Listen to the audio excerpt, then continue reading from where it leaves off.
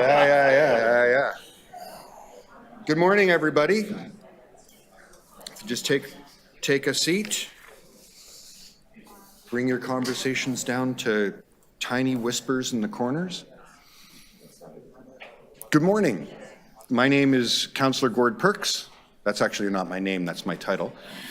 And I am the chair of the Planning and Housing Committee. We have quorum. I am now calling meeting 8 to order. Welcome. Today's meeting is being held by video conference and in person at City Hall in Committee Room 1. This meeting is also being live streamed online at youtube.com/Toronto City Council Live. Although we may be meeting in different locations today, the Planning and Housing Committee would like to acknowledge that the land we are meeting on is the traditional territory of many nations, including the Mississaugas of the Credit, the Anishinaabe, the Chippewa, the Haudenosaunee, and the Wendat peoples, and is now home to many diverse First Nations, Inuit, and Métis people. We also acknowledge that Toronto is covered by Treaty 13 with the Mississaugas of the Credit. If you are registered to speak at today's meeting, please listen for me to call your name. I will call speakers in the order they appear on the list. The list of speakers can be viewed online by visiting the Planning and Housing Committee page at toronto.ca/council and clicking the speakers box for today's meeting. Members, the City Clerk has provided all agenda materials on toronto.ca/council and on CMP, the Clerk's meeting portal. Clerk's IT staff are available to members if you need help with your devices. I also want you to please submit and approve your motions by email. Staff are available at phc@toronto.ca to help with motions. Are there any declarations of interest under the Municipal Conflict of Interest Act? Seeing none, may I have a motion to confirm the minutes of our meeting from October 26? Councillor Nunziata, all those in favor? Approved, that carried. Okay, so before we do the rundown, I wanted to note something.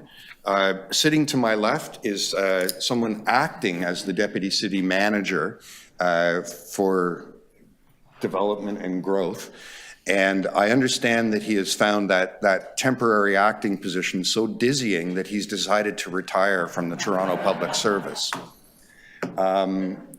I don't know if any members want to make any comments about this stellar and stalwart public servant or if we want to save that for council, but I wanted to acknowledge this is the last time Greg Lintern, that titan of public service, will preside over a committee meeting. Greg, thank you for all your service.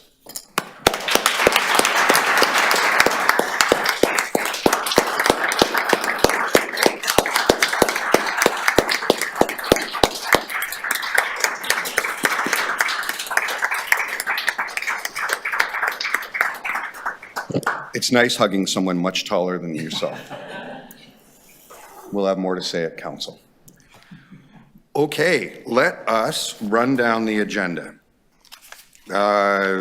Item PH 8.1, technical amendments to zoning bylaw 569/2013. I have no deputants listed. Are there any? Does anyone wish to hold it? No? So I'll just move the staff recommendations. All those in favor, opposed, carried. PH 8.2, recommended amendments to zoning bylaws for bars, restaurants, and entertainment venues as part of the night economy review. Final report, we have deputants. Item PH 8.3, housing action plan, zoning bylaw simplification and modernization for low-rise residential zones, phase 1, final report, we have deputants. Item PH 8.4, Housing Action Plan, Mid-Rise Buildings Rear Transition Performance Standards Review and Update Status Report. We have deputants. Item PH 8.5, City-Initiated Zoning Bylaw Amendments to Implement Ontario Line Final Report, Further Considerations of Various Properties. Now, this is a letter that was sent from Council. I know that Councillor Fletcher had an interest, so I'm going to hold it and try to get in touch with her, and we'll come back to that later.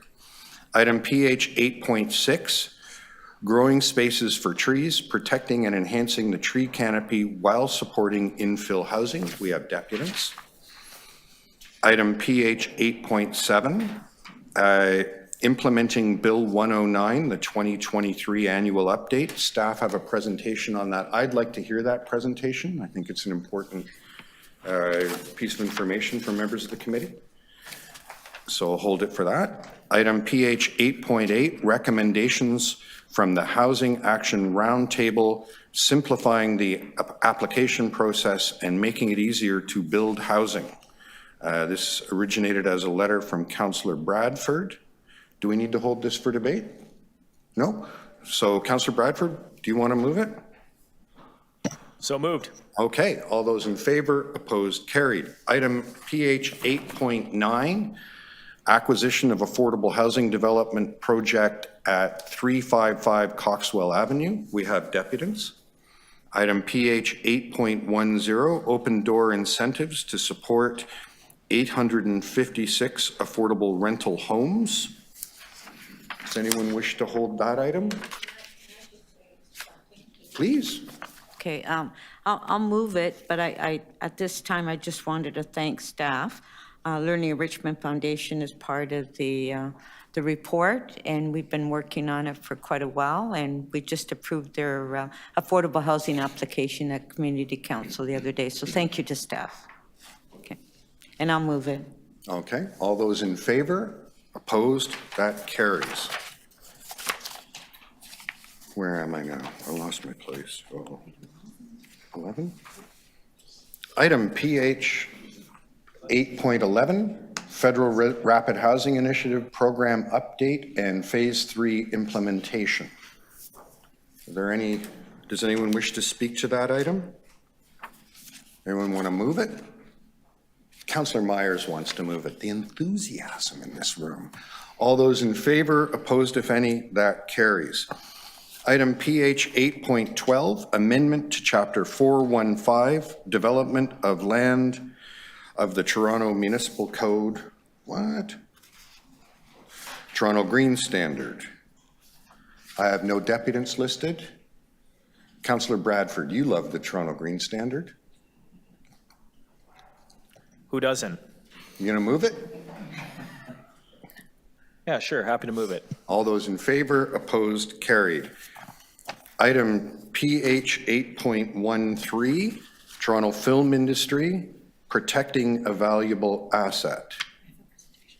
There's a presentation on that item, so we'll hold it for the presentation. Item PH 8.14, directions to amend official plan employment area policies proposals report. There are deputants. Item PH 8.15, city comments on the province's proposal to return 15 parcels of land to the Greenbelt and update the Greenbelt Act. Councillor Thompson, you haven't moved anything yet. Why don't you dive right in? Well, thank you. I will move this, and with great respect to the Deputy City Manager, the acting, and the Chief Planner, I won't ask any questions about it. Thank you to the province. Okay. All those in favor, opposed if any, that carries. Item PH 8.16, amendments to the Municipal Code, Chapter 666, Rental Demolition and Conversion Bylaw. There are deputants.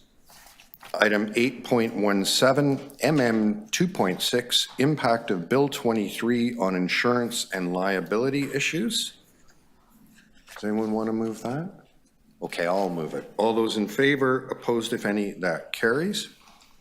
Item PH 8.18, implementing Bill 23, update on amendments to the Ontario Heritage Act. We have deputants. Item 8.19, 171 Lowther Avenue, property included on the city's Heritage Register, consideration of objections. Okay, I'll move that. All those in favor, opposed if any, that carries. Item PH 8.20, 119 Church Street, 127 Church Street, and 89 Queen Street East. Notice of intention to designate a property under Part 4, Section 29 of the Ontario Heritage Act. I'll move that. All those in favor, opposed, carried.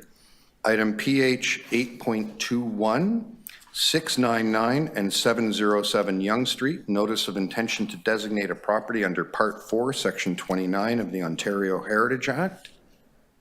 I'll move that. All those in favor, opposed, carried. And now we need to add two pieces of new business.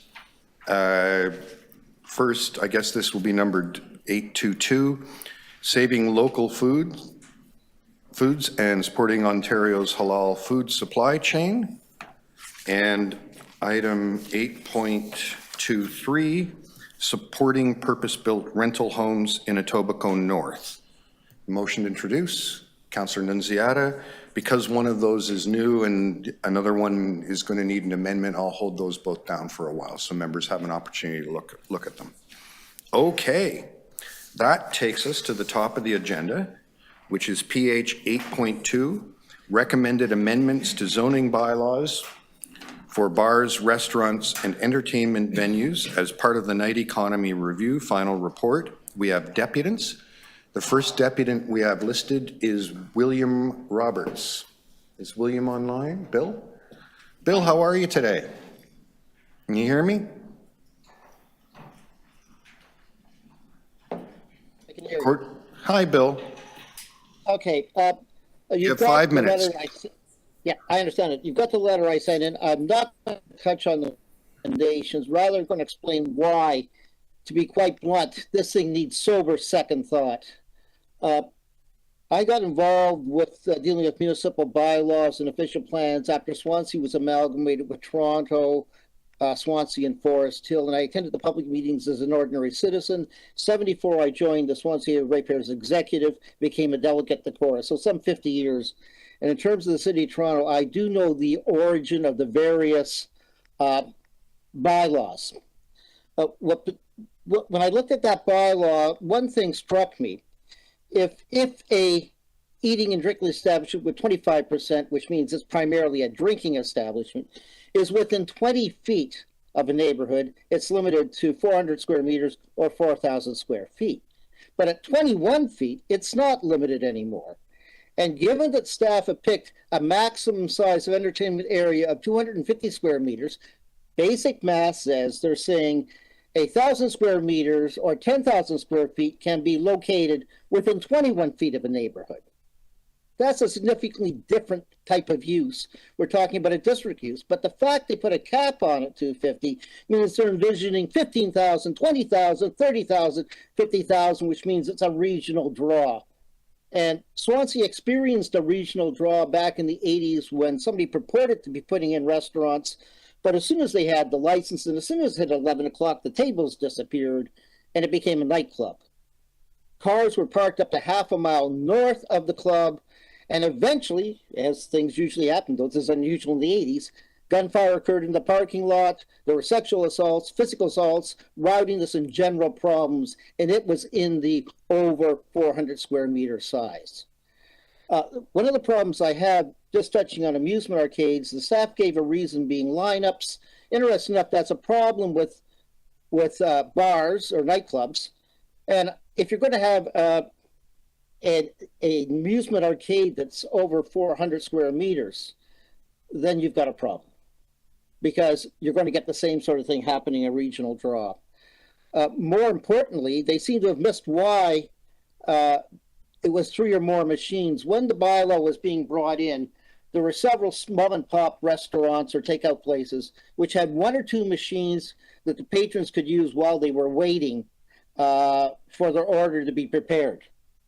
Those 2 machines was allow them to continue and not having to get an amusement arcade or being prohibited from being next to schools. The reason for schools, which the staff thinks is perfectly appropriate to have a very large amusement arcade next to them, it's not in the report, but I was present for the deputations, and one of the issues was the problem with high school and elementary school kids not taking the lunch hour to go and play with games rather than eating. This is a problem.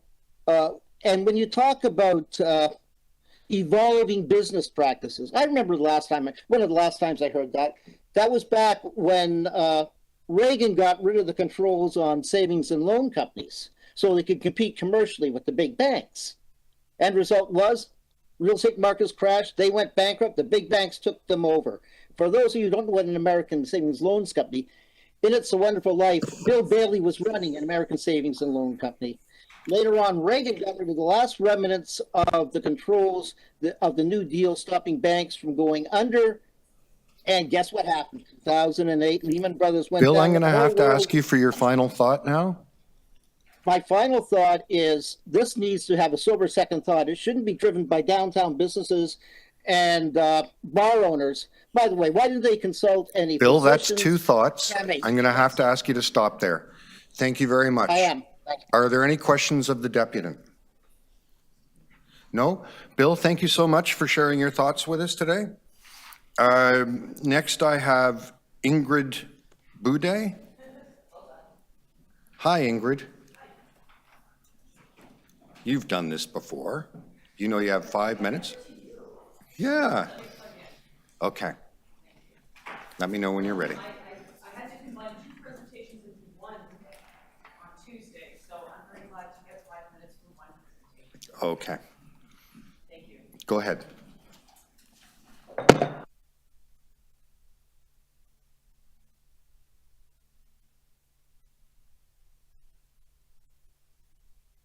Too. So my name is Ingrid Boudet, and I'm the founder of No More Noise Toronto. I live in your ward, Ward 4, and I value data, and I'm process-oriented. I've been measuring sound for over 2 years with meters from homes to create a data-centered approach around understanding and managing noise. I founded this organization over a year ago after I learned I'm not the only one who is experiencing significant health issues. Can we pause, because my presentation is not coming up on screen, and it needs to. I don't know if I, maybe. Great, thank you. That is your computer. You just have to put it onto the second screen. Oh, pardon me, escape. So I have to put it, because last time it just happened automatically. I'm in presentation mode. There you go. Thank you so much. Okay, so there we are. So I have not deputed to this organization or to this group committee before, so I always look at what your primary focus in your mandate is. It's on urban form and housing development. And then you have those 5 points below. I've added one for public health, because our cities have been designed to look good, but not necessarily sound good, and that has a direct impact on everyone's health. So let's take a look at some of the impacts. So amplified sound, according to this, is the #1 noise complaint for the 311 data, over 73%. So I think the addition of noise control plans for more businesses than just nightclubs is a good thing, and further categorization of different types of eating and drinking establishments is prudent as business models have changed and zoning bylaws, apparently according to this documentation, have been updated in decades, so it's about time. However, while yes, it responds to concerns from residents in mixed-use buildings, you need to recognize that sound travels to those under, beside, across, behind the establishment. Sound travels in all directions. We cannot close our ears, and our bodies cannot stop listening. So what are those noises from lively businesses? Well, we've got lots of noise. Bill referred to a lot of them before. We've got inside the venue, outside the venue, outdoor patios I have heard a lot about, and I did not see any real mention about outdoor patios in this zoning. So that's a point to note. For the neighbors, they live next to a party every weekend. They get no rest, vibration of bass through walls and doors, and random sounds of barbells being dropped on the floor, I hear a lot. So I'm going to tell you the story of someone who lives about 20 meters away from an eating and drinking establishment.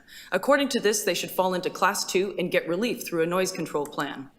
So for this person, this has been a problem since the pandemic. She's pregnant, had to be taken to emergency for a panic attack, and has had no resolution from the city due to lack of enforcement. So this is the output of 1 week from 3 of one of my meters. For 1 week out of 3 from one of my meters. Time is along the bottom, decibels are along the side. You can see the nightly drops of ambient sound over the week, but I've boxed in 2 weekends. The first box is Saturday to Monday, and the second box is Friday till noon on Sunday. Do you see a weekend pattern? This pattern was repeated every weekend of my measurements. So let's zoom into one of those. So here are the nighttime measurements from 11 p.m. to 7 a.m. in those yellow boxes. At 11 p.m., the sound goes up to 70 decibels. This is 20 meters away, which is louder than a conversation. And there are lots of noise spikes, up to 107 decibels. This location has double pane glass windows, and I have found that they reduce sound approximately 5 decibels per pane. Inside their home, they would have had 50 to 60 decibels every weekend after 11 o'clock at night. And do you notice that it goes up at night? It goes up after 11 o'clock. So what are those noise control plans that I referred to? Right now, there's only one for nightclubs. So there is now an additional one for the basic eating and drinking establishments. Hopefully this will reduce the 61% of complaints that this group has.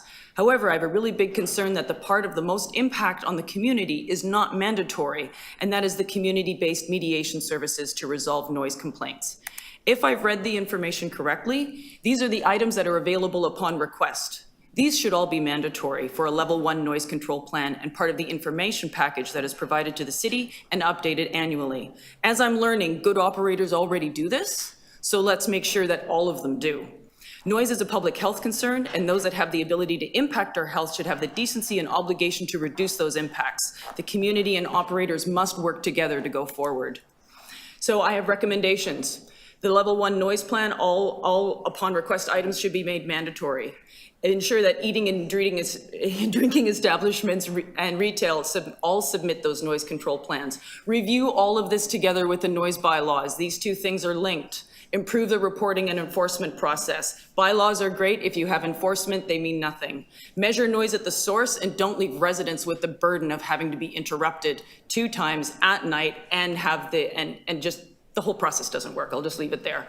And maybe do some proactive enforcement. The BEO officers have sound level meters. Go around, have a listen to some of these establishments. So noise is a global health issue. From a 2017 Toronto Public Health Report, How Loud is Too Loud, over 92% of residents are over the World Health Organization level of 45 decibels for restorative restful sleep. We suffer from long-term health effects. Sleep disturbance, chronic fatigue, annoyance, reduced cognitive functioning, I feel that today, anxiety, depression, ischemic heart disease, strokes, induced hopelessness, etc. So this needs to be addressed as a public health issue. And so with that, I will say thank you very much, and we are looking to create a better Toronto by reducing noise. Thank you. Are there any questions for Ingrid? No? Ingrid, thank you for struggling through our mutual cognitive deficit today. Thanks very much for presenting. My pleasure. Next, I have Stephen Vella. Stephen? Hey, how are you? Very well, thank Hi. you. You'll have 5 minutes. You can start as soon as you're ready. So when I have a slide I'd like to present in the middle, can I just share from my screen? You should be getting sharing permission right now. Okay. Can you restart that, please? I'm like really close to the edge of 5 minutes. Thank you so much. My name is Steve Vella. I'm the Vice Chair of the Long Branch Neighborhood Association. Having a night economy in Toronto is a good idea, but it is an idea that has to be conditional based upon the neighborhood that the changes are for. And if you could find my letter and display it for the audience, that would be fantastic. The night economy is not one size fits all. Long Branch has entertainment venues that support live music, and they are an important part of the community and also patronized by the local community.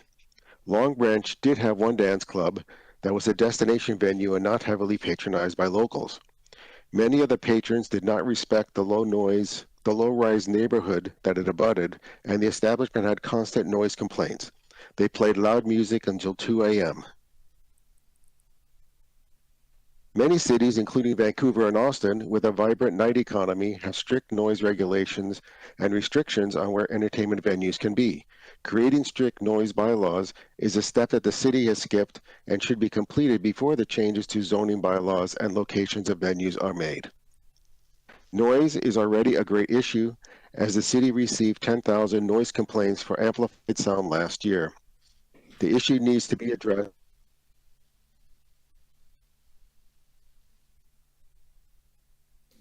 Stephen, you've dropped out. Stephen?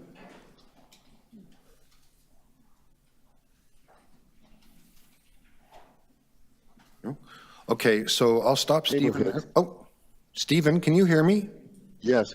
Yes, I can. We lost you for about 10 seconds there. Oh, okay. Okay. I'm not sure where it was, but changing the bylaws to allow nightclubs up to 400 square meters to be within 6.1 meters of the residential.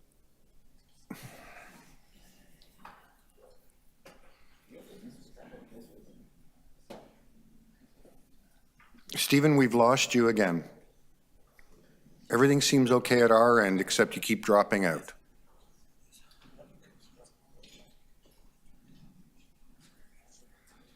Okay. Let- Stephen, I'm afraid I'm going to have to stop Yes. stop you there because we're just simply not getting consistent audio from you. If you could check to see if you're set up properly, maybe we can give you a few more minutes when we get to the end of our list. Sorry about that. Thank you so much. Thank you. Next, I have listed Veronica Wynn.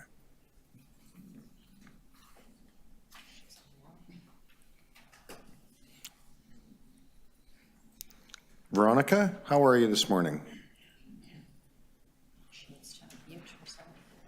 Veronica, you need to unmute yourself at your end. Yeah, there you go. There you go. Thank you. I am in answer to your question, I'm totally brilliant this morning. Wonderful. You've got 5 minutes to start Anyway. now.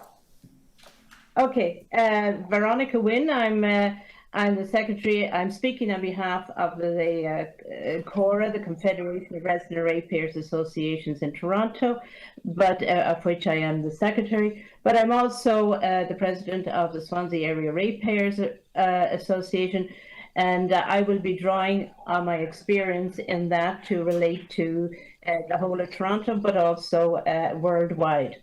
Having spent 2 mornings handing out flyers at subway stops and at schools, I know that the public reaction, if they knew what was going on, would be horrific. Anyway, so first of all, our main concern is that in the zoning bylaw is what is missing from it.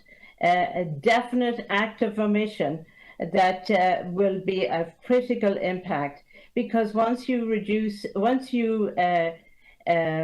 do not articulate these reductions and limitations, the removal of the limitations in the bylaw, you are leaving it open to the Economic and Community Development Committee to make the decisions for increasing it. And of course, you do not have to return to the public to ask their permission to do so. In this, this consultation only went out to all the other divisions of the community in Toronto, and missing were well, I didn't see, councillors are obviously here, but I didn't see the trustees, the school boards, the public, the neighbourhoods, and which is the most important component of all. Also, we presume that we have certain exceptions, that zoning exceptions and exemptions that in the zoning bylaw, in the existing zoning bylaw, that restricts the limit on the floor space in bars. And I presume because we weren't given public notice about that, or they weren't mentioned in the zoning, I presume that like all your other omissions, that they still stand. Okay, and as a result, because we didn't get notice, I presume that would make this zoning bylaw would have to go back to the drawing board.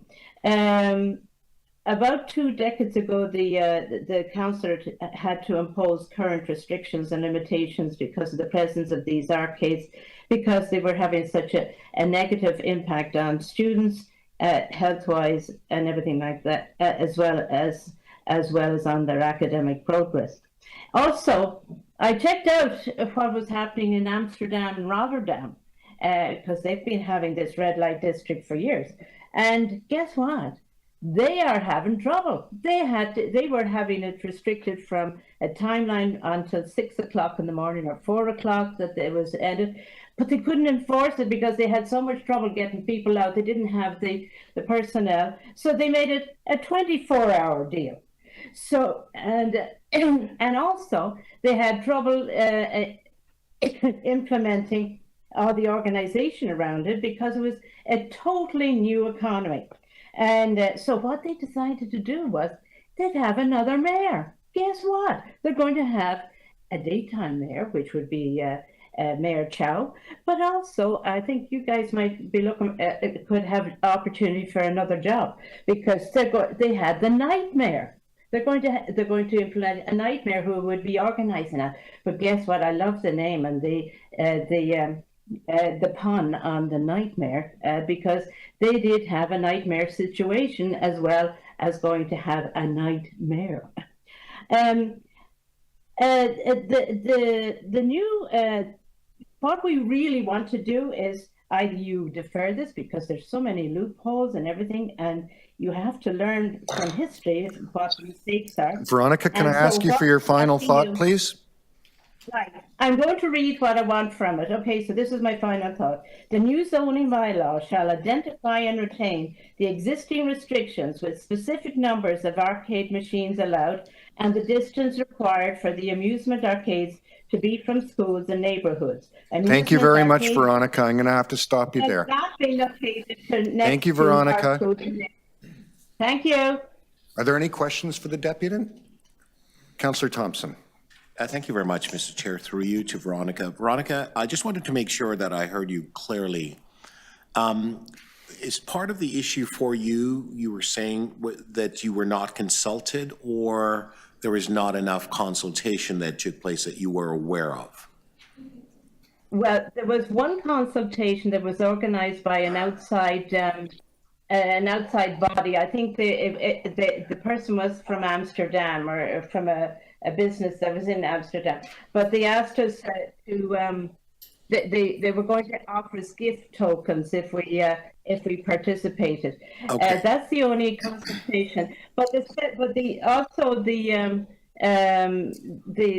zoning bylaw the zoning didn't come with the notice of meetings, so we had trouble knowing exactly what was going to happen. So that in itself is a huge prejudice. And of course, the community wasn't consulted. Okay, thank you very much. Mr. Chair, thank you. Any other questions? No? Veronica, thank you so much for joining us this morning. The next deputant I have listed is Kathy McDonald. Hi, Kathy. You've probably done this more times than I have. Come on up. Good morning, council members of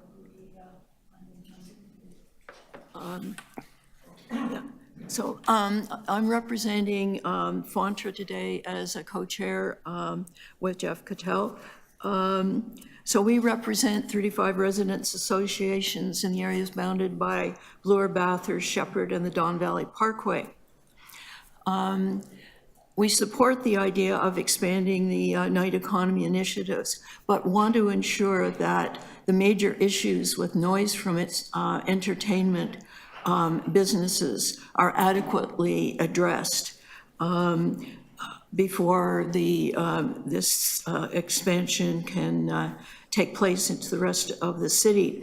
The ECDC meeting Tuesday did approve a new framework for licensing uses, but it's to come into effect in 2026. And we also believe that changes to the noise bylaw can actually help that process work a lot better.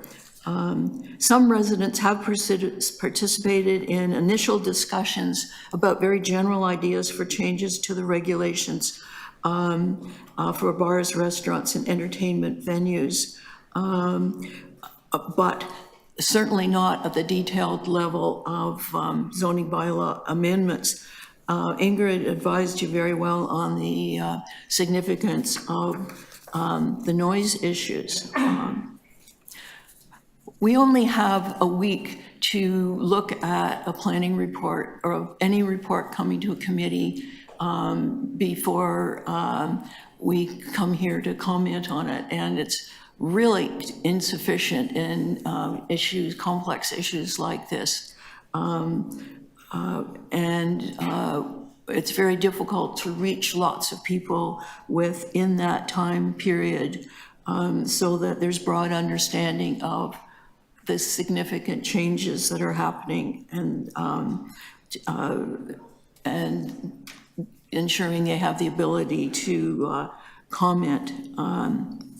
So our concerns about the planning recommendations are that they'll substantially expand the areas where potentially noisy entertainment uses are permitted.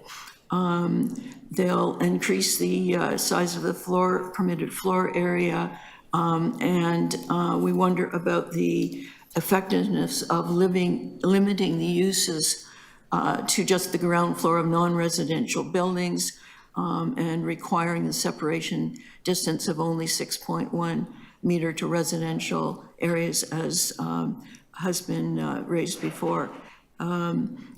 Increasingly, our communities are mixed-use buildings that could be very close to entertainment uses. So internal measures within the businesses to control noise are really needed. So Toronto's goal must be as stated in Vancouver's Restaurant, Bar, and Entertainment Review, recommendations that achieve a workable balance between two important goals: increased opportunity for entertainment and neighborliness. And we stress the need for that. Given that the MLS recommendations won't come into force until 2026, we believe there's time for some further consultation and outreach to neighborhoods across the city to explain what is happening before those kinds of uses are permitted across the city. So we're asking that this report be deferred for further consultations during that period. Thank you. Thank you. Are there any questions for Kathy? No? Kathy, thanks so much for coming, sharing your thoughts with us today. Next, I have listed Steve Georgiev. Did I get that right, Steve? Whoa, I'm on a roll today. Thanks for having me. I was also a part of the earlier meeting, and I've been part of these nighttime economy meetings. I'm representing on the side of the operators. We're very underrepresented in these kind of processes, so I'm glad that I was able to be a part of it. I also want to say that the report, that the team and everybody involved, they've done a great job on both the zoning and on the stuff. And from an operator standpoint, I can tell you that that's very hard to achieve a nice balance. And I know that they factored in a balance between residents and operators, because there's some things in there that are not exactly great for us, but we understand the balance. So they've worked with a number of consultants on the noise side, with acoustical engineers, on the way that the city expands, et cetera, to achieve the report that they've given. So I'm going to talk about the zoning for nightlife specifically. Currently, there's only a small area downtown Toronto on King Street that you're allowed to have nightlife venues. We're naturally getting pushed out. So naturally, if there's any sort of nightlife to continue in the city, you have to expand the zone, or open up the zoning for nightlife to be able to be put somewhere else. I listened to some of the other presentations. As you can see from the numbers of even a noise control person, less than 1% of the complaints are coming from nightclubs. And the existing complaints that everybody's talking about are coming from restaurants, which they are already allowed in the zones that they're there. So it really changes nothing for anybody else, and you're allowing a non-problematic item to expand.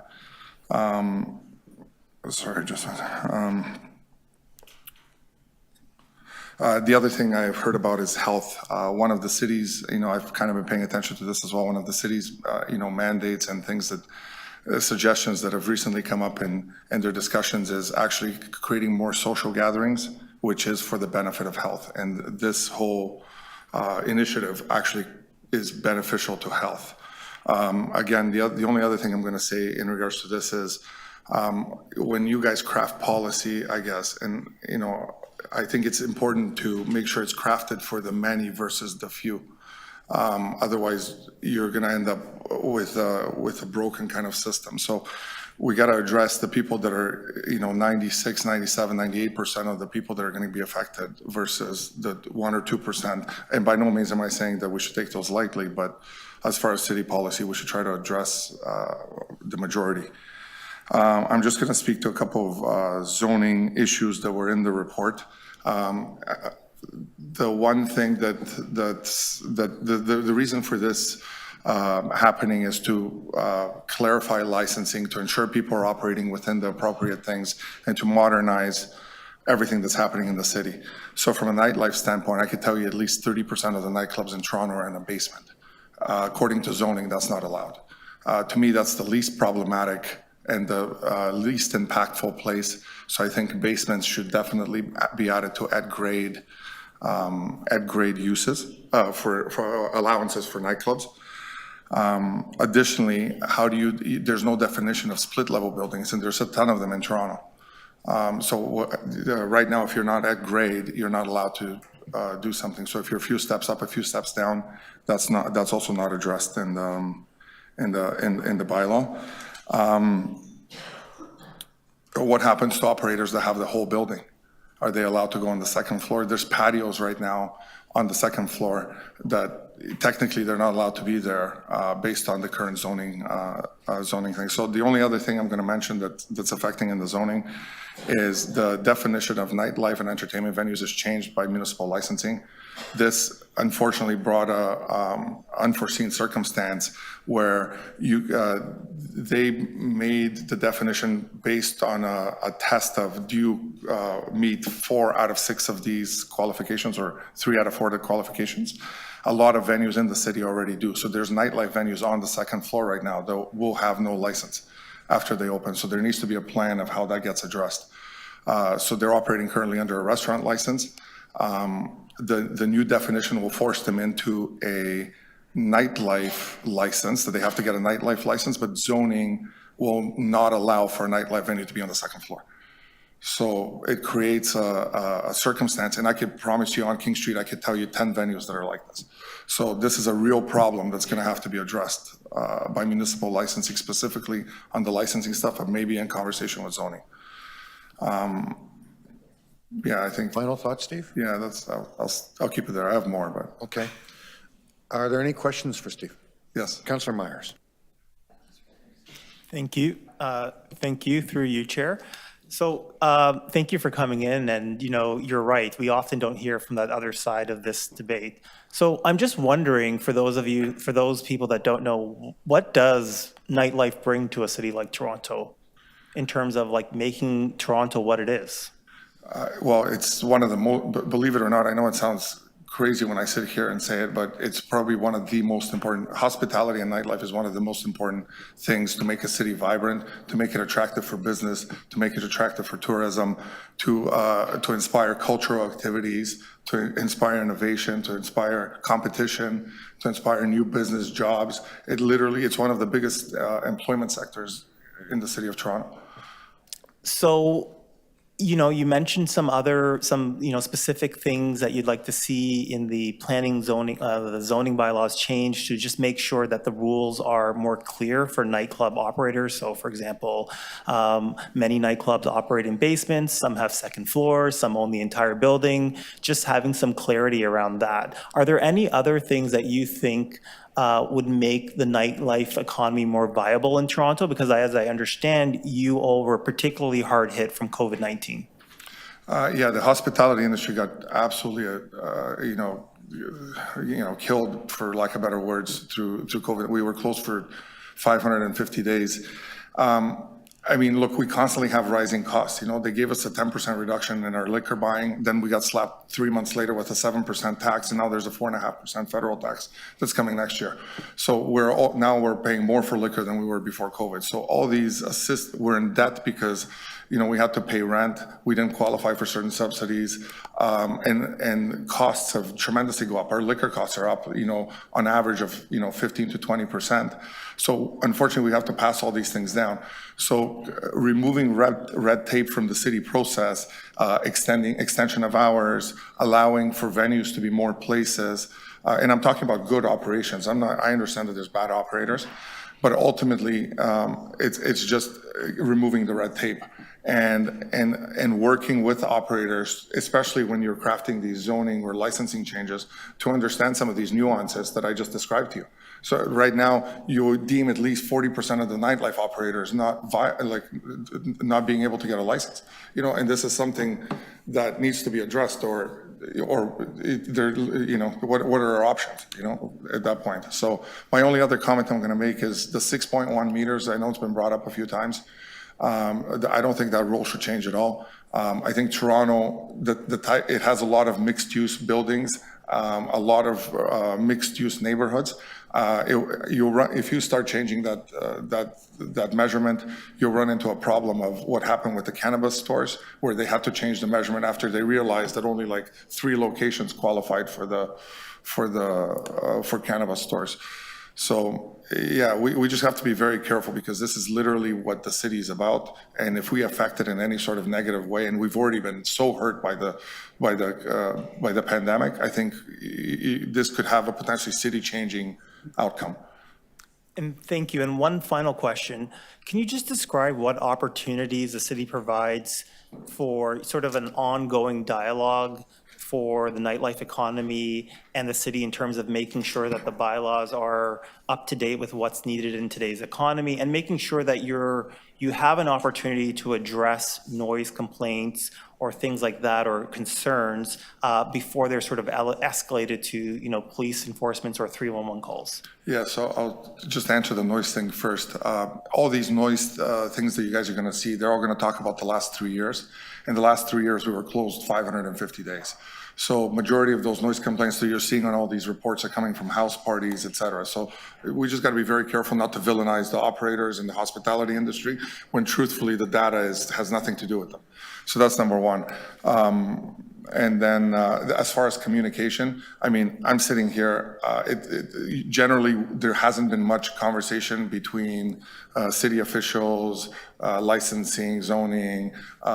We take it as a proactive approach. I know I've been in the business for 16 years. I was one of the original people on King Street. Before, it was all warehouses there when we opened it originally.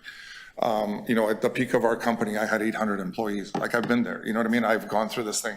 And we form good practices. And one of the good practices is showing up to these meetings whenever they're possible. I've been a part of every one of the calls. I've written emails to every single person. Every one of the people at MLS knows me, at zoning knows me.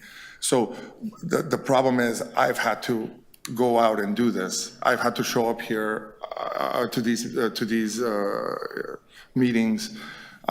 We've had to take a proactive approach. So even the other day when I sat at the meeting, I looked at Councillor Ainsley and I said, listen, we need to work more closely together. He came over right after, gave me his number. He said, please contact me. I spoke to Councillor Malik. I had a really good relationship with Joe Cressy for years when he was there. So ultimately, I think we need to set up some ongoing meetings that involve operators and like closed door meetings, just so you guys so the city understands some of the challenges that are hitting the hospitality industry. Maybe like once a quarter, twice a year, something like this. At the very least, that there's some sort of communication, and maybe some sort of a subcommittee or that just deals, or maybe we can do it through Councillor Ainsley, that just creates a channel for us to conversate around it. Because if I wasn't here, you guys wouldn't know about these problems, and then these licenses would launch and half the people would be in trouble here, not being able to operate properly or within you know, approval things.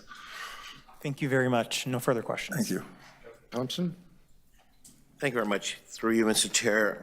Thank you very much for being here this morning.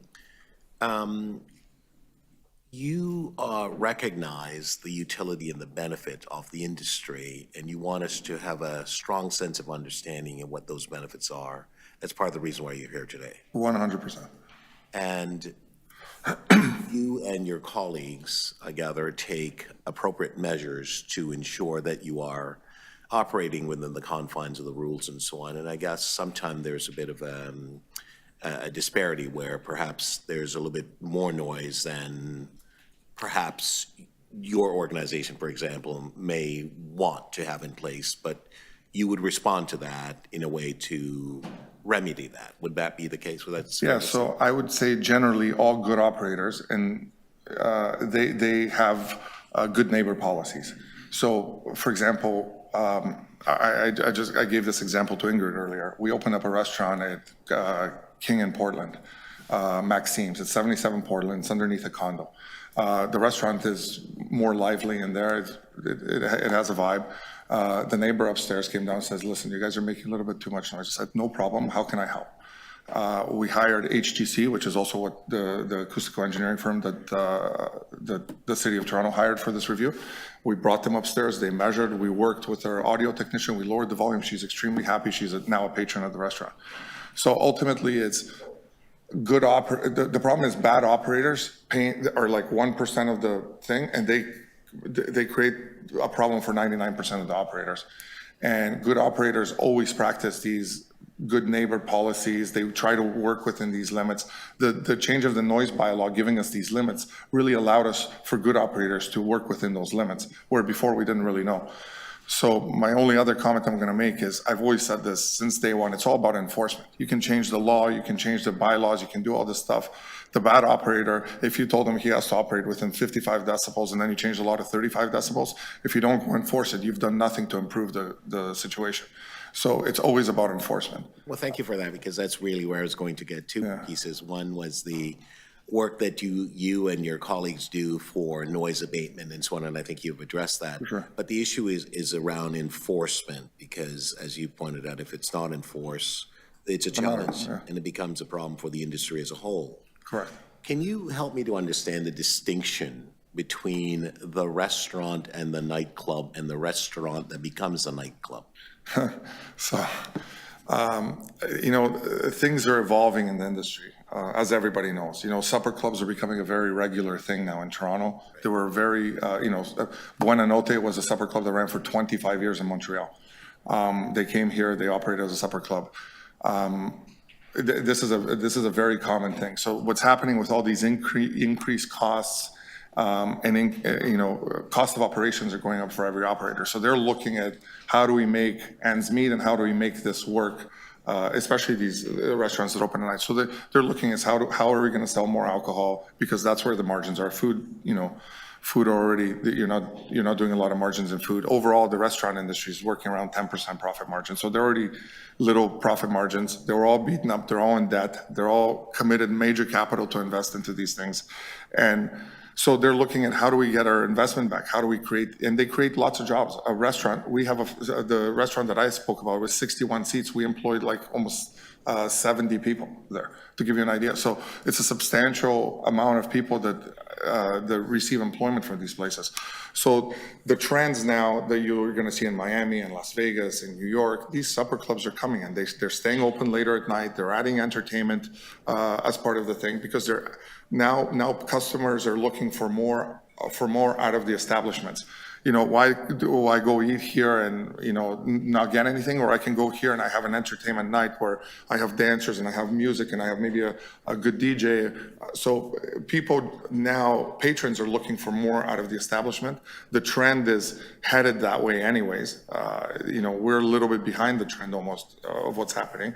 So you're hoping for us to understand that there's a balance that's needed with respect to those who are concerned about the noise and the problem of staying awake at night because they have to go to work and what have you, and those who want to have a good time. Absolutely.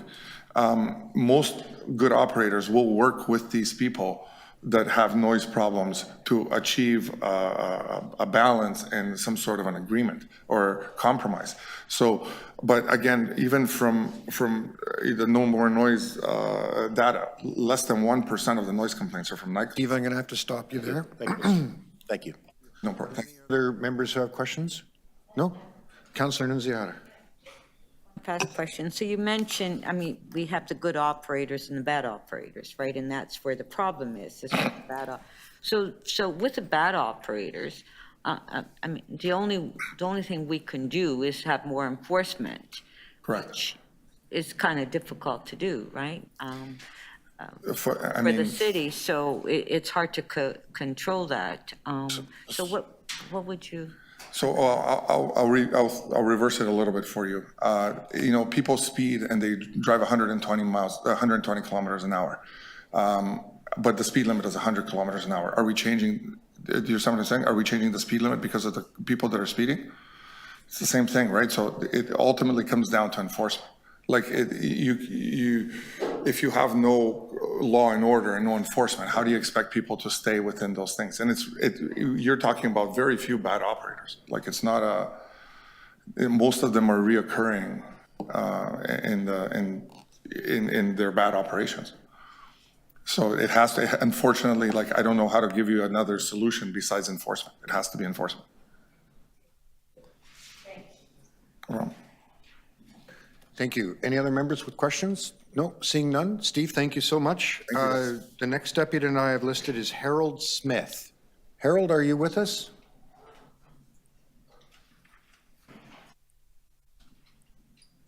Is Harold online? Harold, can you hear me? Harold, it looks to us like you've got your microphone. I'm right here. Oh, Thank there you very are. much. Okay, so Harold, you got 5 minutes. You can start now.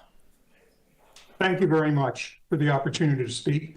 Despite the night economy's admirable objectives, aggressively expanding entertainment zones and venue space without stringent noise control and effective enforcement is bad policy.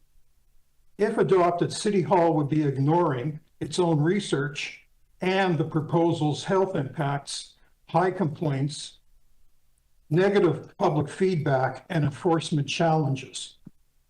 Health impacts. Increasing amplified zones for venues broadcasting noise at unsafe levels jeopardizes adjacent residents' health.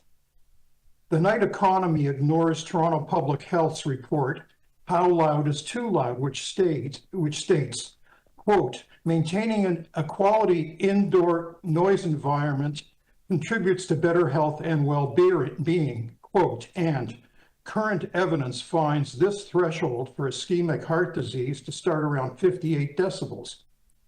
Currently, thresholds for self-reported sleep disturbance is 42 decibels nighttime, whereas previously they were around 60 dBA. More recent evidence reviewed for this report supports these lower levels. Quote, the Centers for Disease Control's maximum allowable daily dose for 100 decibels is just 10 minutes. Why hasn't the Toronto Public Health reported on the night economy? It should. Entertainment noise already exposes adjacent residents to unsafe noise levels, making them susceptible to sleep disturbance, heart disease, and other health issues. Residents' concerns. The implementation review of the noise bylaw notes amplified sound noise tops complaints at 73%, followed by construction at 29%. You know, you have to be pretty loud to be that much ahead of construction and complaints. The night economy review shows Toronto residents distressed by amplified sound noise. Quote, residents were vocal about frustrations with restaurants operating as music venues and producing noise and street nuisance. Quote, Toronto's noise bylaw public feedback summary for amplified sound done in September this year states, quote, many residents reported an increase in issues with amplified sound since 2019, especially from bars, special events, concert venues, party boats, restaurants, clubs, etc. And, quote, need for stronger enforcement of the bylaw, including better real-time enforcement, proactive enforcement by adding noise mitigation requirements like soundproofing, and, quote, most participants were at the meeting because of frustration and increased noise, quote. So if all of these venues are going to proliferate throughout the city, imagine, you know, if enforcement can't deal with what's currently in the city, imagine the difficulties that are going to ensue with the expansion. Tighter amplified sound bylaws are needed. According to Toronto Sounds of the City, discos or nightclubs' noise level are an astounding 110 decibel. That's 10 times the CDC's 10-minute limit for 100 decibels. Ministry of Labor limits 85 decibel noise exposure to 8 hours. And even that's too high. Entertainment venue amplified sound levels must be lowered to safe levels. Vancouver's noise control bylaw limits interior sound to 90 decibels in restaurants and live entertainment, and prohibits live entertainment in restaurants after midnight. Toronto must implement 85 decibels measured at source. Noise control plans must protect all within earshot. Measure noise at source. Point of reception measurement has enforcement challenges. Even though New York limits point of reception to 42 decibels, it's well below Toronto's bylaw. Surging complaints suggest more entertainment zones amid residential areas will overstress enforcement, residents, and healthcare. MLS complaint data, excluding retail stores, shows total complaints doubling between 2019 and 22. Heavy traffic noise already assaults many living within the 21 proposed entertainment. Harold, I'm going to have to ask you for your final thought, please. Okay, thank you. With overtaxed healthcare, rising population densities, climbing noise complaints, and an overwhelmed 311, Toronto must solve enforcement, tighten noise limits, and increase penalties before expanding entertainment zones and space. Thank you so much, Harold. Are there any questions for the deputant? No, seeing none. That completes the list of deputants I have on this item. Are there any questions of staff? Councillor Nunziata. Yeah, so if I can have staff, oh, there you are. Okay, just behind me. And in front of you. Yeah, so this report, the history is an audit from the audit committee from 2017, correct? Because of the number of unlicensed nightclubs. So thank you for the question. There are a number of, I guess, directives from both the AG and from council for us to look at this, and we've been working closely with our partners in city planning and economic development on this for a number of years. Okay, so can you just explain to me, so some of the, like I have, you know, I'm talking about the suburbs in my area in particular. So some of these, the restaurants, do they have to come to the city and apply to convert it into and expand for a nightclub? Is there like an application form that they have to fill out? And if there is, are there conditions put on it? Like, can you just explain to me how this will work moving forward? Through the chair, different situations would have different requirements. So one thing that the zoning bylaw does is create as-of-right permissions. So in that case, if a restaurant wanted to change its business to a nightclub, they would likely need a change of use permit from Toronto Buildings. Toronto Buildings would make sure that all the occupancy rules required for safety, for example, under the building code are being met in that case. And then the business would also need to apply to municipal licensing and standards for a license, and they would work with MLS to determine the appropriate license for that particular business. There would be a different process if they needed a minor variance, but I think that's probably going to be less common. When that happens, then does the counselor get notified that they've applied, or, you know, businesses in their ward that is applying for this?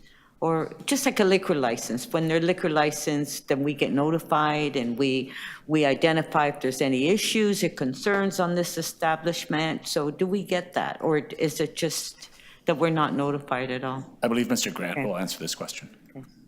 Yeah, and business licenses are as of right. There is not a notification process to notify the counselors. When they come in for their renewal, and if they are changing their use, there is a process, and there are additional requirements that we've put on, including a noise control plan, a patron management plan. We recognize the activity comes with higher impact, and as a result, we're asking for more proactive planning by those establishments. And that happens, just one last question. Do you look at the history of this establishment, if there's been a number of complaints, if there's issues with the police, if we've had issues, you know, with this establishment before you review it? Because Yes. there could be some of these establishments where there's been problems for years, the counselor, the police, everyone else. We need to look at these so we just don't hand them out if there's an issue. So let me clarify again, it is a business licenses as of right. We do have a screening criteria. We do look at a number of things. Complaints don't warrant revocation or not renewing. What does, if there are convictions against that particular establishment, that would give us grounds for revocation. Thank you. Members, I forgot that I had undertaken to give Mr. Vella another chance because we're having some connection issues. So with your permission, I'm going to give him another 3 minutes. Stephen Vella, I understand you're still with us.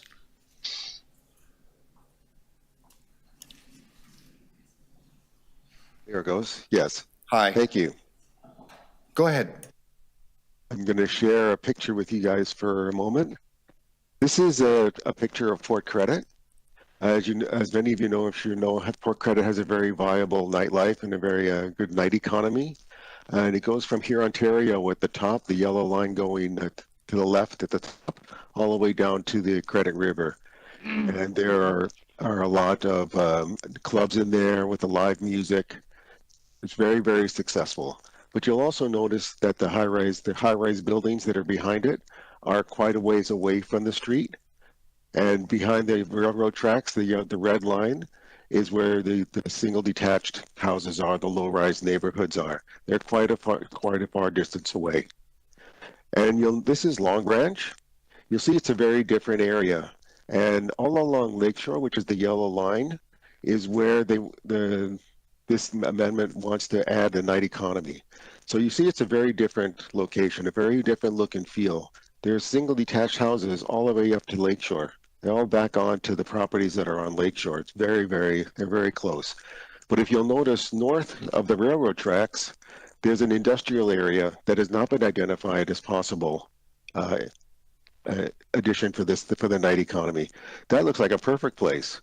Look at all the space that could be there. You can make noise until 3 or 4 or 5 in the morning, and there's not going to be anybody living close by that would hear that.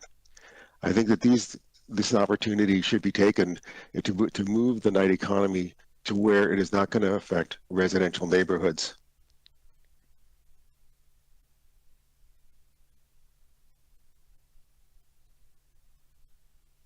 Sorry, so stop. Share. Oop. I just missed my my letter. I was going to present that so you guys could see. Sorry. Here it goes. Okay. So the UK has produced case studies that show how strong involvement with many levels of government is needed to have a successful night economy. They talked about how the night economy can be associated with issues predominantly around alcohol-fueled violence, and crime and antisocial behavior. They realize that addressing the various challenges that present themselves in the night economy is not something that council can do alone. They documented that it's important for partnerships are placed and the staff is allocated to support the communities. Unfortunately, it doesn't seem like anything has been allocated to support this new proposal. The statement in PH 8.2 regarding financial impact clearly states Steve, I'm that going to no have to ask you for your final thought. The Long Branch Neighborhood Association requests that this be postponed and deferred until more consultation with the affected neighborhoods as per the requirements of the official plan in section 5.11. Thank you very much, Steve. CII. Thank you so much. Thank you for the second chance. Are there any questions for the deputant? No? Seeing none, we were at questions of staff. Councillor Thompson, you were next. Thank you very much, Mr. Chair. Through you to staff, I wonder if someone can just briefly give me the definition of the night economy, and perhaps I'm looking at the film commissioner and her team. Thank you very much. Through the chair, the night economy is the other 9 to 5, you could say. So it's all activity that takes place at night. I know that because the other reports, of the 3 reports going forward right now, focus on nightclubs and restaurants and bars, one might assume that that's the extent of the night economy. However, night economy is the ability to gather socially, which is critical to good health outcomes. It is culture, it is theater, it is live music, it is vibrancy, it is the ability to do shift work at night in a setting that is vibrant and safe. So it is a very, very dimensional thing. And I gather it would include better transit and a variety of things to be able to allow people to navigate the city just like they do in the daytime? It absolutely, through the chair, it absolutely would, yes. Right, and through you, Mr. Chair, there's lots of noise in daytime as is the case at nighttime? Indeed there is. Right, and one could argue that you may have noise in proximity to a residential area, a variety of different types of noise that perhaps either exceeds and or is at a level that approximate the decibel allowance during the daytime as well? Through the chair, absolutely that's the case. And regardless of the time of day, the noise bylaw prevails in all cases. Okay, thank you. I was going to get to that. The report itself, as you've just spoken about, is focusing on one area of the night economy. In essence, as part of the nightclub focus right now. So the Economic Development and Culture Report focuses on the elements that we can undertake to support the night economy, particularly with regard to the proposed changes coming from MLS and planning. But this report is talking about zoning bylaw amendment changes. Through the chair, yes, that's correct. This is one regulatory component of a larger project. Right. And so what we're also doing as part of this, we're doing studies and research to help us in order to identify solutions to the challenges and to create an opportunity where, as it relates to this report, specifically at nightclub, bars, or restaurant, how best to integrate in a very dynamic environment, which is Toronto. Through the chair, that's absolutely correct. And I think it's important to keep in mind that the MLS report that was at ECDC and the zoning report that's here are 2 regulatory components. They're meant to work together in order to create good ways to make sure that any potential conflicts are being addressed and managed, but also to create clear opportunities for the industry to take advantage of all the good work that EDC is doing to promote a successful night economy. So we ought not to look at this in isolation. Okay, absolutely correct. Right. And so there's a wholesomeness as part of the collective elements of work that will connect into this bigger frame that really speaks to a vibrancy, economic, social, cultural elements to make the city work, recognizing that there are impacts and limitations and challenges and enforcement and all of those ingredients to ensure a successful city that emphasizes economic opportunity to benefit all. Through the chair, I think that's a very clear statement. It's one of the reasons why you see here today, even though it's a zoning report, MLS is here, EDC is here, Public Health is here, Toronto Buildings is here. It's been a multi-divisional effort to recognize that we all have a role and responsibility in moving this project. And am I correct to say that there's been at least 4 years worth of consideration and input in looking at how we roll this out? And I guess this is to Ms. Spigot in terms of your work and your team? Through the chair, yes. EC 6.8 was moved in 2019, and that spurred a lot of this work insofar as economic development and culture is involved. Right. And you are in contact with Amsterdam, you name it, cities around the world, whether or not they have a night ambassador, or night mayor, or whatever, because this is not a unique position exclusive to the city of Toronto. It's a global frame addressing the issues that we've heard about this morning. Through the chair, that's correct, and it's because many major cities in the world are recognizing a vibrant night economy as a competitive advantage for their city. So many cities are advancing work in this space. Thank you. Thank you, Mr. Chair. Thank you. Any other members who have questions? Councillor Myers. Thank you. Through you, Chair, first, thank you very much to the staff who worked on this report. I really enjoyed reading it. It brought back a lot of fond memories. Yeah, back when I was a fun person. I was also very, very pleased to see the expansion of the nightlife economy into the inner suburbs, particularly Scarborough, North York, and Etobicoke. So I did have a few questions. Some of them were prompted by one of the deputations in terms of making sure, one, there's that clarity over venues as in terms of what they can do if they are operating in a basement, if they have a second floor, if they own the entire building. And, you know, for both deputations, making sure there's those opportunities for that ongoing conversation to make sure that the city's clear and can give feedback to operators as what they would like to see. Operators could, you know, have a venue to express the concerns that they're experiencing, and, you know, neighbors can have an opportunity to say what they would like to see in the enforcement. Just what, if you could just explain what kind of mechanisms currently exist and if they can be improved and expanded upon. Thank you for the question. Through the chair, the Night Economy Review in and of itself has been a profoundly effective mechanism. The city consulted with over 3,300 individuals and organizations, including 19 resident associations in the review process, and an additional process had 13 resident associations register. The groups that we consulted through the review included restaurants, bars, nightclub owners, DIY, event producers, and I could go on, but I won't. In terms of how we would take communication forward from here, the Night Economy has an internal working group at the city that consists of MLS, city planning, police, fire, paramedics, SafeTO, Toronto Public Health, and other relevant divisions and agencies, including the AGCO.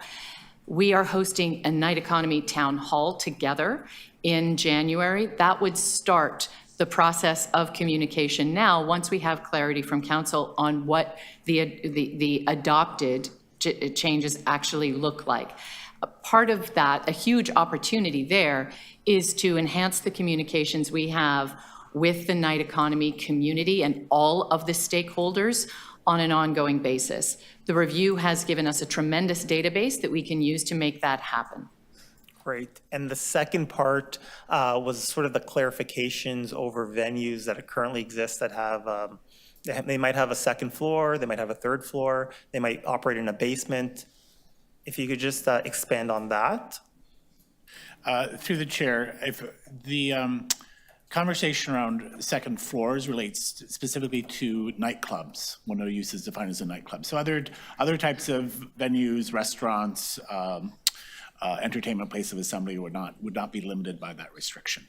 The limitation, so if there is an existing business that is defined as a nightclub, they would continue to be able to take advantage of the zoning rules that were in place when that land use was established. Those are rights enshrined in the Planning Act that we often call legally non-conforming uses. So an existing business would continue to take advantage of that zoning.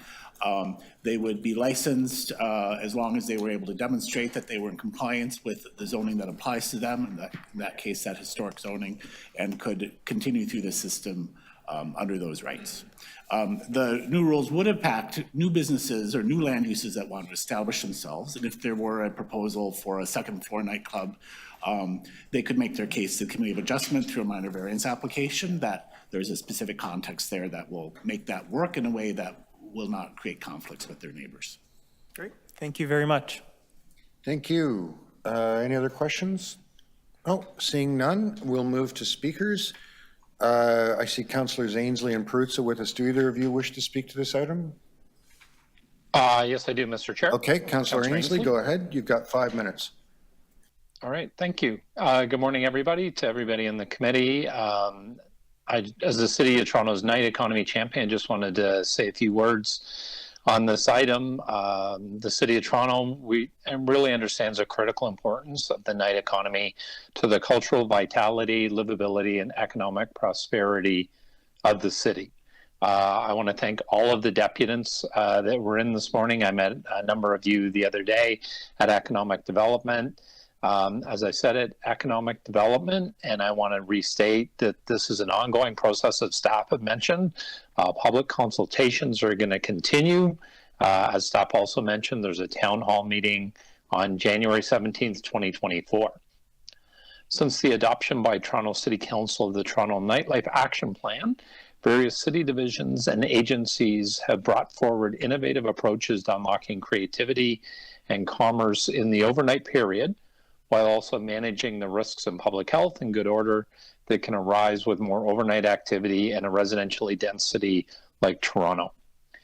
It's important to get this balance right and deliver multiple benefits from a thriving nighttime economy to the city and its residents, not just in the form of more economic activity, tourism, jobs, and cultural amenities, but also in terms of the connections between residents, the provisions of safe and accessible stays for equity-deserving groups, and the protection of workers and consumers in the hospitality sector.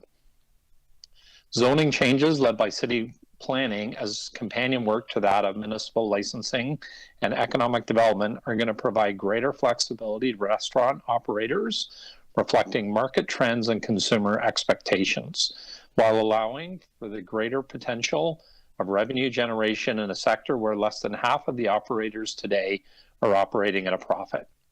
These changes will also strengthen the ability of operators to comply with their zoning requirements and for city staff to effectively monitor compliance. When zoning rules are aligned with licensing rules and reflect modern business models and cultural activities, we set the stage for both a successful nighttime economy and a well-managed and effective regulation. As the Mayor's nighttime economy champion, I'm proud of the work that's been done to date to get here, with broad and deep public consultations spanning residents, workers, artists, and others who have directly informed the recommendations contained in the 2 companion reports before the committee today. Amongst the results of these consultations that feature staff work before us today is an effort to ensure Toronto's residents can find safe, accessible cultural activities close to their home and not exclusively clustered in the city's core. In addition, the very collaboration amongst divisions has ensured that reports before us today are informed by harm reduction at Toronto Public Health and the efforts towards safer streets as led under SafeTO. Finally, I'd like to thank all of the staff involved in planning, economic development and culture, licensing, public health, the clerk's department, and many other city divisions involved on their hard work and making sure that our city is going to continue to prosper. Thank you very much. Thank you. Councillor Peruzza said he doesn't need to speak on this item, so we'll take it into committee. Councillor Myers. Thank you. Through you, Chair, and I have a motion. Do I have to, okay. So my motion says that City Council requests the General Manager, Economic Development and Culture, in consultation with the Chief Planner and Executive Director, City Planning, to consider the following for inclusion in the Good Neighbor Guide for late night businesses. That late night businesses intending to establish a new nightclub outside council parameters include a plan to adhere to the best practices laid out in the Good Neighbor Guide as part of their application. And number 2, City Council requests the Chief Planner and Executive Director, City Planning, to discuss with applicants during the pre-application consultation process opportunities and best practices to secure existing late night businesses through redevelopment. So my motion is 2 parts. The first one is that businesses, night economy businesses, music venues, nightclubs, bars, restaurants looking to establish outside of the council parameters adhere to a plan that is consistent with the Good Neighbor Guide that I believe is being developed later this year and will be ready.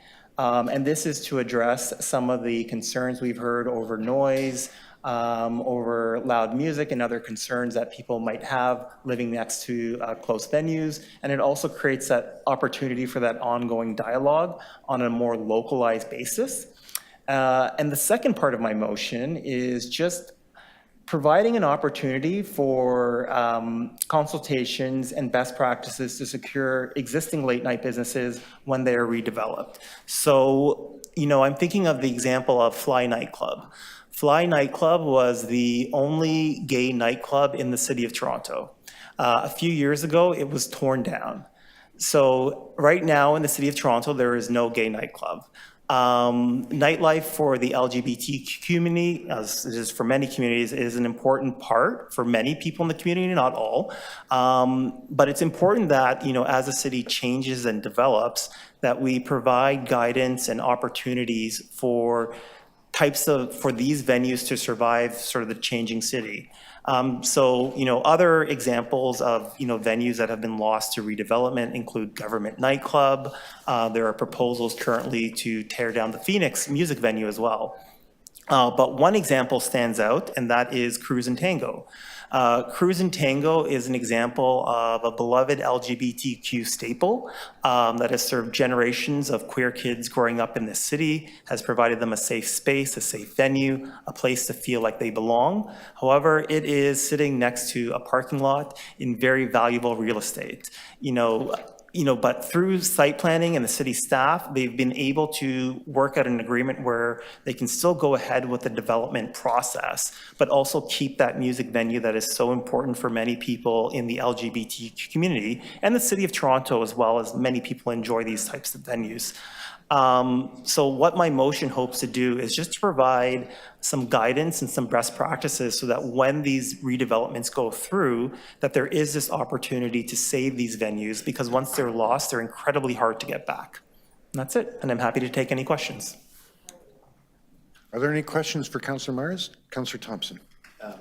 Thank you, Councillor Myers, for your motion. I just wanted to ask, with respect to your number 2, so what happens if there is no opportunity to, I guess, resolve the maintenance and or the sustaining of a facility at the location if it's going through development? How does that impact the development opportunity? Sorry, can you respond? Sure. Yeah. So I'm looking at number 2. Right. It's the request of Chief Planner, Executive Director of Planning to discuss with applicant during the pre-application consultation process opportunities and best practice to secure existing late night businesses through development. What happens if they're not able to provide the venue? Because what I'm gathering from number 2, it's that you wish to have something be maintained, presuming there's a loss associated with the development opportunity. So what happens if the developer says, no, I can't provide that feature? Then that's it. Okay, so it doesn't Doesn't impact it. No, it's just providing an opportunity to have that conversation so that it's not sort of dependent on, a particular counselor saying, oh, I'd like to see this venue saved. If the applicant and the community come to some sort of agreement and there's this opportunity, great. If the developer doesn't want to include that in their development, that's their property, that's their right. Okay, fantastic. Thank you, Mr. Chair. Thanks for the clarity. Any other questions for Councillor Myers? No? Do any other members wish to speak to the item? Councillor Thompson. Thank you very much, Mr. Chair. I just want to thank the staff for this report, and it makes lots of sense. And I draw attention to the staff recommendation on the following page, where it talks about the increase in terms of the ancillary aspect with respect to entertainment for eating establishment. It's simply going from 6% to 25%. Many of these facilities over the years have indicated that that was insufficient space. Mr. Grant and his team could go in and write them a ticket because they've actually exceeded the maximum percentage of use. I think 25% is reasonable. There's full recognition, as Ms. Spigot has indicated, that this report is part of a series of other reports that will be viewed and looked at, that will go to ECDC. And clearly, we know that the night economy is one that is and should be compared to the day economy, because quite frankly, they are one and the same. It is just that one is at nighttime where it's darker, and daytime where it's brighter and lighter. I note that some of the comments that were made by one of the speaker, the reference about alcohol and violence and crime and so on and noise. Well, alcohol is consumed in the daytime. Violence occurs in the daytime as well, in as much as we don't want that to be the case. Crime occurs in the daytime as well. So sort of the amalgam and the association, which would create this variance between nighttime being scary and daytime being, well, it's daytime. Well, quite frankly, what we want to see is a situation in which both the day economy and the night economy is working at its best opportunity and efficiency for the City of Toronto and the residents. And entertainment is a really nice feature, but entertainment occurs in the daytime as well. Nighttime, a lot of people come into the city to enjoy themselves, to let loose, as Councillor Myers does on occasion and so on, and which is great because we want that energy. We want that sort of, a city that works, a city that's vibrant, a city that is music. We're a music city, yet we tend to want to contain music. I get the perspective and the view about noise, and we have to balance it. And I know that the staff are working, and as part of the response to questions that have been asked about, input and consideration and proximity and so on, all of those are extremely important. And I understand that noise is a problem because, people need to have their enjoyment of sleep and so on. And I think that what I'm seeing as part of this process, and having spent almost 4 years with the staff as the first night economy ambassador for the City of Toronto, I know firsthand the work that we've gone through and the work that was being done. And of course, because of COVID, it stalled everything. And that's why there is a big delay. And that's why this is coming forward now. But I have absolute confidence in the professionalism of all the staff that are working as part of this process. I have absolute confidence in the leadership that's taking place. I have absolute confidence in the sort of category of lists and the parameters in which we have established, ensuring that we adhere to the principles of good neighborly conduct, collaboration, and addressing all of the issues that have been raised. We're never going to be a city with zero noise. I think we need to dispel that. But what we are going to be and should obviously strive to be, it's a city that's vibrant and balancing the interests with respect to too much noise and the appropriate amount of noise. And the final piece, Mr. Chair, through you, is the enforcement. Clearly, there needs to be enforcement. And we have to invest to ensure that Mr. Grant has the staff. One of the things that we do in this city, and I guess many other places, we put a lot of rules in place and we don't enforce them. Many of the things that are happening in our city right now is because of lack of enforcing. So because one person does it and people see that they get away with it, let's do it all together. And all of a sudden we have this condition. It's a bit of a paralysis that's affecting the city right now, where we don't follow the rules because they're not being enforced. Why would we follow them if they're not enforced? We need to enforce them. We need to make the investment to ensure that it does occur. Thank you. Thank you. Exactly on 5 minutes. You've had some practice. Any other members wish to speak to the item? No, seeing none. Why don't we take Councillor Meyer's amendment and the item together as a package? All those in favor, opposed if any, that carries.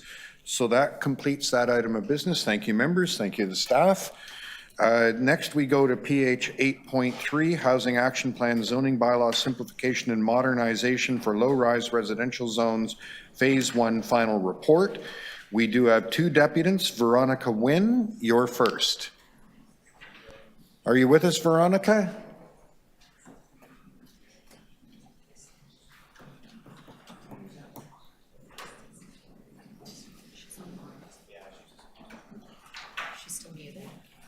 Veronica, you're evidently on mute.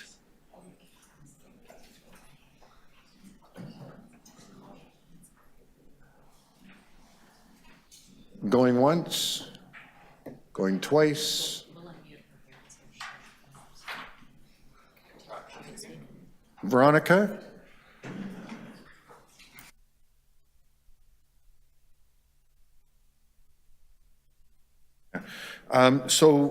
We'll move to the next deputant, Kathy McDonald. Welcome back, Kathy.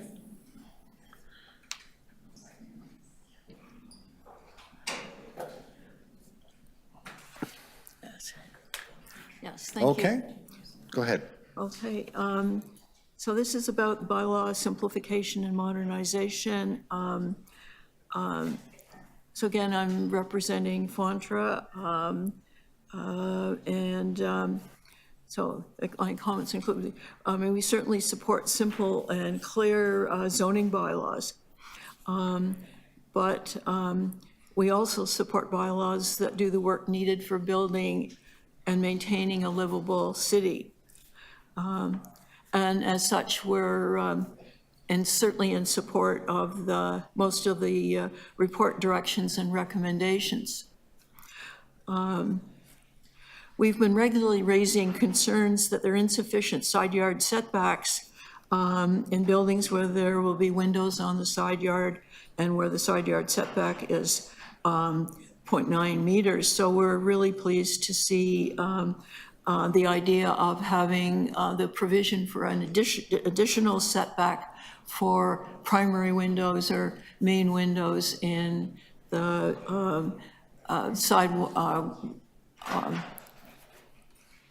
in the sidewall of a building. We use that approach in the regulations for building the St. Lawrence community, and it worked really well. So we're happy to see that idea being incorporated. Simplification is also about simple understanding. So adding units within houses should be encouraged, as this will help meet Toronto's housing targets, of course. During the Depression and the World War years, many houses in the former city of Toronto, our zones were converted to provide more units and then later reconverted back to single-family houses. But calling a converted house a low-rise residential, a low-rise apartment building really does create confusion. They're very different forms of buildings, and will have different kinds of building code regulations, etc. A converted house is also a multiplex, but a converted house has more than 4 units. So we believe that retaining the category of converted house is really important, especially in the areas where there's so many of them. Finally, we note that the review of FSI and lot coverage is being deferred. The review must make careful consideration of the options that measure density. FSI and lot coverage have been effective and are fundamental parameters of built form massing, and the impact on should continue to be essential tools in assessing development applications. But we'll deal with that one later. So my main issue is keep the term converted house and don't confuse it with low-rise apartment buildings. It's those are my Thank comments. you. Are there any questions for Kathy? No? Kathy, thank you so much for that. I see that Veronica is back online. Veronica, do you want to try again?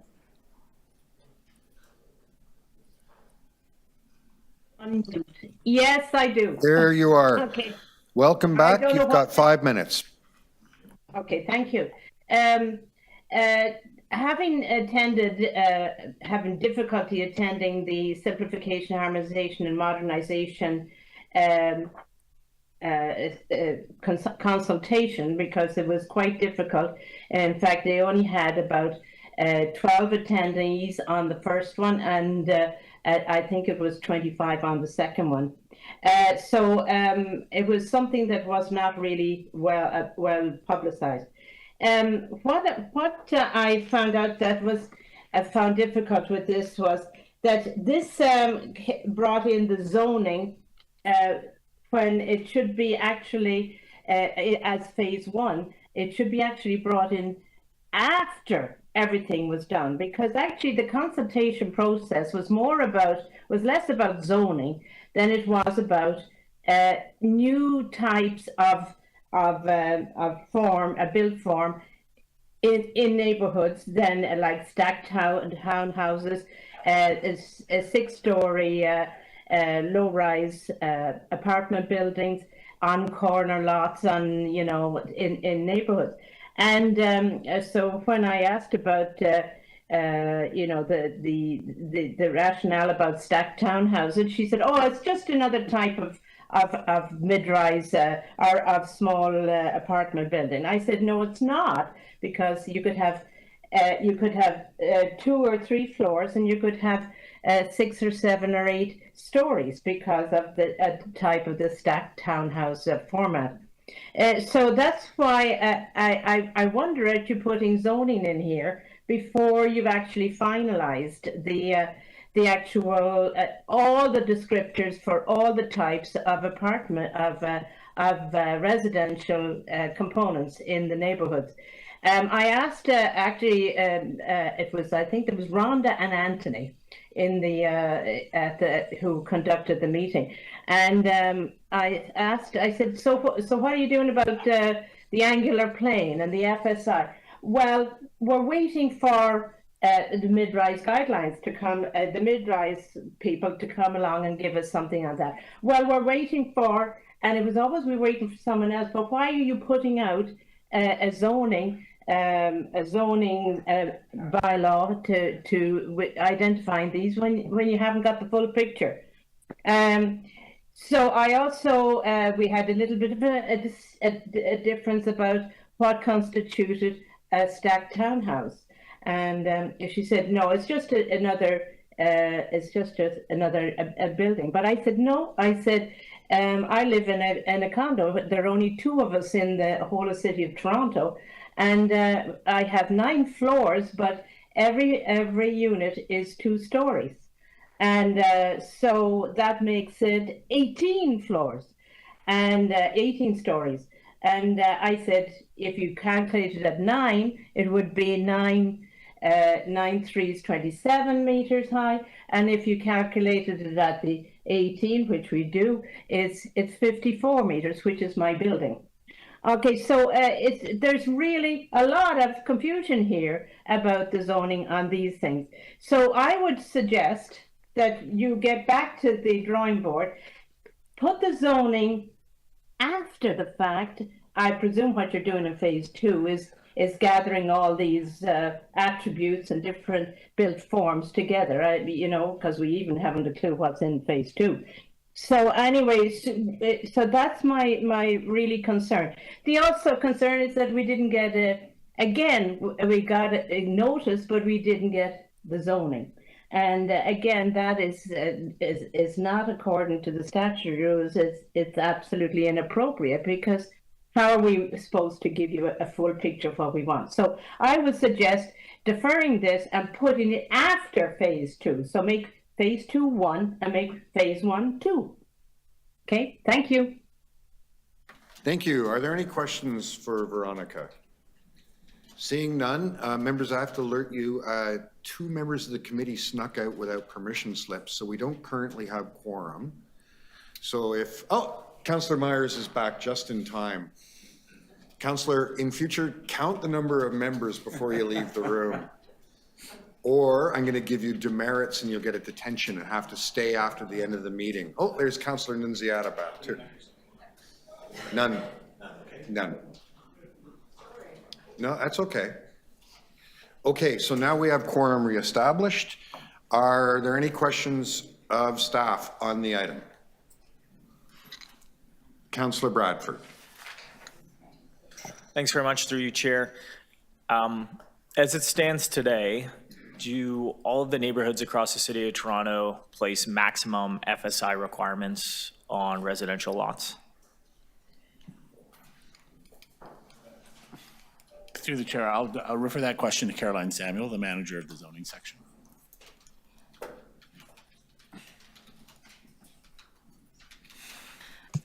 Through the chair, it's not every lot across the city. It's only mostly in the former city of Toronto in the R zone, which is approximately, how much?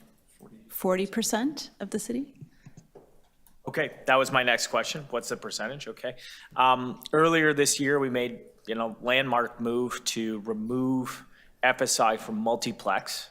What were some of the reasons that it was determined that FSI was not needed for regulating multiplex buildings here in Toronto?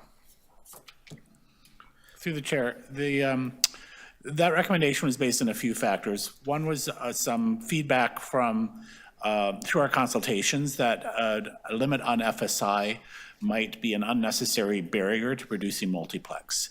And multiplex housing means that there are multiple dwelling units. The whole purpose of that exercise was to encourage the production of additional housing units in our neighborhoods. That was, those two things together were the motivation in removing FSI regulations from the draft bylaw and allowing multiplex to be built without limitations on gross floor area. If I could just add, the bylaw has other built form standards as well. Rear yard setbacks, side yard setbacks, front yard setbacks, and height.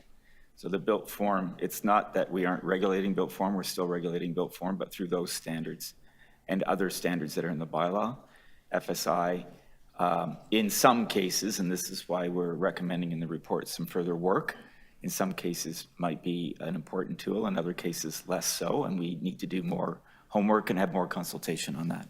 Right, so that's kind of like, I had an additional question around that. It sounds like it is possible, and there are other regulations and restrictions. You just named a couple, total lot coverage setbacks that could be substituted or in fact actually serve the purpose of an FSI, and there might be a world based on additional research where you come back and deem that perhaps FSI is an unnecessary extra layer of regulation.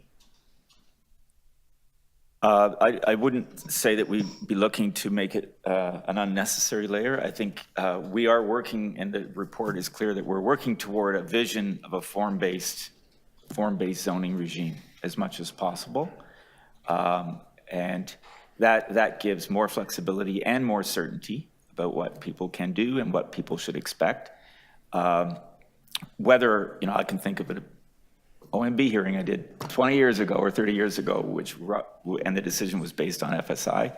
Sometimes if there's an extra large lot or a ravine situation, there could be some unique circumstances where there may be some utility to an FSI tool, and that's, among other issues, why we may need to do a bit more homework. And so doing that additional research, part of that might be to balance that, that unique scenario that you just described from a couple decades ago, a large lot where FSI was actually a determinant, and weighing that against the additional regulation or hurdles FSI presents to unlocking more housing in more neighborhoods, and sort of doing that value cost analysis, not from a financial perspective, but from a time and our ability to deliver housing. Is it still warranted in today's context? And that is something that staff is considering, and the additional research outlined in the report, that's what you want to, one of the things that you might look at. Through the chair, yeah, I think that's an accurate statement. Okay, lastly, I'll just say form-based zoning, this is good. What are the implications for us moving towards more form-based zoning, particularly from an equity standpoint in neighborhoods across the entire city? Well, overall, I mean, one of the aims, as Mr. Connect indicated, is to produce more housing so that we can have more equitable access to housing opportunities across the entire city and move away from an exclusionary zoning regime, which has historically prevented people from accessing certain neighborhoods. Overarching goal there, form-based zoning generically is more focused just on physical impact, and reduces, I think, and more directly focuses the conversation on issues that establish a built form that there's a consensus about, and moves the conversation away from other factors that really aren't appropriately part of the conversation. Very good, thank you. Thanks, Mr. Chair. Thank you. Any other questions? No. Does anyone wish to speak? Councillor Bradford. I'll be brief here. Thanks, Mr. Chair. I have a motion that I've worked with staff on to request an earlier report back on the feasibility of removing FSI requirements for all low-rise housing forms, as we've done successfully now with laneway suites, garden suites, and most recently multiplexes. Just asking staff to come back in Q3. I realize that there's a bunch of work that needs to feed into their recommendations that'll come out of that, and stakeholder consultation, and looking at a bunch of other regulations related to FSI. So we want to have a good sense of it, but if we can expedite that work, I think that's helpful. And I want to thank Kyle and Caroline and Matthew for the positive changes that are being brought forward today to clean up and modernize our zoning bylaw. Certainly in the Toronto context, in a city that continues to exist, post amalgamation, but certainly with a bylaw that you can trace the origins back to the different boroughs, it is a Herculean task, but critical in our efforts to unlock more housing and more equitable housing across the entire city of Toronto. I would just say, historically, a house that provides a home to 3 families has been subjected to stricter rules than a house that provides a home to 1. And I think that has not led to the equitable types of housing outcomes that many of us would support. And it's been a contributing factor to the housing crisis that we're all facing today. So moving to form-based zoning means focusing not only on what or who you might find within a building, but as we heard from our chief planner, who put it quite articulately, focusing on the external characteristics of that building. That's what the conversation should be about. It's a more equitable approach to city building. It's going to help us continue to remove the barriers that are standing in the way of housing opportunities for more people across all the neighborhoods here in Toronto, and having a deeper dive on this FSI, any opportunity to remove different barriers, regulations, hurdles for folks that want to build the housing that we need is time well spent. So that's it, Mr. Chair. Thank you. Any questions of the mover? No. Does anyone else wish to speak? No. So we'll take the amendment and the item together. All those in favor, opposed, that carries. That brings us to PH 8.4, Housing Action Plan Mid-Rise Buildings Rear Transition Performance Standards Review and Update, Status Report. The first deputant we have listed is Kathy McDonald. And Councillor Bradford, if you can take the chair, I'll be back in just 2 minutes.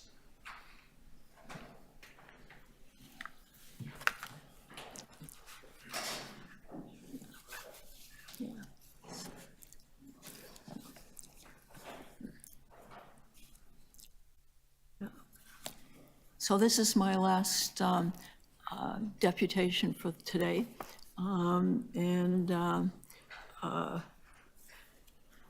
It's about a very complicated topic about mid-rise buildings, rear performance standards, and update. My background is I'm an architect, urban designer, and city planner, and so I've been involved in these things for a long time. So the report recommends the Planning and Housing Committee request the Chief Planner and Executive Director of Planning undertake further consultations respecting two things, updating the rear transition performance guidelines and zoning amendments for as-of-right buildings. So I think both of these are good things to do. So my comments are first, that the rear angular planes were developed through a comprehensive study that resulted in the guidelines and that are now being reviewed. So the city's objectives for rear transition requirements are providing flexibility and achieving rear transition, simplifying the performance standards, simplifying the building massing, and encouraging more sustainable and efficient building envelopes, allowing alternative building technologies, and prioritizing how mid-use building frame streets. But really missing in those guidelines is like the key element of this is what are the impacts on the adjacent residential neighborhoods. And that's the one of the key things that really has to be addressed in this review. The proposed new guidelines you've seen are to have a 7.5 meter rear setback for a 6-story podium and 2 additional minimal setbacks that are really minimal for additional 5 stories to create an 11-story building. So you have an 11-story building right next to houses. And that's like an extreme difference in heights. So the consultations to date have been with the development industry, and no residents have been included. The result of the proposed setbacks for 11 stories will result in just a huge box. And but there's no, well, the only illustration is in the reporting is of Create.to did a little sketch, but showed a building that, it certainly couldn't be used as a residential building, and maybe it could be used as a big office building or a warehouse. What we're looking on the avenues, is residential uses above retail at grade. And we need to look at what kind of regulation should be put in place to support these kinds of buildings. The current proposals seem to be for a height of 6 stories at the rear. 6 before a minimal setback. Why 6 stories? This is really high. I had a good picture of a 6-story building in my neighborhood next to a house, and 11 stories is enormous, and 6 stories is still extremely high. The height of buildings in residential neighborhoods is now 4 stories, so why not have 4 stories? No no information is provided about what's needed for building wood frame buildings. Certainly I support. Kathy, can I ask you for your final thought, please? Yeah, my final thought is we need to have a consultation that includes developers, but also residents, accommodates different types of avenue uses, accommodates servicing requirements and parking, and provides real examples of how real buildings can be developed on different size lots. Thank you very much. Thank you. Okay. Are there any questions for Kathy? No, seeing none. The next deputant we have listed is Mark Richardson. Mark?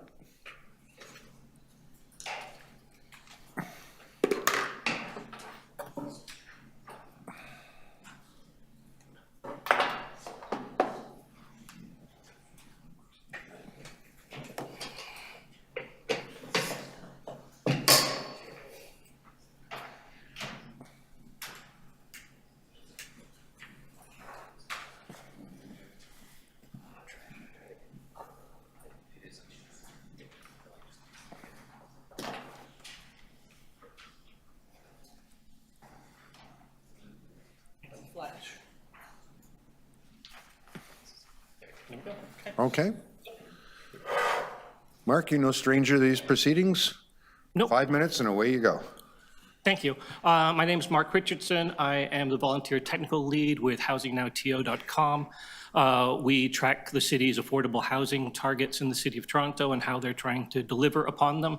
I wasn't going to speak to this item, but after the presentation from Fonfra just now, I thought it was important to put a counterpoint onto the table. I don't have slides for you. I'm just going to read from the Create TO report. We say we want to create affordable housing in the city of Toronto.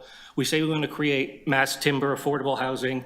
We say we want attainable forms of housing. We want low parking. We want easy to build buildings.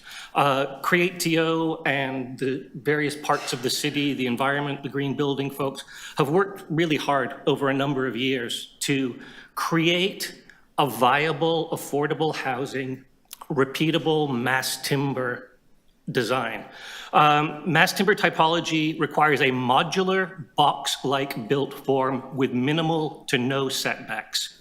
The benefits of a modular box-like built form include key parameters that were required to meet the objectives of the program, including modularity, adaptability, structural simplicity, diversity of unit types on a standard size grid.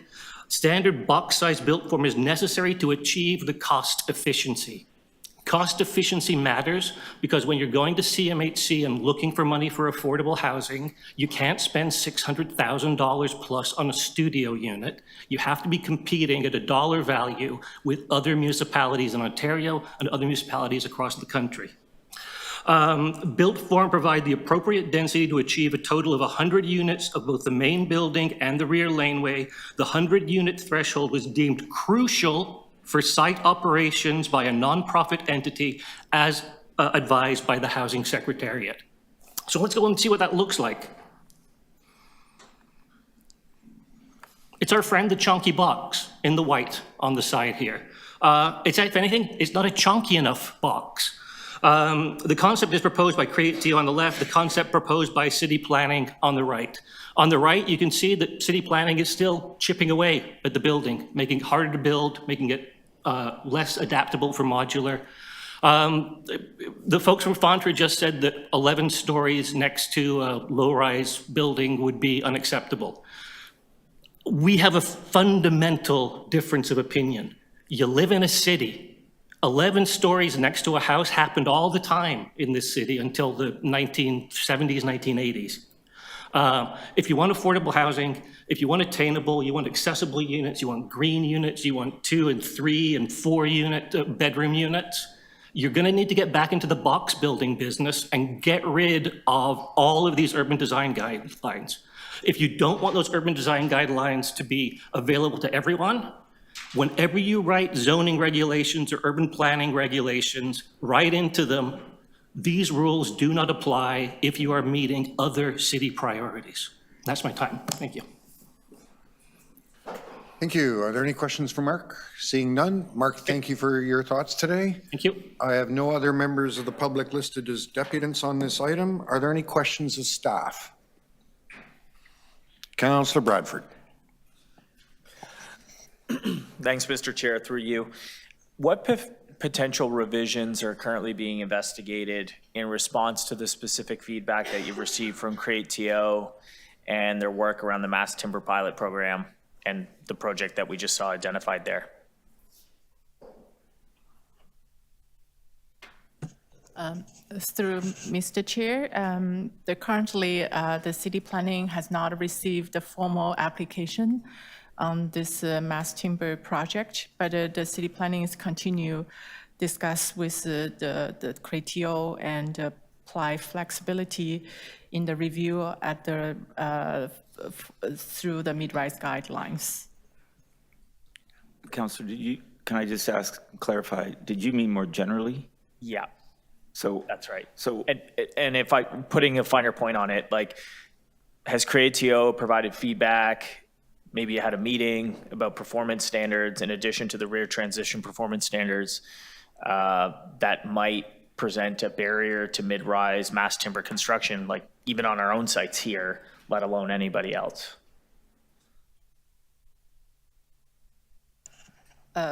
We had the meeting with the CREATIO mass timber pilot project team, and we heard their concern. They want to simplify the massing build form, and the diagram you are seeing on the in the letter is actually the discussion result in 2022, and my understanding is that there's no discussion on the massing right now on the project with the community planning, but they are looking at the project when it's coming with the application. Okay. So again, drilling down on this application, 10-story mass timber affordable housing development, 1113 to 1117 Dundas Street West. Is it your understanding that the application would comply with the city's updated mid-rise design guidelines? I get that the application's not in, I understand that, but with what you're dealing with right now. Yeah, right now we have a draft update on the mid-rise rear transition performance standards, and the staff is using the draft update to apply flexibility to review the CREATIO mass timber project. Okay, sorry. Would this project comply with your draft updated performance standards? It will. I think staff are just trying to indicate that it's a work in progress. I don't know that it's come to a conclusion yet necessarily, because on the one hand, we have draft guidelines and we have an in-flight discussion with CREATIO about what opportunity might present itself there. Okay. More broadly then, I'll take it up to the 30,000 foot level. Does anyone think it's problematic or challenging from staff that city's own affordable mass timber projects, something that we're hoping can be replicated by other city projects across the city and heaven forbid even market builders, would it be problematic that our own projects cannot meet our own mid-rise design performance standards? Would that be a problem for us? Through you, Mr. Chair, thank you for bringing this question to the forefront. This is one of the reasons that we've undertaken the review of the mid-rise guidelines, and specifically the rear transition in the mid-rise guidelines. It's in order to be able to provide more flexibility with how we meet the requirements of transition, and also to simplify the building envelopes to make them more economical to construct, and then also to ensure that they meet the sustainability requirements that we're looking for, so that we don't have the number of step backs that result in buildings that aren't as sustainable as they could be. Well, okay, that sounds good. Yep, Can I go ahead, just to our supplement- chief planner. Just supplement that the, the exercise in the report is focused on alternatives to rear transition. That was the charge in this exercise. There are other mid-rise guidelines that influence the shape of buildings. This has been the most prominent part of the conversation. And I think through the speakers, you can see that there are different views about what the city looks and feels like. Two very different views. Two very different views. And city planning's always been a little bit about balance and finding a way to both achieve the growth and support the growth that we know we need to have, and still build a city that, especially in the public realm, being a winter city, still has sun exposure and comfort in our public realm, parks and sidewalks, more specifically. So there are trade-offs between how many housing units and how the building and how these buildings affect the public experience of our space and the shoulder seasons, especially. We use that to evaluate that. Within all that, there's more room to do more work, and we acknowledge that in the report. I think we also know that through the MTSA exercise, where we're going to be asked to put in place as-of-right zoning, we'll be looking at other matters. For example, the height of buildings, and the report references height, and other attributes of buildings in order to achieve those density objectives and realizing our housing targets. Okay, are there any other questions of staff? Councillor Nunziata? Just one question. The deputy mentioned the public consultation meetings that just developers attended, not the... Got your mic on? Not the community. It's on. Can you not hear me? You're very soft. So the public consultation meetings were open to everyone, right? I mean, when they were advertised. Yeah, so we didn't, just not allow residents to attend. It's up to them if they wanted to attend, correct? Yes, through you, Mr. Chair. We did have significant public consultation. We had a meeting, we had numerous meetings, but we had a specific public consultation meeting on September the 20th, I believe, and we had a session in the afternoon and a session in the evening to ensure that everyone could make the meeting and contribute. Okay, thank you.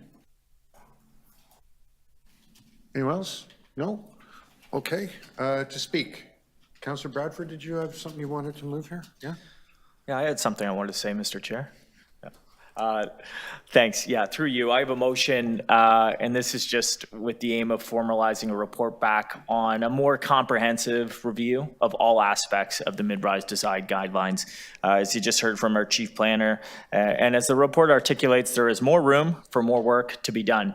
And the angular plane piece rear transition is critical. And I think that's kind of the biggest win in terms of unlocking more housing sites across the city. So that's why the staff rightfully focused on that first.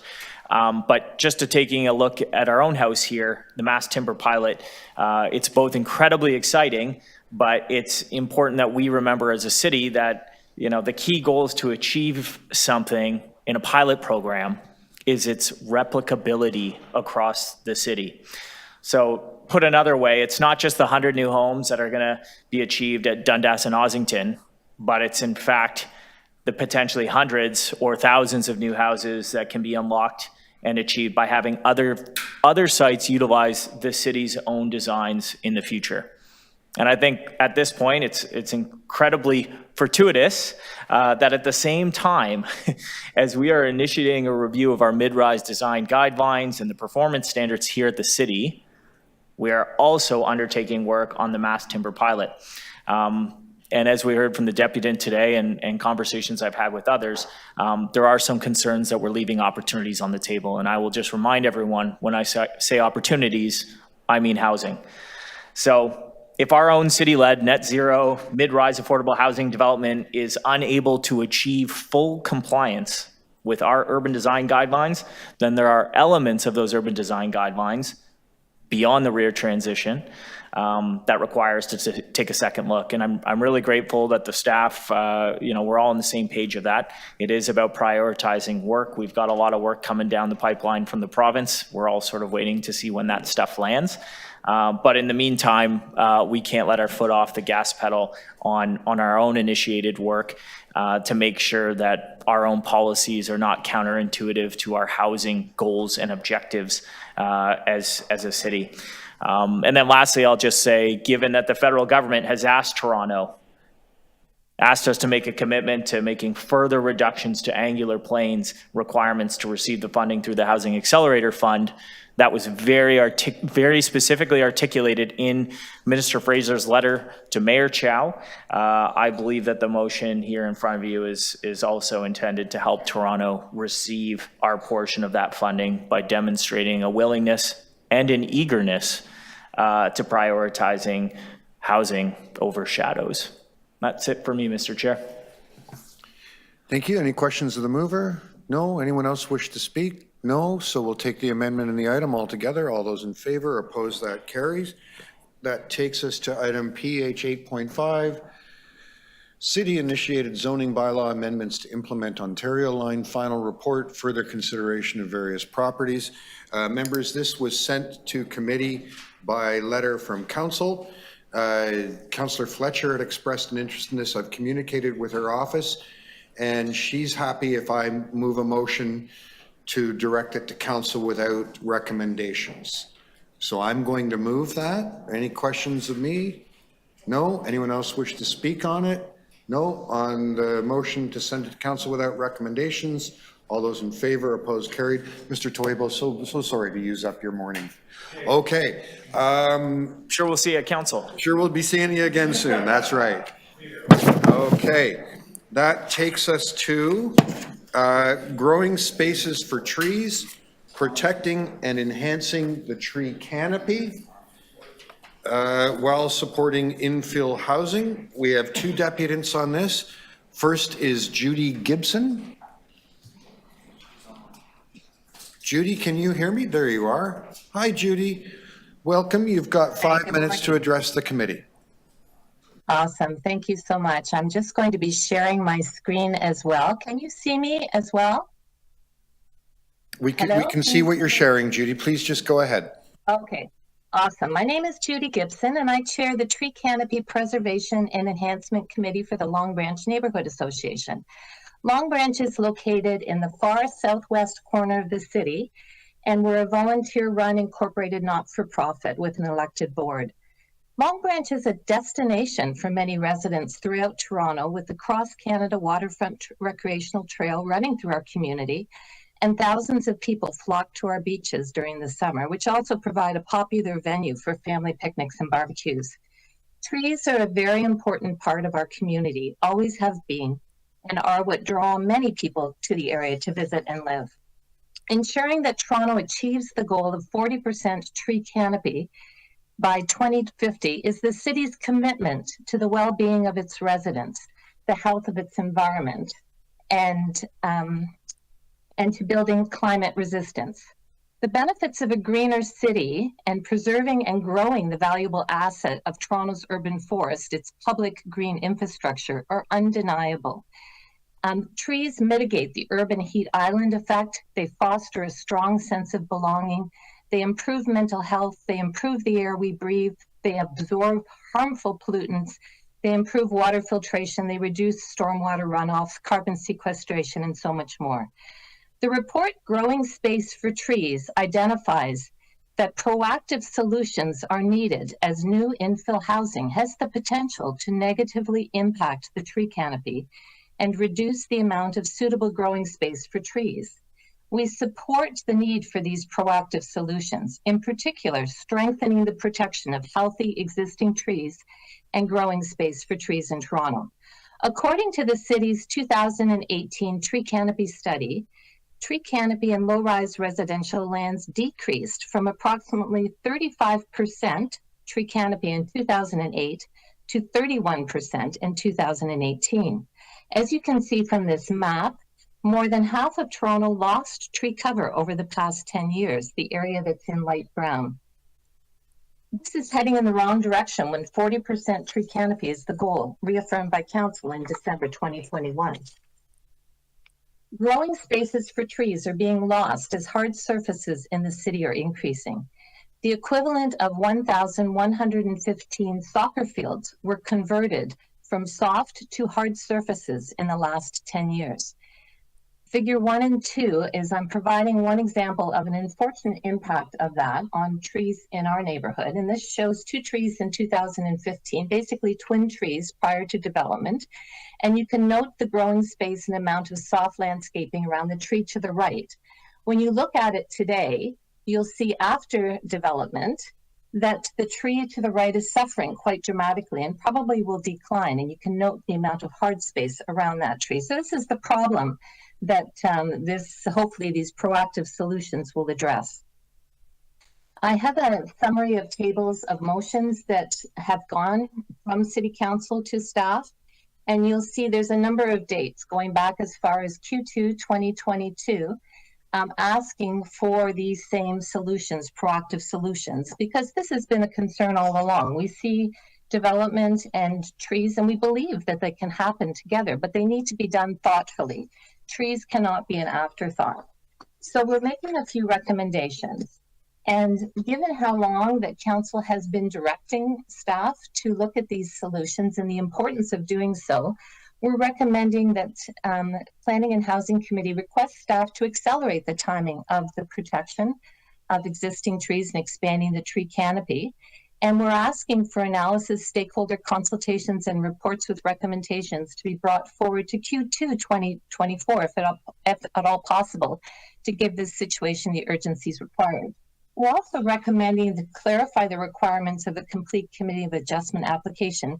In particular, the completed tree declaration form should have some fines or penalties associated when it's done incompletely or inaccurately, and currently there are none, and we list a number of other things. We also asked to expand the monitoring and analysis of tree impacts to include also looking at the loss of smaller sized trees, smaller than 30 centimeters, as these represent the majority of the trees in Toronto, which is 88%, and they make up a significant part of the city's current. So trees and growing space cannot be an afterthought in the planning process. So the urgency is critical to achieving 40% of tree canopy and ensuring all Torontonians, regardless of where they live, have equitable access to trees and the benefits they provide. Thank you.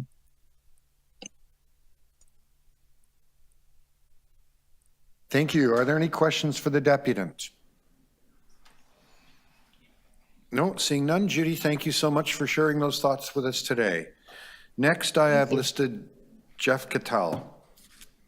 Welcome, Jeff.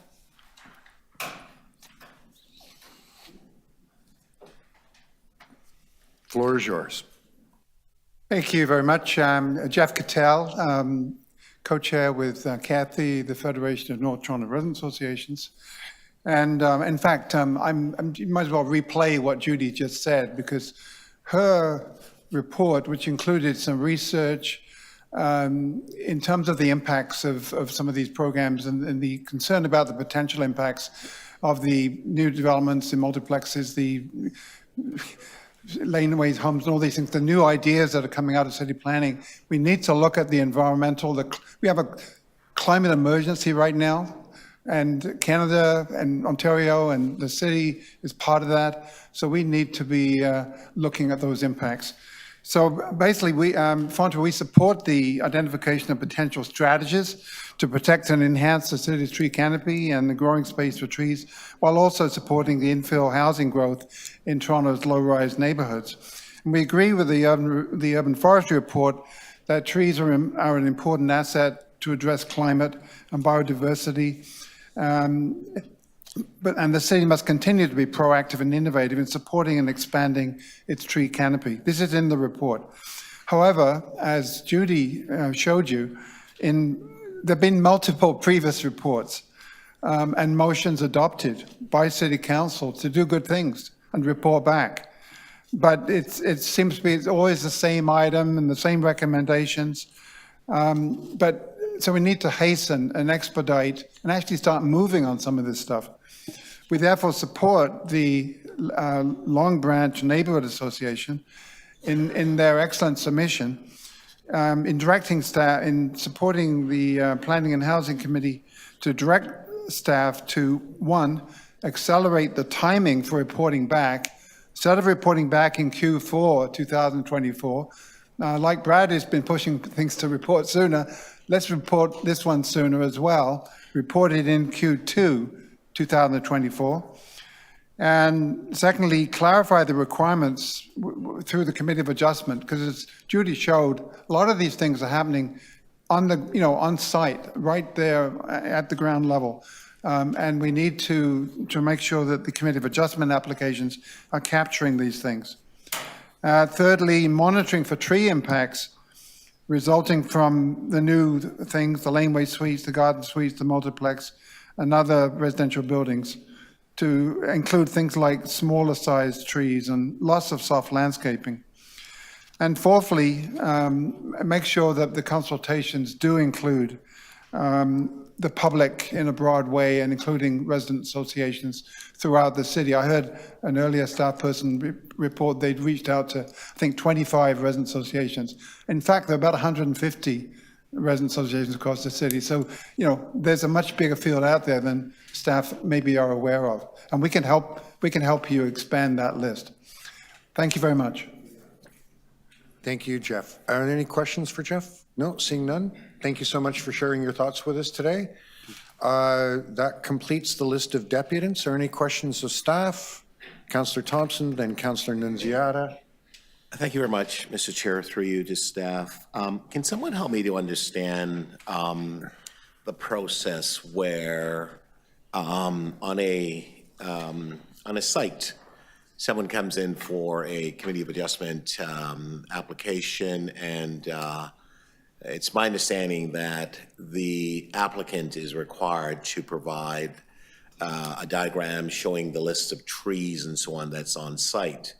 However, the city itself doesn't necessarily validate it or check it. Is that correct?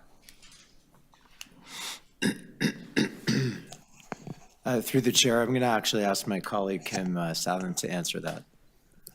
Thank you. Through the chair, any application that comes in that has potential tree impacts is verified by urban forestry staff, either through desktop and or on-site inspections. Thank you very much for that answer, but I can assure you that on a number of applications in my ward, that's not the case. So I'm just wondering, when you say verify and validate and so on, what's the process? And I'll give you an example. I have a site on Bowen that had a big tree on it in my ward. And in fact, the applicant came in, provided the application, and the city went through a process towards approval, but it was the residents who informed the city that the tree was not captured in the site plan information that was provided, and the city didn't seem to know. I have a number of examples of that, and that's why I'm asking the question. So I appreciate the validation that you put forward, but I have concerns, and my residents have concerns, that our procedures are not being followed. Thank you. Through the chair. The example that you provided related to C of A and the use of the tree declaration form. So the process that you're asking, what is the process that we follow? If a building application comes in and requires variances, hence the Committee of Adjustment process, all applicants must fill in the tree declaration form. We do have instances that we've been collaborating with city planning on the accuracy of the information that is provided on those forms. And there are examples where that is found or corrected or validated from Toronto building staff, Toronto planning staff, or urban forestry staff. On occasion, I am also aware of instances where the community have also identified those errors and brought that forward to city staff for resolution. So is there a better way for us to be able to validate and cross-reference and check to ensure that we're satisfied and not necessarily simply relying on the applicant to provide us with the accuracy of the information? Because that's really the big issue. And it's not the only two in my ward. There are many that we've experienced, unfortunately. Through the chair, there may be a better way, and that's one of the reasons why we have, you'll see there's a couple of recommendations in the report that are relevant to this. One speaks to what we require as part of a Committee of Adjustment application, how we've implemented past council direction. And one of the things I think is key that we've sharpened our tools on recently is to require photographs of both the front and the backyard so that anyone who reviews that file can very easily see if there are trees in either of those spaces. And that can then trigger, help forestry staff identify whether there's anything possibly inaccurate about that tree declaration form that they need to review further, and also inform other parts of the review of that application. I think the other part of this answer is that there may be other improvements that we can make, and that's one of the reasons why we allude to the fact that forestry and Committee of Adjustment staff want to do some very detailed review of their processes of looking at applications, taking applications in, verifying information, and commenting on those applications, in case there are systemic reasons why sometimes those errors are happening. Okay, thank you. And just one final question. Permission to injure a tree. Can someone provide a better primer or better sort of way to communicate to the community at large? Because it seems to be, quite frankly, out of tune with respect to the expectation of the community. The notion that the city is going to provide permission to injure a tree when we want to protect the tree canopy. How can we better help to explain that to residents? Because I have a hard time explaining it to them when that is the case. And I just wonder if there's a way that you can actually help me so I don't have to explain that. Thank you. So through the chair, I appreciate the question because it is something that comes up often. Urban forestry sometimes is in a position to approve an injury to a tree. And what that means is that through our expertise, we believe that the proposed injury can be sustained and the tree will continue to survive and thrive. To your point about how we can better educate the public, we are actually currently in continuous improvement, looking through our website, through our paper materials, and through the interaction that staff have with the public to explain what that is.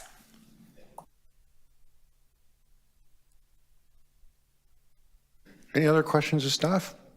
Councillor Nunziata? Thank you. So in the report, it says follow-up inspections when a tree permit has been issued. So aren't we doing that now? Through the chair, yes, we are, and we have increased targets annually, as is reflected in the report. Okay, so question, when an application goes to the Committee of Adjustment, and the Committee of Adjustment, and we get a lot of that, approves it on the condition that they can remove the tree. The applicant appeals it, and then it comes to Community Council, because they have the permission from Committee of Adjustment, but they need permission to remove the tree, and which makes it very complicated. Because then they'll come in and say, well, I can't build this unless the council supports the removal of the tree. So we get a lot of that. So I know it's a condition from forestry on a Committee of Adjustment application, but what Committee of Adjustment does is send it back to Community Council to get permission to remove that tree. And we get a lot of that. So through the chair, if I can clarify, the use of Community Council for tree appeals is not related to the Committee of Adjustment process. So that is when an applicant applies directly to urban forestry. If staff have denied the permit, the applicant has the right to appeal, and those are the reports that go to Community Council. The Committee of Adjustment decisions are final and binding, meaning that if, for example, if urban forestry staff have provided comment that we do not support the variances, for example, but Committee of Adjustment approves the variances that necessitate a tree removal or injury, those permits are provided because the Committee of Adjustment decision is binding. And I might pass to my colleague if there's anything to... But it's my understanding that what the Committee of Adjustment, when they do the approval, it's a condition that they have to they have to, get permission to remove the tree. And if they don't get permission, they appeal it. Through the chair, typically the standard condition that forestry staff recommend to committee, and that committee Yeah. will typically impose, is that when there's when they approve a proposal that will necessitate the removal of a tree, they say that the applicant must obtain a tree permit from urban forestry. And the tree bylaw says that if there's a tree that will be removed as a result of as of right development, forestry will then issue that tree removal permit. So the appeals that you're describing that come to community council aren't consistent with my experience of the process. I'd be happy to look at specific examples and see if there's a disconnect happening there that we need to correct. But it's not the same. What you're describing is not the same as my experience. Oh, okay. Well, it's my experience. Thank you.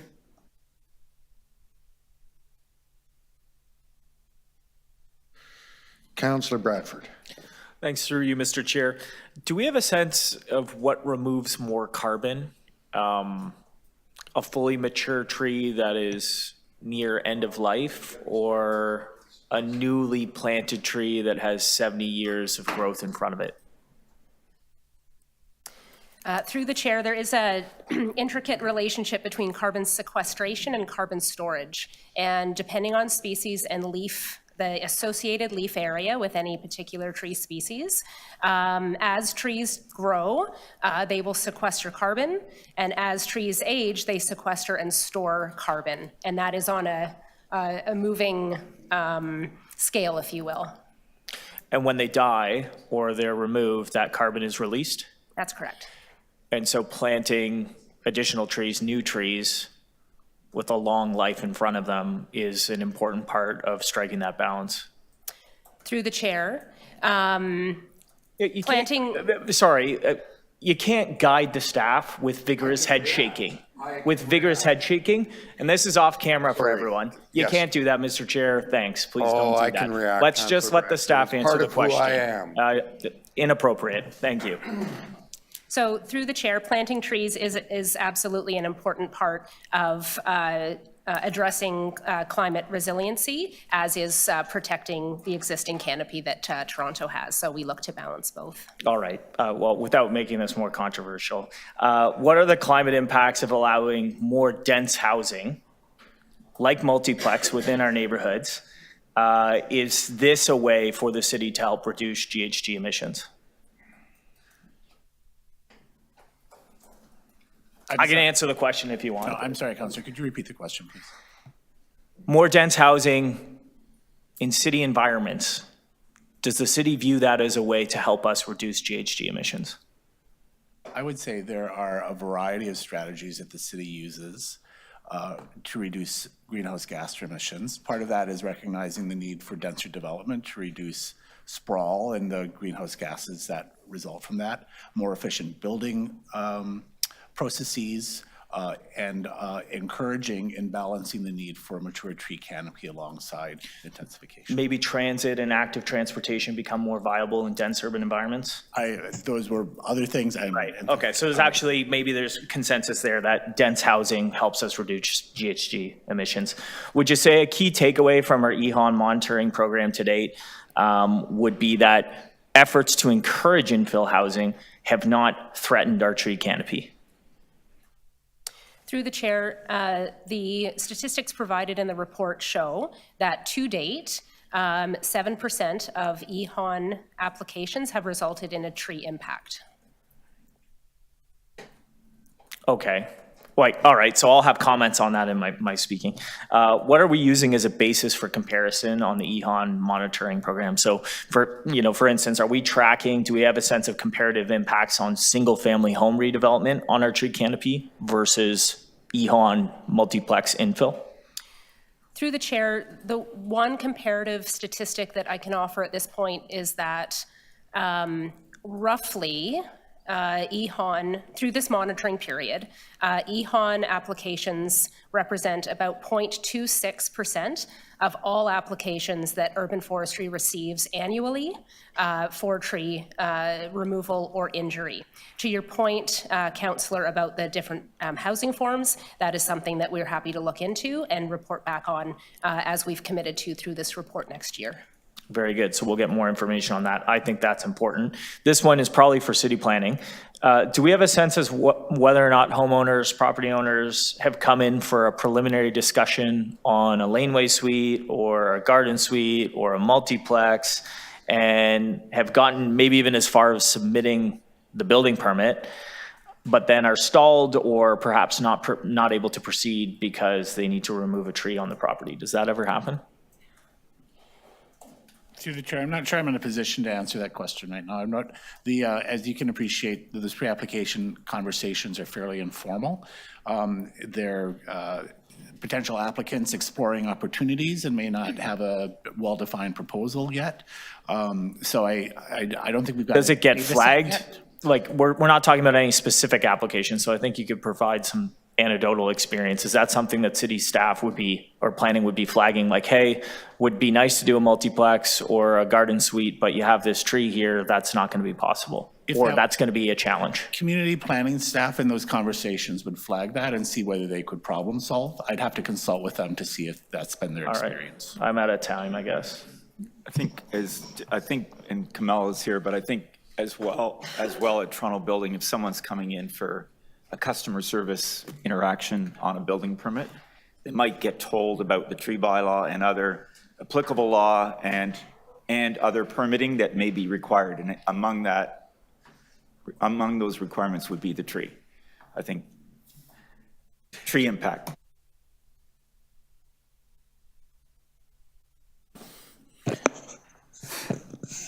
Through the chair, thank you, Greg, for that. But you're 100% correct. That information would be relayed at the time of application of building permit. But it's worth noting that through the building permit process, it's not applicable law. So, a building permit is something that must be issued if it complies with the building code. So we do collect the declaration form. It's forwarded onto forestry, but that's the extent that we're able to enforce. Thank you. Has anyone else got questions about the ecological services provided by trees? Or housing. Or housing? We could go all day. All right. That concludes the questions. Are there any speakers on the item? Councillor Bradford. And in the chair's defense, he asked me last week if I had anything for this meeting, and I did tell him no, because like last week I didn't, but here we are. I have a motion that is very simply requesting that City Planning and Parks, Forestry, and Recreation hold hands and work together to bring forward some additional data as part of the plan report back in Q4 2024, as well as the ongoing EHON monitoring program. As you can see from the questions and the comments and the answers, there is an interface here between what's going on with tree canopy and our housing efforts and infill in particular. Some of the initial report back that we're seeing, I actually am pretty optimistic about it. I think it's a good news story in there. But as staff have indicated, it only represents a small number of applications. We're not doing any sort of comparison to single family home development, and all of that stuff is worth exploring. So I would just highlight, despite the fears that have been sort of articulated, what we have right now is that legalizing missing middle housing, laneway suites, multiplexes, it has not led to a tsunami or a wave or a avalanche or a mudslide of tree removals. That just hasn't been borne out in the data yet. And that our goals around climate change and housing are not mutually exclusive. They can work together. So that's it. I hope I can have your support, and back over to you, Mr. Chair. Are there any questions of the mover? Does anyone wish to speak? I'm going to restrain myself and not talk about the carbon cycle for 5 minutes, because you would all fall asleep and we wouldn't be able to conduct the rest of the business of the meeting. So we'll take the amendment and the item all together. Those in favor, opposed, carried. I thought I was going to have to chain myself to your desk, Mr. Chair. Yeah. We were going to get popcorn. Yeah, we were about to sell it to the room. We talk about night entertainment. This is day entertainment. Happy to provide the service. Okay, that concludes that item. The next item is PH 8.9, acquisition of affordable housing development project at 355 Coxwell Avenue. And to everyone's surprise, Mark Richardson has advice for us.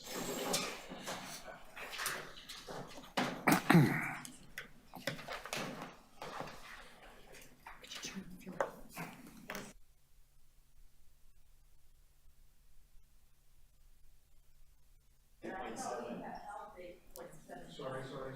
I made a terrible error. Thank God there's a clerk here.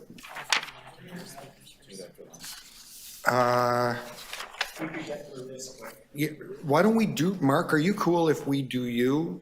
No, sorry, hang on.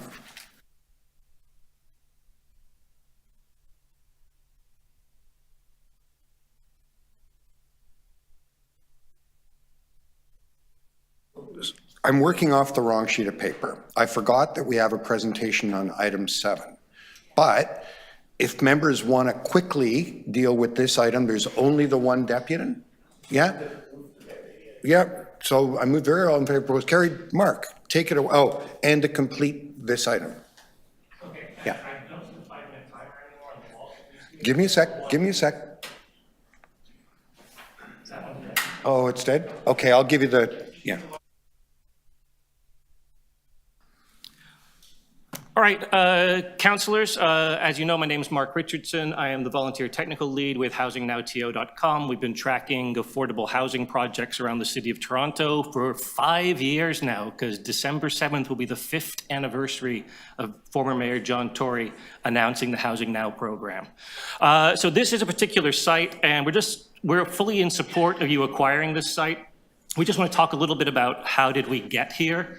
And for some of you who weren't even councillors when this process started.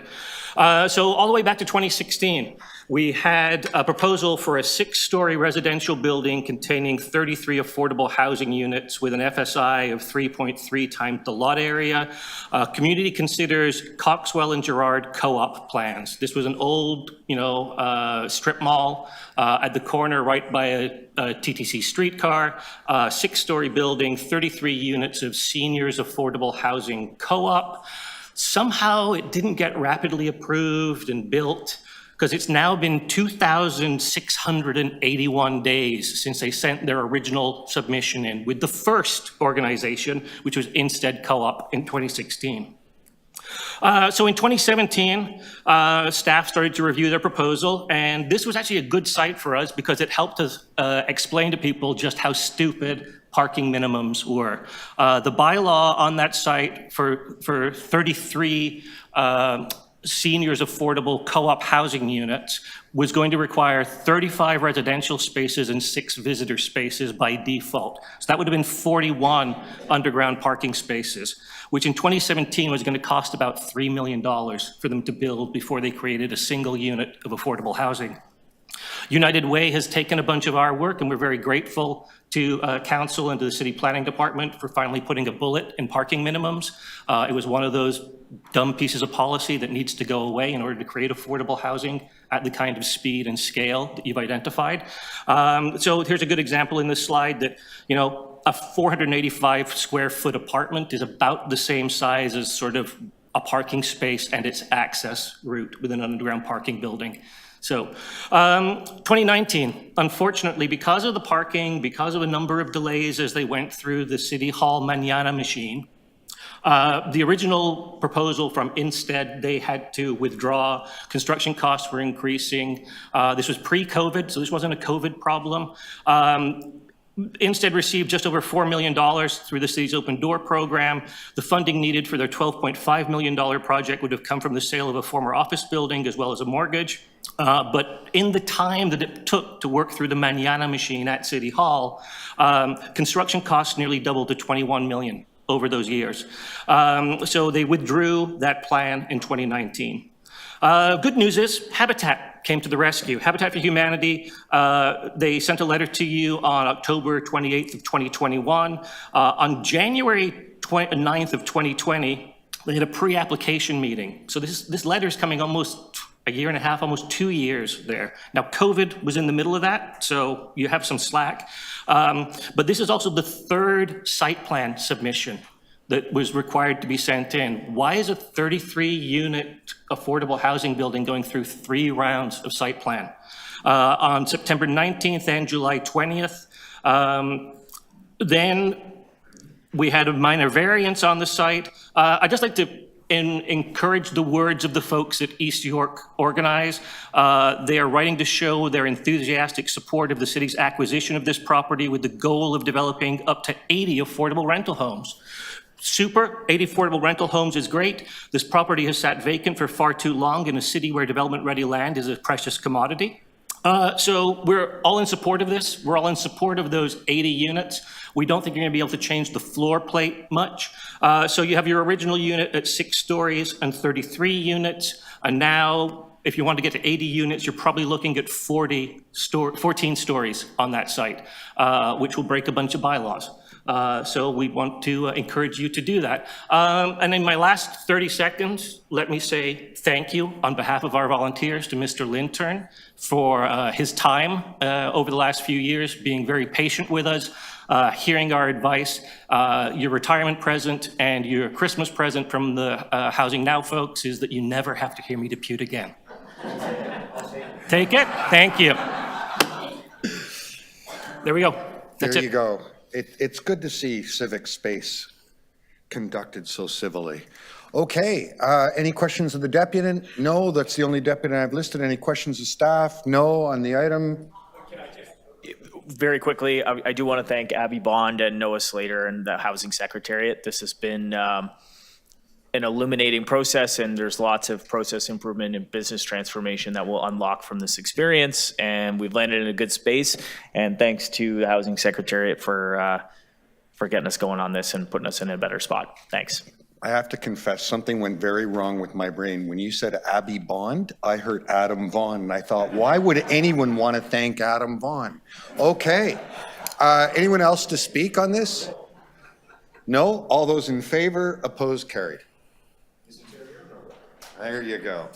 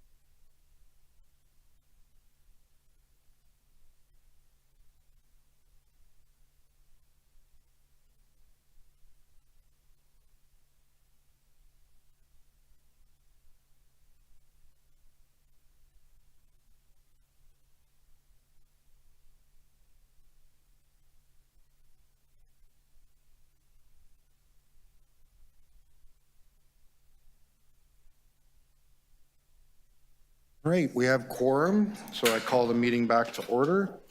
The next item we're going to be dealing with is PH 8.7, Implementing Bill 109, 2023 Annual Update. City staff have asked to give us a presentation on this. So over to you, Mr. Lintern. Thank you, Chair, and with me today is Michelle Driley, our project director, who's been driving a lot of the change together with our entire team, C2K and other divisions involved in the development review process. I'm going to cover a few things. We were last in front of you comprehensively in December 2022 with a report that identified what we had to do in 23 as a result of Bill 109.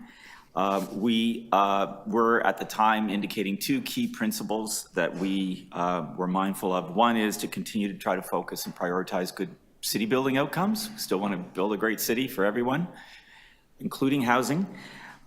We also want to mitigate the risk to cost recovery because, as you recall, Bill 109 includes what we felt and continue to feel are very punitive penalties for fee refunds should the city not make a decision, sometimes within just 90 days, which I maintained at the time and still maintain is not an appropriate milestone to be refunding people money. So today, I'm just going to quickly take stock of what we set out to achieve, what we have implemented so far, what's in flight. We'll walk through a few substantive changes at the front end of the review, things that you yourselves, applicants, other stakeholders are starting to see, as we say, feel the difference is a bit of our guiding slogan in all this, and also give you a sense of what's coming in 24, because of course we are mindful of our need to work toward achieving our housing targets. So in 2023, three big buckets. One, in terms of organizational structure, since writing the report, which included approval for additional positions across all of the development review divisions, 150 new positions, we've collectively across those divisions filled 95 of them, which is 63%, and all of the other positions are in active recruitment, and we anticipate filling those positions in the last month of 23 and into the very early part of 24. The team-based structure that we identified in that report, which includes all core commenting partners, is now in place citywide, and those teams are supported by C2K staff as application support resources. The structure really does fundamentally increase daily communication, coordination, and collaboration among all staff, and has really laid the foundation for development and growth, which is rolling out into, with JAGs being hired in August and other steps being taken both in 23 and into 24 around the transition to development and growth.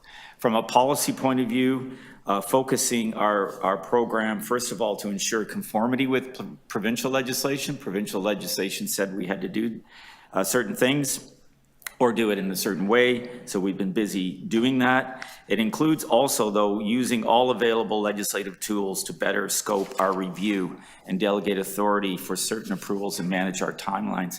I think there's a theme here that we increasingly we're using what was perceived to be a lot of uncertainty as an area of great opportunity for the city to really focus on ways to improve the development review experience for staff, for stakeholders, and for applicants.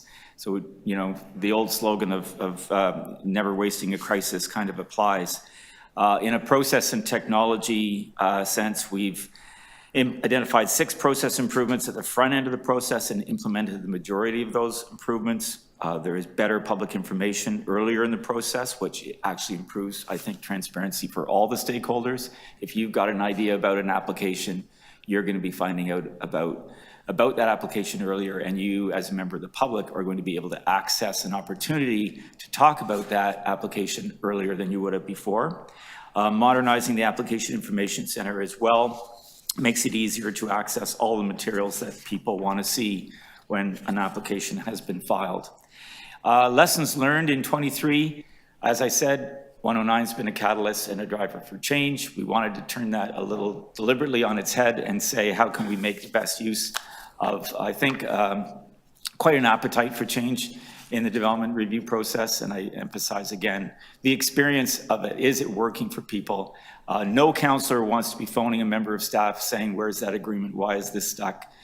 No applicant wants to be, and the staff don't come to work thinking that they can't, they're going to enjoy being frustrated that day. Nobody wants to be frustrated by this process, and that's been the experience of all the work that we focused on, a catalyst for change. Yes, we have challenges in the system, and that's what we focused on. We have, and I said this in 22, there are unintended consequences to this legislation. It does put the city in an untenable position when we try to weigh the risk that we have to our revenues, which, as we all know, the city's in a tight spot with money. It puts us in an untenable position in weighing the financial risks against the city building risks. Nobody wants to exchange that or be put in a position where that's being exchanged.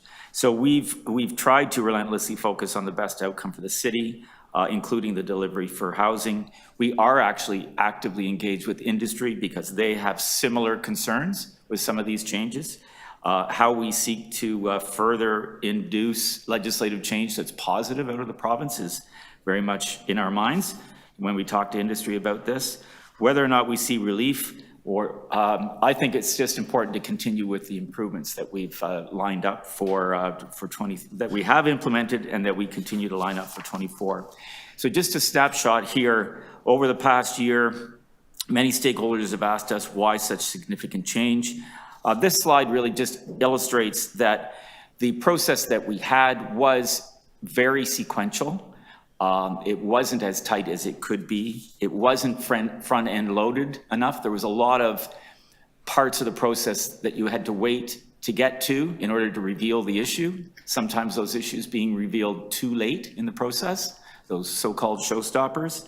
And too much, what I call too much stop, start, wait, stop, start, wait. It goes on a lot like that.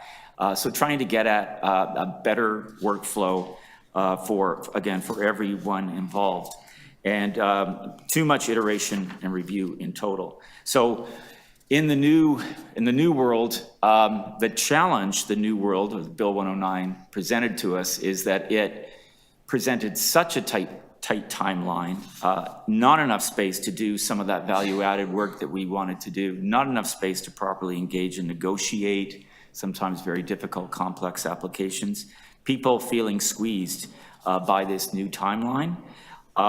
So all of the work that previously occurred during the review process needed to be reconsidered.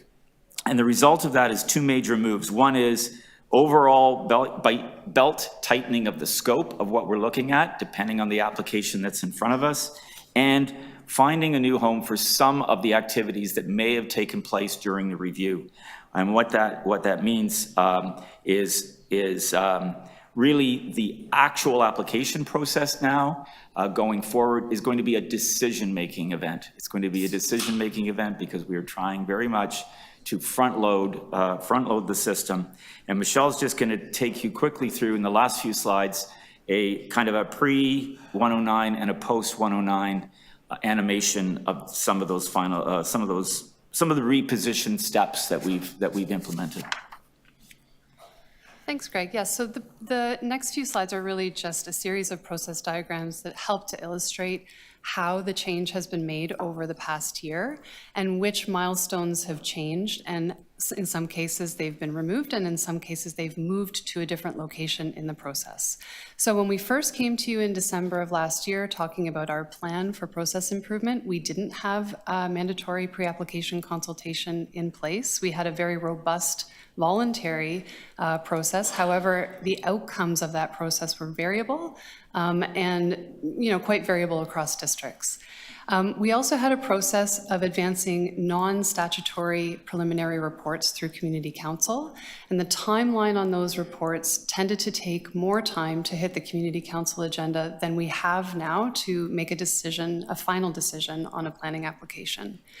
Once those preliminary reports made their way through Community Council, it was time to schedule community consultation meetings, and our average timeline to schedule those meetings prior to Bill 109 was just over 200 days.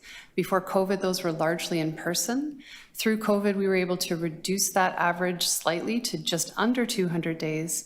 But again, that is the front end of our process. And now under Bill 109, that far exceeds our timeline for final approval. And so our first series of process improvements were really focused on removing some of those non-statutory, non-legislated requirements, introducing new legislated tools available to us, including mandatory pre-application consultation, and setting a new business service standard for community consultation meetings so that it would occur on or about day 45 in the process. I will note that we've had really variable implementation of that new service standard, and so there will be more coming to you in 2024 on how to improve that. So as we look forward into 2024, we also have found that we will need to continue to front end as Greg mentioned, the time for proposal development, iteration, and really thinking through an approach to an application prior to submission. And so what this will likely start to look like emerging in 2024, obviously mandatory PAC is a critical piece. We'll likely see new processes, and these will be costed through our upcoming development application fee review to encourage applicants to remain in a voluntary proposal development process with us so that we can really make sure that the application coming in is something that we can make a decision on within the timeline. And then also, we will be going out for consultation on this, but also seeking to shift the community consultation meeting to the pre-application consultation process so that our stakeholders can have more meaningful consultation at a time when the proposal is really coming together. So this is what we're looking forward to in 2024. I'll just very briefly also give a reporting outlook. To address Councillor Bradford's motion at our meeting of September, we will be advancing quarterly development review KPIs through PHC over 2024. So you'll see those coming forward on a regular basis. That'll give us a sense of how our average timelines are doing. In January, as I mentioned, we'll bring forward a proposals report to get direction to consult on our consultation practices, both at pre-application and also community consultation meetings. We anticipate in April bringing forward having a statutory meeting for an official plan amendment, again, to update our application requirements. And then what we'd like to do by mid-year, around July, is bring back an official plan amendment to update our consultation policies. So that's just a bit of an outlook on where we're headed in 2024. And I think that's it. Thank you. Happy to take any questions. Are there questions? Councillor Nunziata. So you mentioned you hired, I didn't write it down, how many new staff?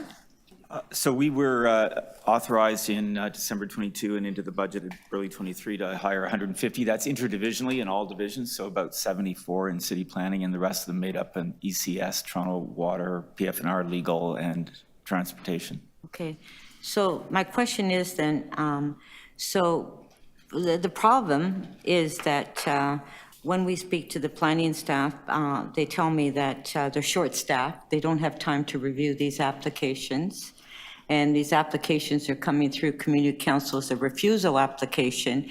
And they're all the developers are appealing. And I have so many appeals in my ward. So if we hired new, I don't understand if we hired new staff, why we're having this issue where we're not responding, and there's one application a year and they haven't heard from planning yet. So explain, if we have the staffing, why are we hearing from our staff that they're short-staffed and they don't have time to review all the applications? So through the chair, Councillor, I think you're probably unpacking a few scenarios with that question. One of them being that with new Bill 109 applications, we have a limited amount of time to review an application. What we've been doing, and this is just since July, we've been sitting down with applicants and saying, if you file, and we have not perfected the application, we have not had a chance to have a pre-application process that sorts out all the issues, we will have no choice but to send a refusal report to council. So that's one scenario. Okay, but this is before Bill 109. Fair enough. That's one scenario, and I think community councils across the city are starting to see those kinds of reports. But with legacy reports or with legacy files, that's why we're rolling out a new operating model. That's exactly the scenario that you're laying out, is the frustration that you and others have with the level of service that we're able to provide and the way that we provide the service. And that is why we've implemented in Etobicoke, York was the first one, a new operating model where we have support for staff. We have staffed up all of our directors and managers now. Other divisions, including transportation services, I think just in the last 5 or 6 months have been able to now staff up. So we're just seeing the results of that. And that is why the quarterly KPIs are important, I think, because, you know, I understand that you need to put our feet to the fire, and we're quite willing to do that and come back and demonstrate to you that we can make this work better.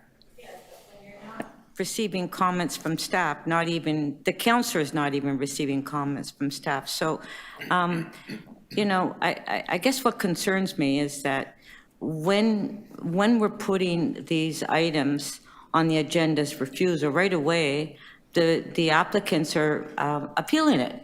Because they're saying, okay, refuse, I'm going to appeal. I mean, the reason for Bill 109 is because of the delays that we've had in the past on processing applications. I believe that's why.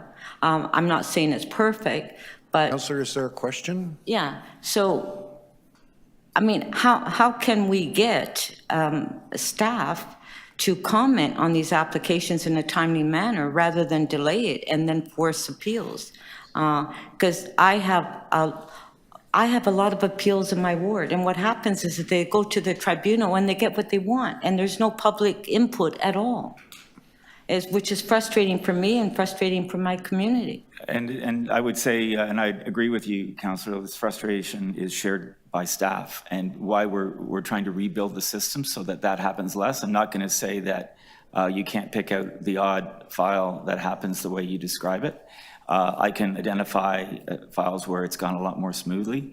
I do know that a lot we are dealing with, and Kelly's sitting behind you, but we're dealing with a lot of appeals. We are in a place right now with the changes in legislation, with the uncertainty in the market. There has been a propensity to file more appeals, to get into more of a settlement mode and get the issues resolved through that avenue. You will have seen at City Council, probably on average at least 10, if not more. And then that is why we need to front end the process more, so that when the clock is running, it's about a decision, a yes or no.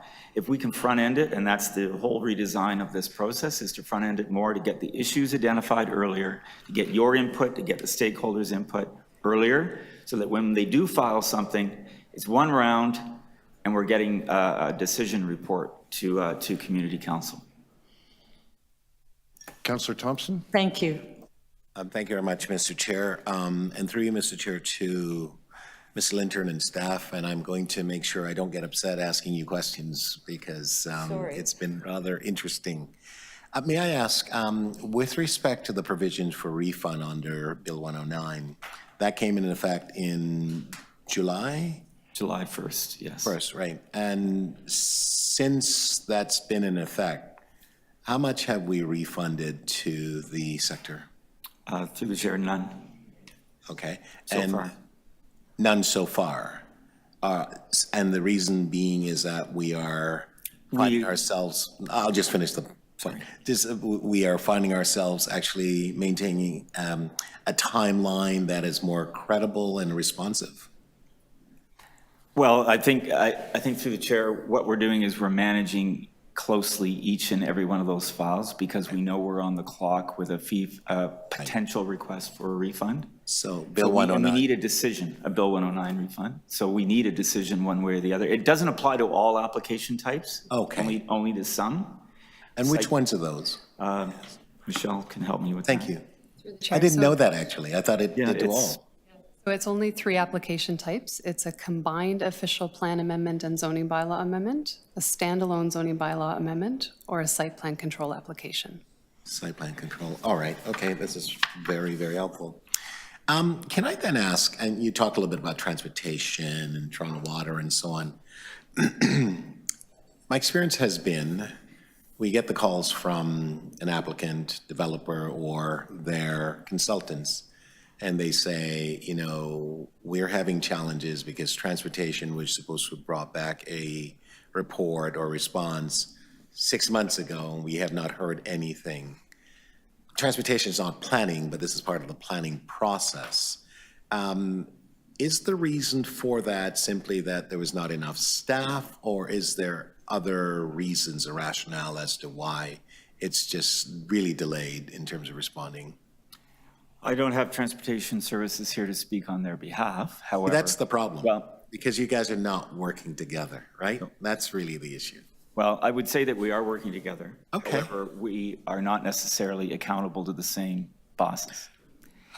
And I think that's the whole, and Jeremy is here from C2K, but that's the whole move with development and growth, is to put the development review components of those divisions together into one organizational unit, so that the accountability flows up to one deputy city manager. And that leads to efficiency. I think it leads to, when there's a tie, somebody to break the tie, metaphorically. Okay, great. Thank you very much for that. This is very helpful in terms of clarification. That obviously includes Toronto Water in a similar vein. Right. So let me then ask you this question. I've seen and have had a variety of experiences with this, and I think you and I have probably chatted about this sometime, where one planner is working on a file, and for whatever reasons, that planner is not able to continue working on the file. Maybe they're ill or have to take some time off. A new planner comes on the file, and it seems that it's a complete change as part of the process. Does the new planner simply have the authority to come in with their own set of perspective or criteria? Or do we have a standard criteria that the planners are required to follow so that it wouldn't prejudice the process that was already established? I would say, through the chair, ideally the latter, that they're looking at standards and policy in the same manner that the previous assigned staff would. There's human beings are human beings. Things get lost in translation between different people. That's why you have management. And that's why you have oversight to make sure, and that's why we have application support from C2K to make sure that those risks that you're identifying, and I'm not saying that that doesn't happen. No, I get it. That those risks are mitigated through the structure that we've set up and the accountability that we've set up. Right. Look, we're all trying to get to a solution for the same purpose, because at the end of the day, we're all painted with the same brush. You guys are inefficient, you're the city, that sort of thing. Not everybody says that, I get that. So how would an applicant know to go to the manager, or what manager or senior level authority would they go to? How would they know? Is there like a process that says you can take your complaint to the senior manager? I think when the applications are assigned, that information is made available, who that planner is reporting to. So that's known, and that accountability structure is there. We promote and advertise who's reporting to who. All of that is updated on our website regularly. And I mean, again, that's part of that accountability structure that we have to continuously improve. I don't know if you want to add to that. I think Councillor Thompson, through the chair, just briefly, what you're describing is something that we're actually looking to avoid. And so through new process development, through rescoping our application review, through things like the introduction of new standard operating procedures, which are things we haven't necessarily updated in a number of years, through better training of staff, through more collaborative work on team-based teams, as Greg has described, what our focus is actually moving about 90% of that issue resolution to the staff, who are well-trained and working against a standard legislated process. And really that escalation should only occur on a small number of files where it requires manager or director to step in. But I think to your point, we're really trying to shift that back to staff by providing them with support in a more, standardized, streamlined process. Thank you. Thank you, Mr. Chair. Okay. Before I go any further, I just wanted to alert members on the new business item PH 8.22, Saving Iqbal Foods. There's a minor amendment that I'm going to be making. I posted it to CMP if you want to take a look, or you can come see it here. But I'd like to deal with those quickly after this item. Are there any other questions? Councillor Bradford? No? Does anyone wish to speak to this item? Councillor Thompson? Well, thank you very much, Mr. Chair. I want to thank Mr. Linton, geez, Mr. Lintern. I have a cold, so I'm just dealing with that. Mr. Lintern and team for this report. I mean, look, we've got some amazing people that work in this space, and there's a tremendous amount of demand on their time and so on. The questions that I ask, and I suspect the questions Councillor Nunziata has asked as well, it comes through varying element of being frustrated with, you know, the responses and so on. And yes, we've seen efforts to bring about changes in the timeline that it takes to get an application across the finish line and so on. We've experienced too many times, in my experience, where you had one planner working on the file, another planner comes on, and like a lot of things change, not like minor tweaking, but just dramatic changes and so on. And it frustrates not only the applicant and as part of the process, but as the local councillor, because you want to get things done and so on. It does cause that frustration. Long before we had the sort of PCR process, I would try to get people together to come in so that pre-qualification meeting and conversation around what are you trying to do? How would you like to do it? What can they do? And why can they not do certain things that they'd like to do, and how we thrash that through as part of a process. I've seen that work extremely well, so I'm happy with respect to that pre-process that helps to, you know, clear through a lot of the clutter that would bog things down. And I'm definitely, you know, I'm for one, in spite of some of the concerns, I'm very much in support of Bill 109 in terms of anything to move things along and help us. Like, and I'm glad, Mr. Lintern, you said like since July in terms of when the fee process in terms of having to rebate for lack of responding in terms of the timely fashion. So we've had to do none of those things at this point. I'm hopeful that we don't, because we can see that to be a problem going forward in terms of the budgets and just the ability of paying out and providing the service, because then we provide that service for free, or we're being penalized for our inability to respond to that, the timeline and so on. I've regrettably had too many experiences either with Toronto Water or transportation not being able to report back in a real timely fashion. And we've had to intervene in a number of ways in terms of responding to the concerns that's been brought to my attention, and I'm sure to others as well.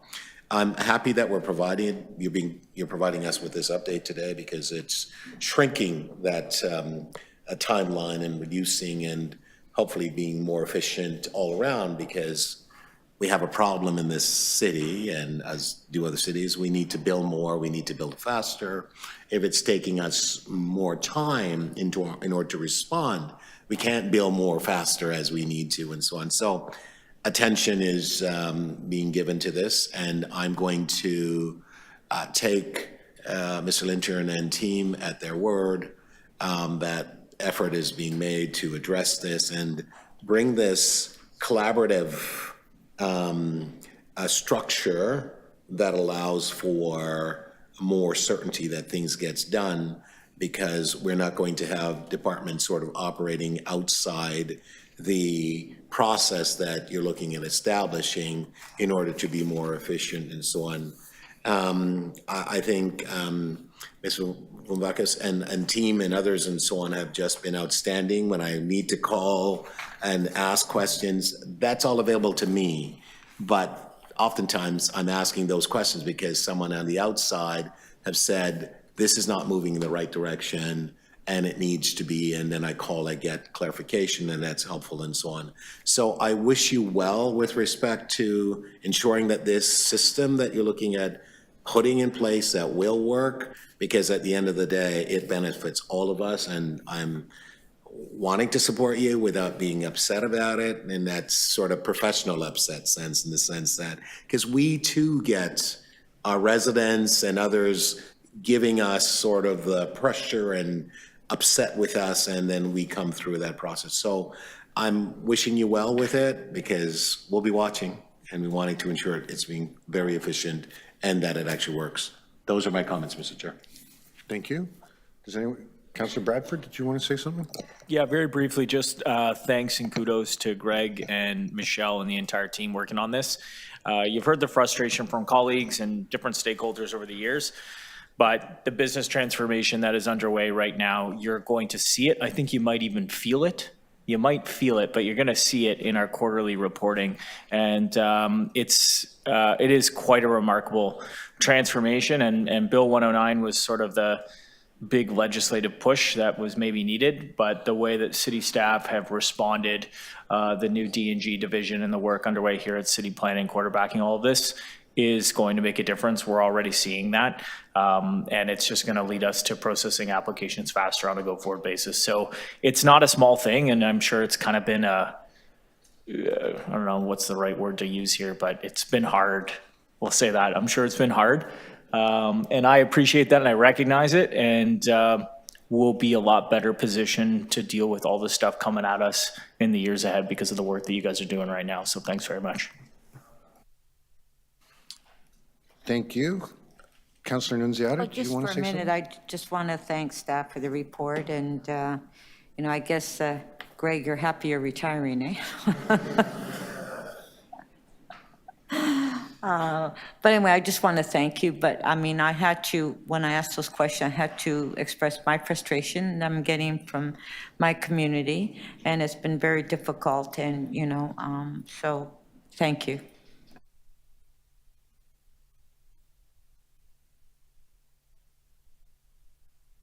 I'm just going to make a quick comment too. I have a slightly different perspective here.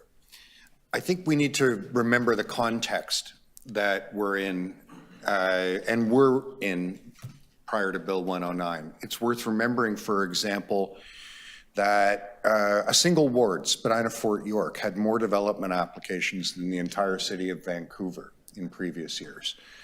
And yes, that creates a big volume of work. But the other consequence of, well, another thing happened, which is the province of Ontario undid previous reforms to the Ontario Land Tribunal, which made the process more adversarial than in the previous regime.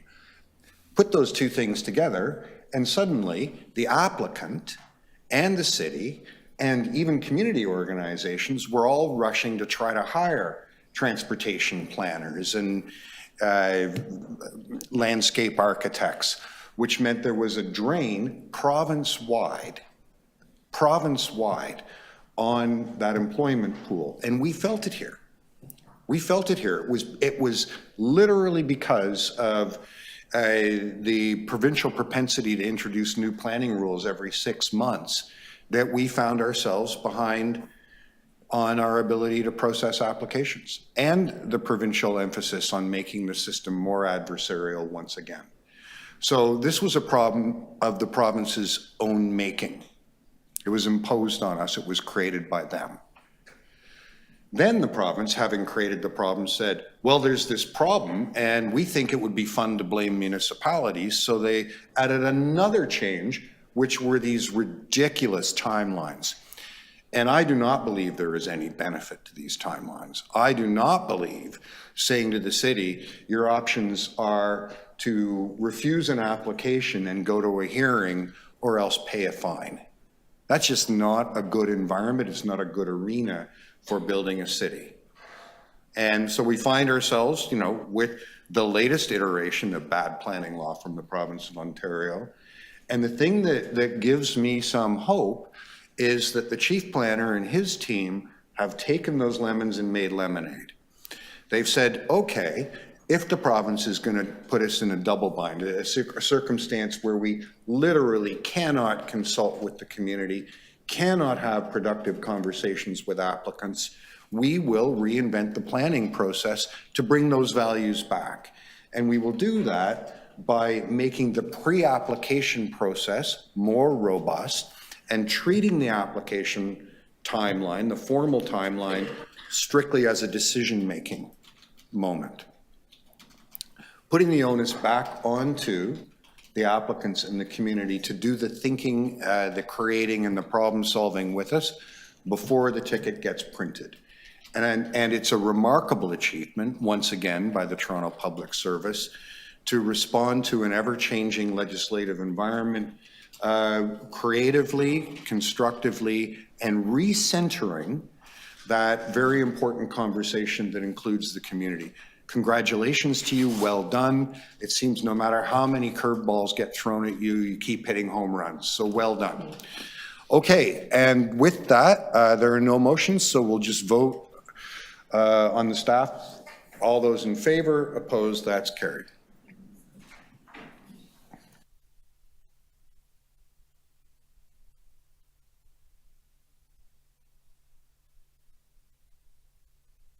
Next, PH, pardon me? Oh, yeah. Thank you very much for that reminder.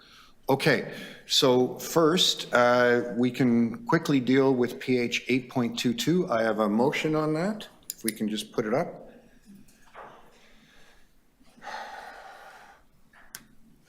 So this makes a minor amendment to this. It gives a little bit more flexibility in negotiating some of the fine details in order to get the MZO done. Okay? So I'll take the amendment and the item all together. All those in favor, opposed, that's carried. And PH 8.23, which was circulated this morning, supporting purpose-built rental homes in Etobicoke North. All those in favor, opposed, that carries. Thank you, Councillor Thompson, for reminding me of that. Teamwork, there you go. PH 8.13, Toronto's film industry protecting a valuable asset. I think we're at 14. No, we held 13. I held it in case Councillor Fletcher had any comments, but she's unavailable. I don't think we need the staff presentation on this, do we, or do members want it? No? No. Thank you so much for hanging in with us all afternoon.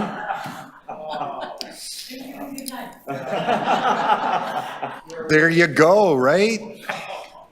Maybe we should each give our favorite line from film. Okay, but you got an opportunity to learn a lot more about planning law. And who wouldn't want that opportunity? Okay. Yeah. A motion to receive. All those in favor, opposed, that carries. Next, item PH 8.14, directions to amend official plan employment area policies proposals report. We have 3 deputants. First, Robert Walter Joseph. Robert? Robert, can you hear me? Can you hear me? Yes, I can hear you. Welcome, Robert. You've got 5 minutes to make a presentation of the committee. You can begin now. Wonderful. Thank you, Chair. So good afternoon, Chair and members of the Planning and Housing Committee. My name is Robert Walter Joseph. I'm a senior planner with Gladkey Planning Associates, and today I'm representing the Duke Heights BIA, who have submitted a communication on this item along with Emery Village and like BIAs. I'd like to begin by emphasizing the need for a holistic consideration of the city's response to Bill 97, of which OPA 680 will form a part, along with the already adopted OPA 668. These legislative and policy elements should not be viewed in isolation due to their interconnected impact on Toronto's employment areas. We have provided analysis noting that the suite of policy changes will impact up to between 28 and 37% of jobs in designated employment areas across the city of Toronto. It's crucial that we recognize the interconnectedness of business and employment within these districts, and the vitality of designated employment areas relies heavily on a diverse ecosystem of industries. And it's important that all businesses currently permitted within these areas are able to continue to grow, relocate, and return. These areas have traditionally served and have traditionally been recognized as essential to Toronto's employment landscape, spanning the arts, professional services, retail, and commercial sectors, and it's crucial to understand and acknowledge the scale of the potential impact of policy changes. In light of this impact, we recommend the deferral in implementing any further changes. There's a clear need for comprehensive studies to fully understand the implications for employment within the city. And this is not about resisting change, but rather ensuring that change is grounded in informed decision-making and sound urban planning principles. It's also essential that the provincial and local level changes are consistent in their direction to avoid confusion in the implementation of new policy. Rushing this process, will overlook broader economic and social implications, particularly in the current uncertain economic climate. It is vital to allow sufficient time for detailed study and understanding of these potential impacts, and to ensure that any policy directions and changes are in the best interest of Toronto's diverse economy and its workforce. This additional time is critical to conduct thorough studies and to engage in meaningful consultation with stakeholders, thereby ensuring any policy shifts are well considered, properly coordinated, and reflect the city's diverse economic needs. I also want to highlight the issue of uncertainty, particularly post-pandemic. It's essential to provide stability and clear and consistent policy direction to support the ongoing recovery and growth of our business communities. And so in conclusion, as a planner, I work to ensure a comprehensive understanding of policies and their short and long-term impacts. And on behalf of my clients, I recommend that the committee take a measured approach, prioritize in-depth analysis, and continue to engage with the broader Toronto employment community. Thank you for your time, and I'm available for any questions that committee may have. Thank you. Are there any questions for Robert? No, Robert, thank you for sharing your views with us today. The next deputant that I have listed is Murray Goldkind. Murray?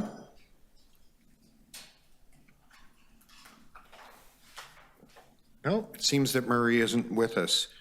Next, Jeff Cattell. I see you, Jeff. There you are.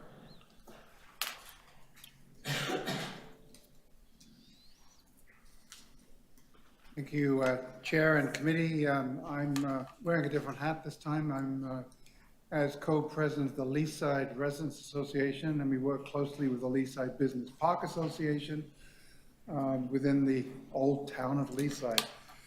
We, first of all, in contradistinction to the previous speaker, we strongly support the City Planning Report recommendation that Planning and Housing Committee direct the Chief Planner to continue consultation on the draft policy directions and come back with recommended official plan amendments before the province proclaims the amended Planning Act definition of area of employment. In other words, keep going and don't stop. First, what is the issue? And it's a very complicated issue, and I appreciate that not many people are familiar with this issue facing the employment areas, unfortunately, as a result of the provincial government's actions. In April of 2023, the province introduced two new policy changes, which included Bill 97, which amends the Planning Act definition for an area of employment to narrow the scope of uses that are deemed business and economic. And this received royal assent in June. And secondly, the provincial planning statement, which is a consolidation of two planning documents, the growth plan and the formerly called provincial policy statement, but no date has been set for the PPS to come in, for the provincial planning statement to come into effect. That may well be because of some of the headwinds they've run into on the Greenbelt front. They're having to rethink some of their strident measures. The amendment to the provincial definition of area of employment narrows the scope of uses from what is currently permitted in areas of employment. In particular, it expressly excludes from the definition institutional uses and commercial uses, including retail and office uses that are not associated with manufacturing, warehousing, research and development in conjunction with manufacturing. Now, City Council, in response, adopted OPA 668 in July of this year to authorize the continuation of institutional and commercial uses expressly excluded by the amended definition that were lawfully established the day before the relevant Planning Act changes come into effect. The necessary bills for 668 will only be introduced upon receiving provincial confirmation that they will in fact proclaim the Planning Act definition changes made in Bill 97. The City Planning Report represents draft policy direction to amend various employment area-related policies to bring the OP official plan into alignment with the new definition. City planning states that for the city's employment areas to continue to benefit from the current employment protection policies, land use permissions for these areas must align with the amended definition of area of employment. Doing so will mean that the city will need to limit some of the broader official plan employment permissions in general employment areas and core employment areas, which is how the city divides the situation. As such, the city is proposing various amendments now, OPA 680, to the policies. These amendments are intended to align the land use permissions within the employment areas with the province's new definition, but will only make them align. The general approach is to only make official plan policy amendments to align them with the Planning Act to ensure that the city's employment areas continue to benefit from the current employment protection policies. So why is this relevant to Leaside? Well, Leaside is a residential and an industrial business community. Over the past 110 years, the Leaside Business Park has been a major employer in the medium to heavy industry sectors, so on, munitions, auto production, radar, optical instruments, and so on. This juxtaposition of business park and residential communities has been of great public benefit. It's important to maintain skilled jobs close to home, reducing traffic. Up to now, the Leaside and other business parks have been protected through the official plan policies and bylaws, and the OMB decisions that have respected the employment lands boundaries and policies.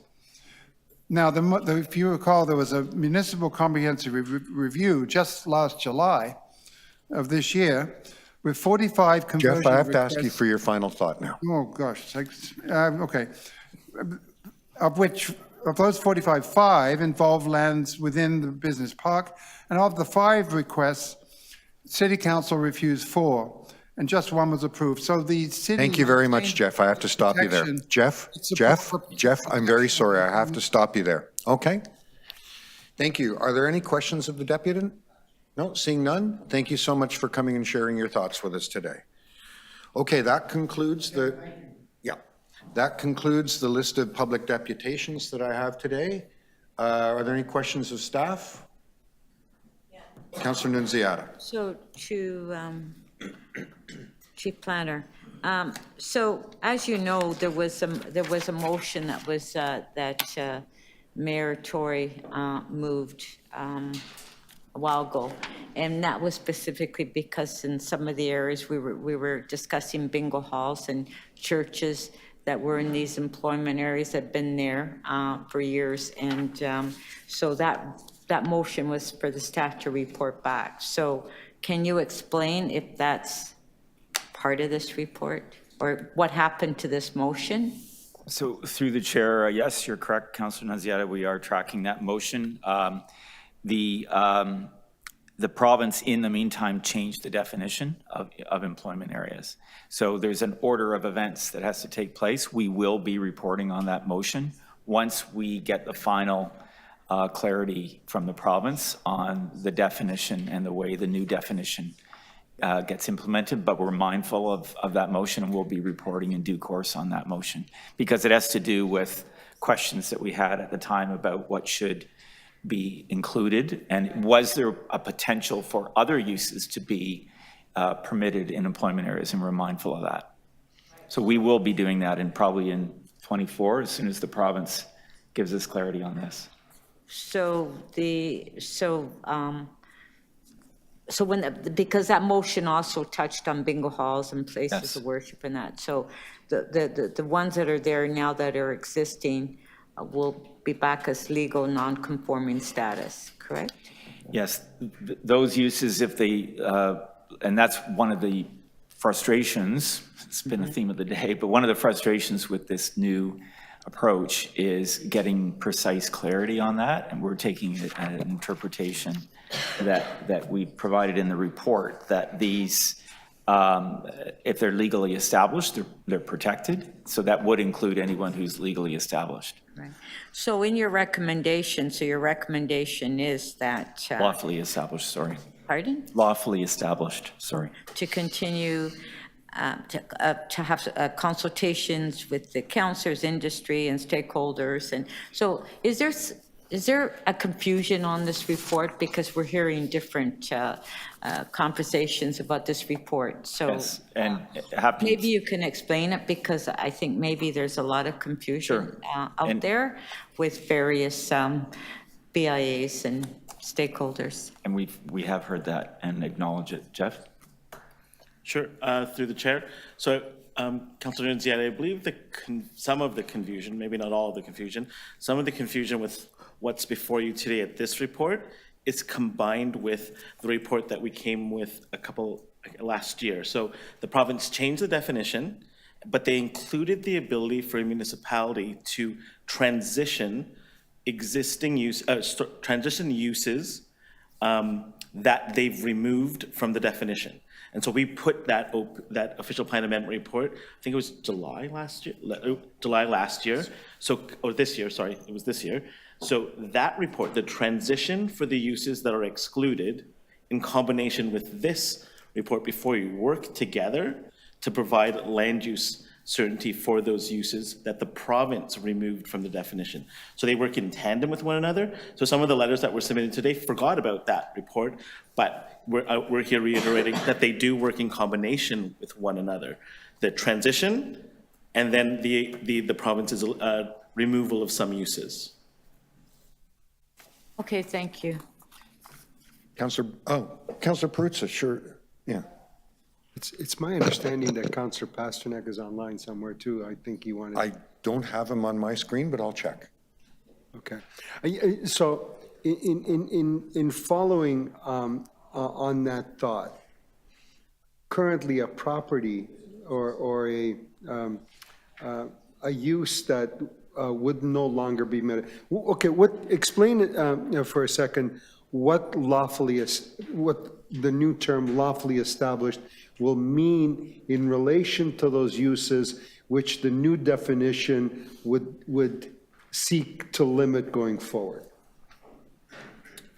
Through the chair. So our understanding is that the province was going to provide municipalities with guidance on what this new term means in the Planning Act, because it doesn't, it's different from legal non-conforming in the zoning bylaw. So it's a newly introduced term in the Planning Act. So there are two ways of understanding and interpreting what lawfully established mean. It can mean bricks and mortar, that you exist today and you operate, therefore you are lawfully established. Or it could mean that you have permissions for a use that's not operating today. So bricks and mortar or permitted. And so it's two types of interpretation. I think legal is going to, may chime in. Hold on, you just added, oh, sorry. No, I would just say that it's something that we're looking into because we anticipate potentially some litigation on this front. So we're looking into it. We're hoping the province provides clarity, but it's not something that we know with certainty at this moment in time. And it's something that we anticipate may be the subject of litigation. So we just have to be careful about providing advice on this in public forum. But you understand that there are lots of people out there who are legitimately very scared about how this will impact them in their properties, right? Yes, and that's why we're hoping we're going to get clarity for everybody's sake. So, and you're saying that clarity is only going to come through litigation and the courts defining what this means? Well, it could come from the province because they've introduced a new term into legislation that we don't without definition. But typically when legislation does not provide a definition that for a term, that term gets defined by courts. Okay, let me ask the question just to kind of like in a simpler format, right? For somebody who's out there who has one of these call them today legal non-conforming uses under how the new rules, the new rules will come in. Let's say they stop that activity on site, right? The current use stops, let's say for a period of 3-4 years, and then they want to reinstate that use. Does this lawfully established mean they now have a right to reestablish the same use? Yeah, I'm sorry, Council Pritza, that's not something that I think we can answer. That's something that I don't think we can answer in public forum, because I anticipate that could be the subject of litigation with the city. Can we then just go in camera for a few minutes? Because it's really important to understand this, right?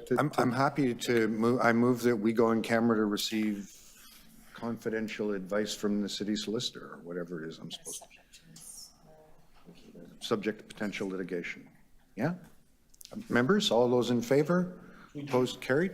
So I'm going to have to ask all members of the public and any city staff who are not here on this item, all members of the public, period, any city staff who are here not for this item. Jen, you can stay.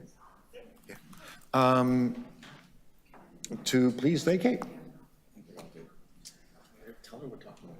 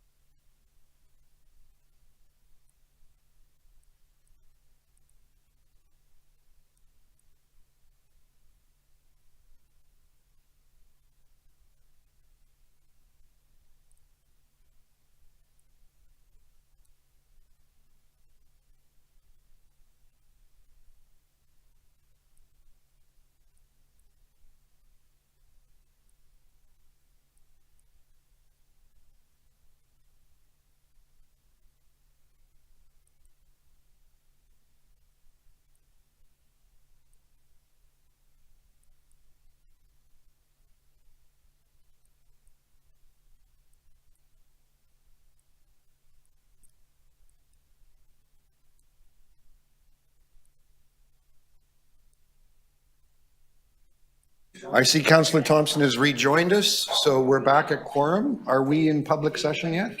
Jump in here with questions. Yeah, signed in herself. Does anyone know, are we back in public session? I am. Yeah, we do, we have the public here. Can we just hold on? One We moment. need to make sure that. We've got to fix some online stuff. These hybrid meetings, they make everything so simple and smooth. Okay, we can call the public session back to order. Okay, the meeting is now back in order, in session, whatever, I'm losing it. Councillor Pasternak, we were at questions of staff. Do you have any questions of staff? No, Mr. Chair, I'll skip questions of staff. Okay. I'll speak on the item. Thank you. Are there any other questions of staff? Councillor Bradford? Couple hopefully quick questions to help clarify for folks who are watching online, because I know this has been confusing. Why, today is a directions report proposal. Why is city planning bringing forward these policy directions? Through the chair. In order for council's decision on employment area conversions to continue to be protected from appeals, we have to align our employment area policies with the Planning Act definition. So this is a directions report that shows directions of us doing that alignment. Okay. Now, one of the challenges here is the provincial planning statement has not taken effect yet. So what steps are we taking here today, and why are we doing that now? So a draft provincial planning statement is out from the province, and we're consulting on this alignment exercise with draft directions. So we're just taking in feedback and continuing to consult. So this is really today as a decision point. The decision is to continue consulting. Through the chair, that's correct. Okay, that's helpful. What would happen if we did not change our employment area policies, given the changes that have been thrust upon us here from the province? Through the chair. So if council doesn't take the decision to align our employment area policies with a new definition from the province, then the city won't be able to apply a measured and comprehensive approach to the review of employment area conversions as we've done in the past through the MCR, or in particular because the province is proposing to eliminate municipal comprehensive reviews. So we just want to make sure that we can continue to apply a measured comprehensive approach with clear criteria that we apply when reviewing employment area conversions. So the decision to eliminate the 5-year MCR requires us to respond to this legislation as you've outlined in the proposal directions? Yes, that's correct. Okay. Last term, I think Councillor Nunziata alluded to this. City planning brought forward guidance around transition official plan amendments. How does that interact with what's in front of us today? Through the chair, yes. So last term we brought forward a draft official plan amendment, number 668, which was again in response to the province's Bill 97, which provided municipalities the ability to transition lawfully established uses in our employment areas that would no longer meet the province's definition. So together, OPA 668, which was adopted by council but not yet in effect because the province has not put in Bill 97 into effect, works in tandem with what's in front of you today, OPA 680, in terms of transitioning lawfully established, and then the next one aligning our policies with the new definition. So the province calls it lawfully established. There are also instances where it's legal non-conforming, but the idea here is the transition component of this is to actually preserve those permissions and uses. It is the city's intention, or we would like to find a way to ensure that people are able to preserve those existing permissions through this transition. Through the chair, that's correct. Perfect. Okay. And are you open to ensuring that the transition policies come into effect before we align our list of permitted uses? Just to, again, I think what everyone's concerned about, and understandably, is that existing operating businesses have the assurance that they will be able to continue operating. Yes, through the chair, that is a good solution to address some of the comments that we've received on this report, that if, for example, the transition came into effect the day before this amendment before you came into effect, then those uses that were lawfully established get their benefit from transition, and then the day after, the city can have our official plan amendment align with the provincial definition. Okay, that's helpful. I hope that was clarifying. Thank you. Thank you. Any other members of the committee with questions? Okay. We will move to speakers. Councillor Pasternak, you asked to speak on the item?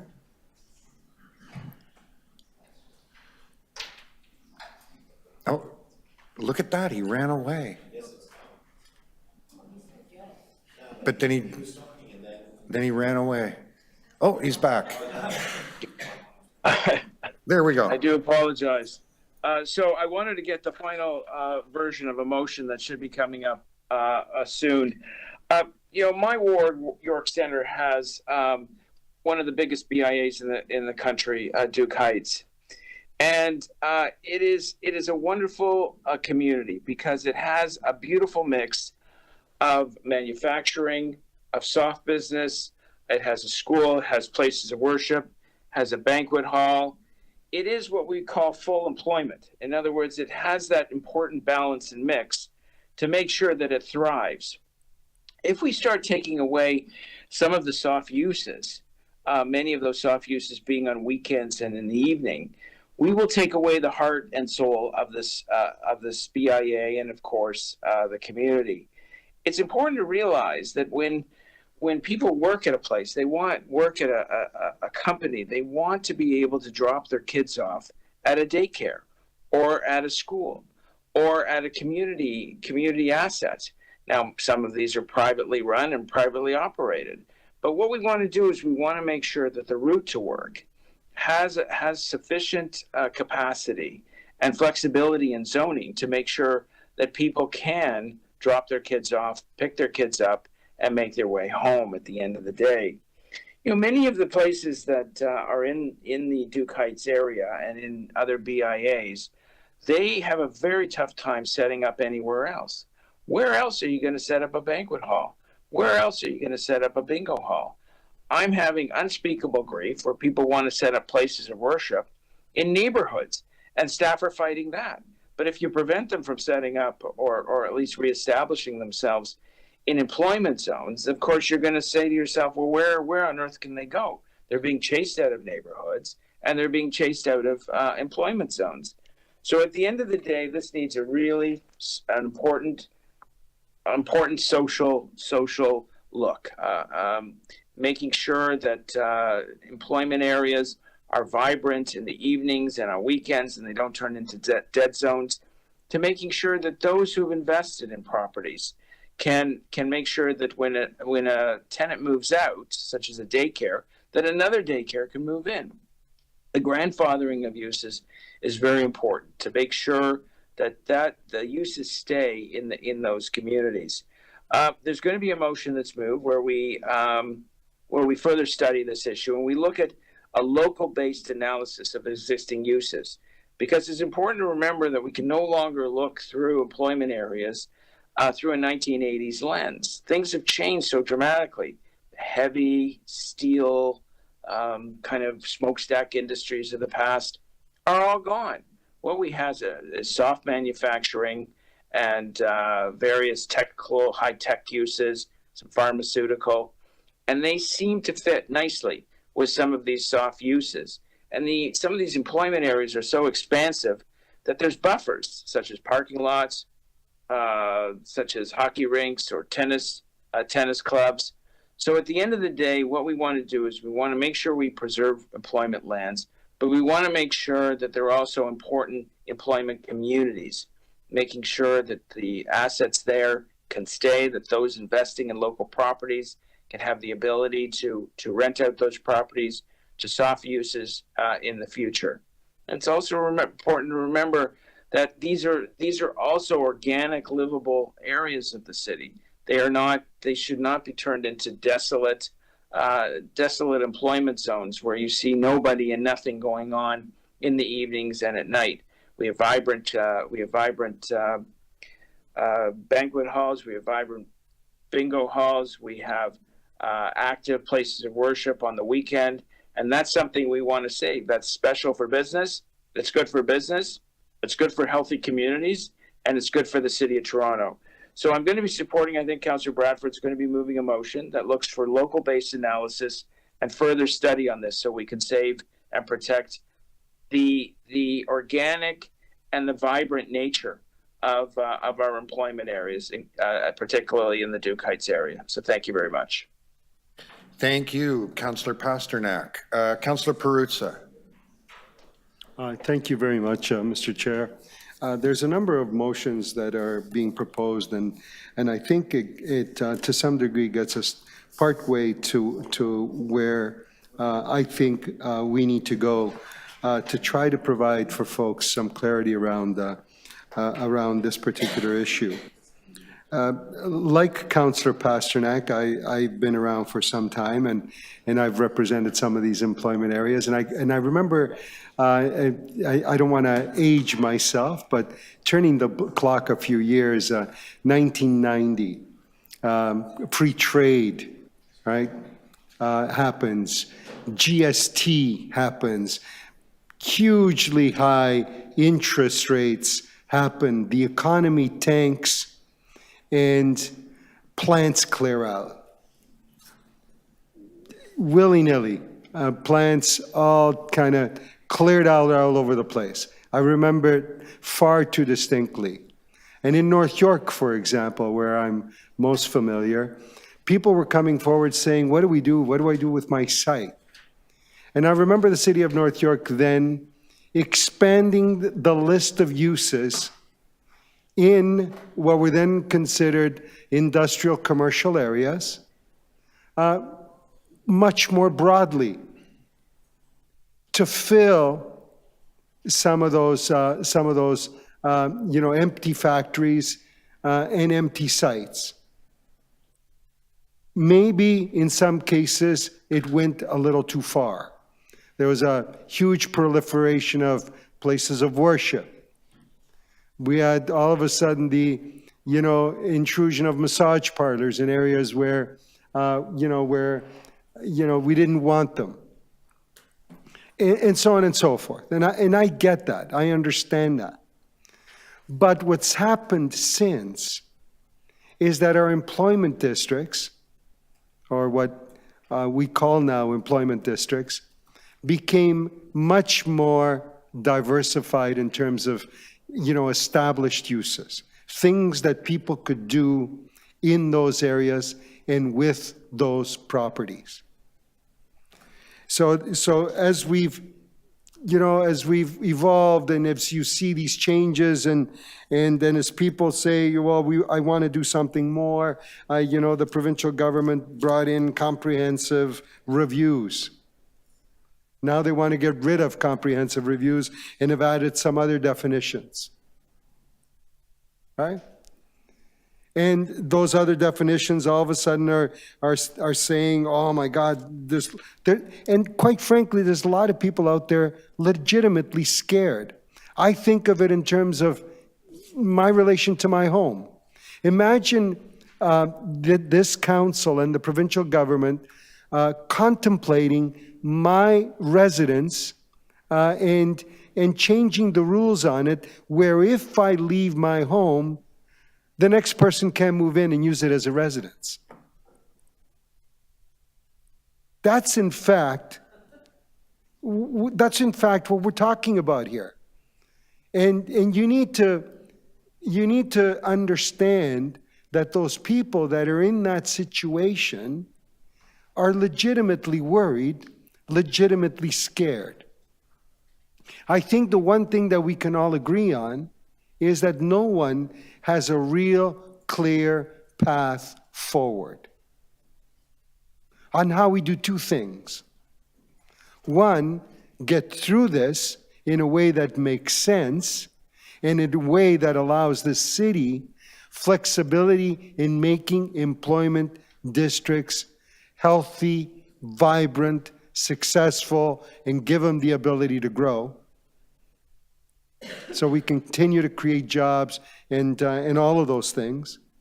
And B, how we ensure that those folks that are out there who have properties that technically under the new rules will be considered legally non-conforming or transition to lawfully established, what they want to know is how can I continue to have the uses that I got, because it's the only way that I can continue to use this property. And they're worried about those rights. They're worried about having those uses or those rights eroded. I think we have a series of motions here that give us a part of the way forward, but what we really need is the City Councillor, can I ask you to Council, wrap up? the City of Toronto, and the provincial government to come together and come to some kind of consensus that does all of those things that we all wanted to do. Thank you. Thank you. Okay. On that sunny note, Councillor Bradford, I think you had something to say?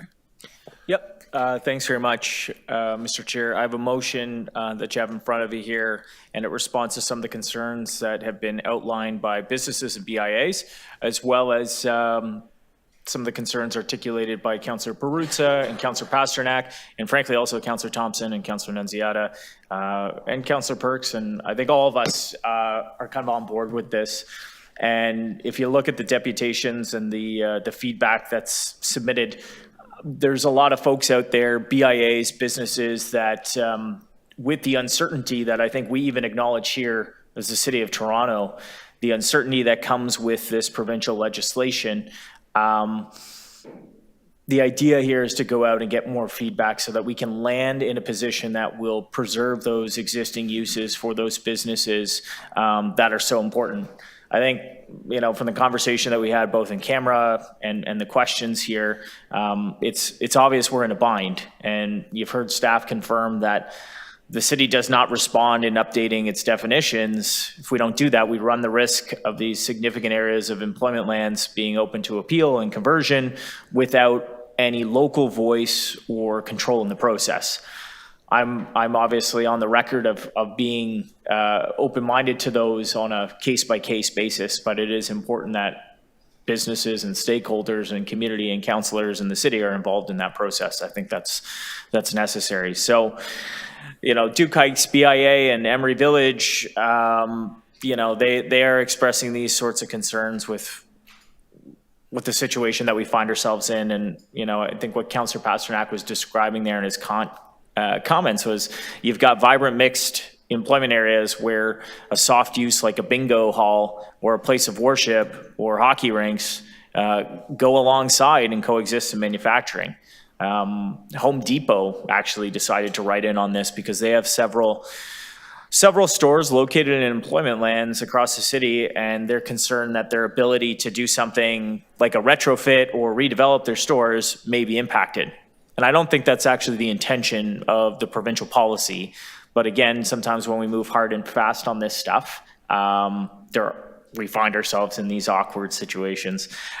So the amendments that we've worked on with staff help address those concerns by really making it clear that the city's intent is to ensure that existing businesses can use their lands and also redevelop and expand those same uses. If you had a hotel and you wanted to make a bigger hotel, would you be able to do that? Our intention is clear. That's the direction that we want to go. It just takes a little more legwork and time from all of us to put those pieces in place. So we're working towards a solution, and appreciate everyone's support. Okay. Oh, and hey, thanks for the staff, because this has been awkward and difficult and well navigated, Jeff Cantos and Carrie and team. Jeff Cantos, everybody. Okay, there you go. Any questions for the mover? No? Does anyone else need to speak? Councillor Nunziata?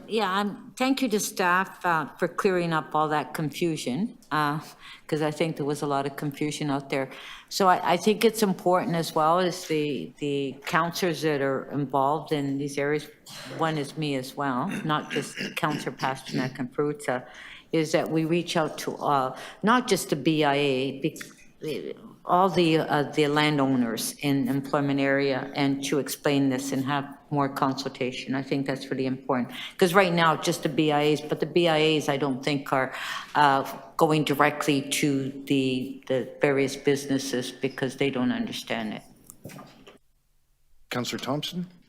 Thank you, Mr. Chair. Just briefly, thanking the staff for what? Let me just say for being forward-thinking and for understanding the challenges, what we face with respect to the province, and then figuring out a path and a position that we must take, recognizing that there are many people who may be confused about the issue and setting the table and the perspective, putting us in a really good spot. So thank you for that and your leadership. And of course, thank you to legal for that collaboration in terms of the approach, as Mr. Lintern had described earlier on in the presentation and update, that collaboration is taking place. So we see it working, in full real time. So thank you for that. Please, thank you.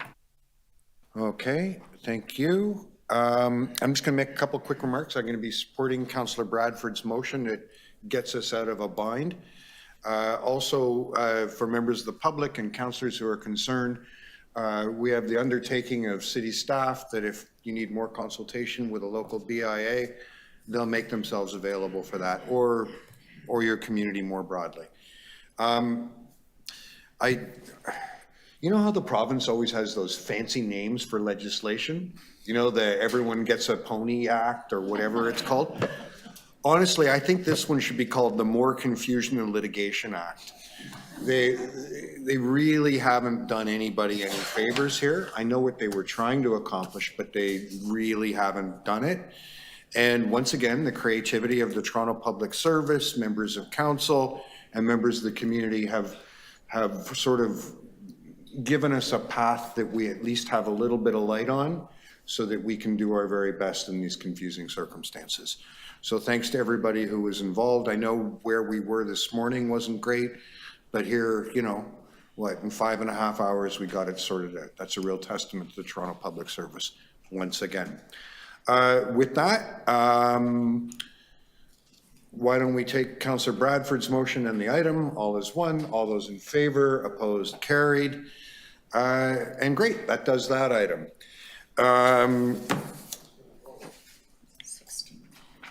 So that takes us to item PH 8.16. Members, I also wanted to alert you that Councillor Myers has rushed like a demon to get back into the meeting. He's online now. So we do have one spare seat if you have any personal needs to take care of. Okay, so we do have some deputants on item 8.16, amendment to the Toronto Municipal Code, Chapter 666, rental demolition and conversion bylaw. First, we have Lindsay Blackwell.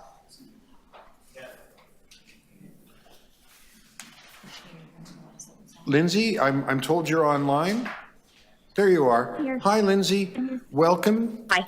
You got 5 minutes. You can start as soon as you're ready. Perfect.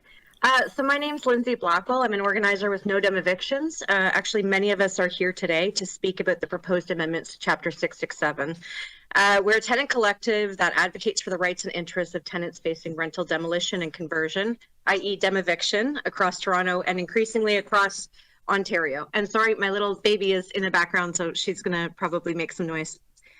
So to get straight to the point, we did not support the proposed amendments to Chapter 667, and we are strongly urging councillors to defer approval until a meaningful consultation can be done with us as well as other tenants' rights and advocacy organizations.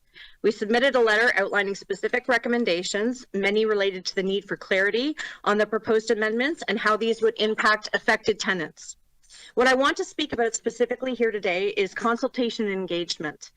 To give you some background on me, for more than a decade, I have led consultation, engagement, and partnership building on behalf of the provincial government. I've designed, delivered, and evaluated consultations with key stakeholders and communities across Ontario. So I am an expert in government-led consultations, and I'm here telling you that the proposed amendments to Chapter 667 demonstrate an appalling lack of consultation and engagement in 3 key ways. So first, The development of the proposed amendments did not appear to have included any consultation with tenants who are actually facing dem-eviction, nor any of the key tenant advocacy organizations across Toronto. As No Dem Evictions, we've been advocating for months on the issue of dem evictions. We've been visible, we've been vocal, and we've requested participation in improving the city's dem evictions processes and policies. And yet city planning has done no outreach to us on these proposed amendments.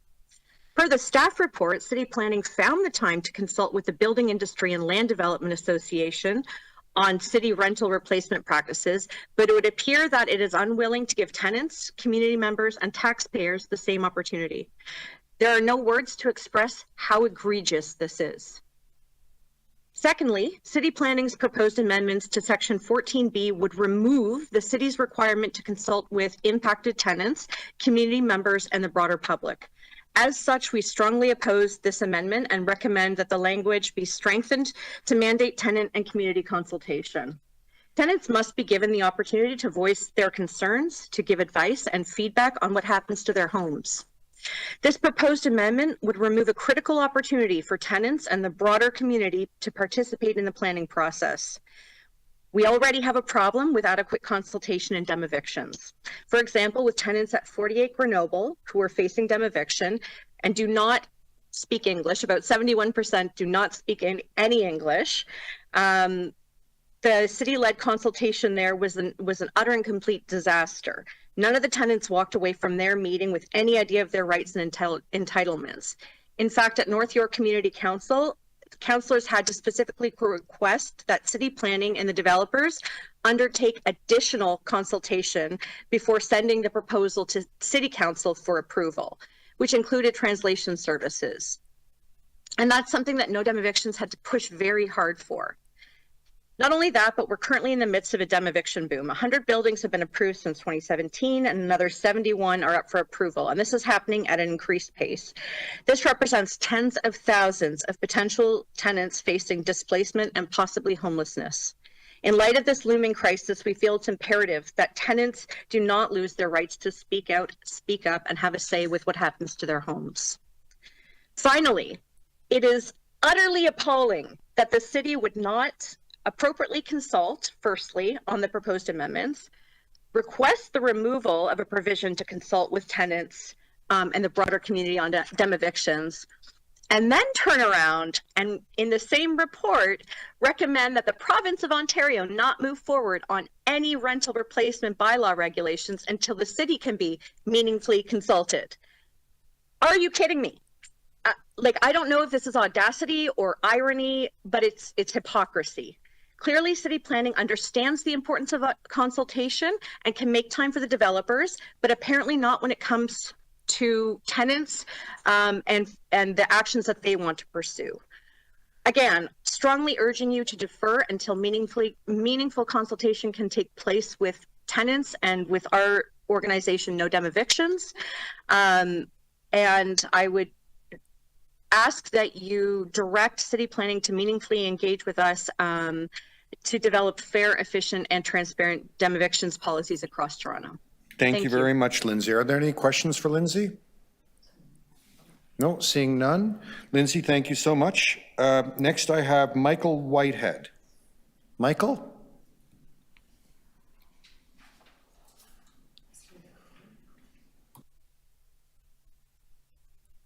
Michael doesn't seem to be with us.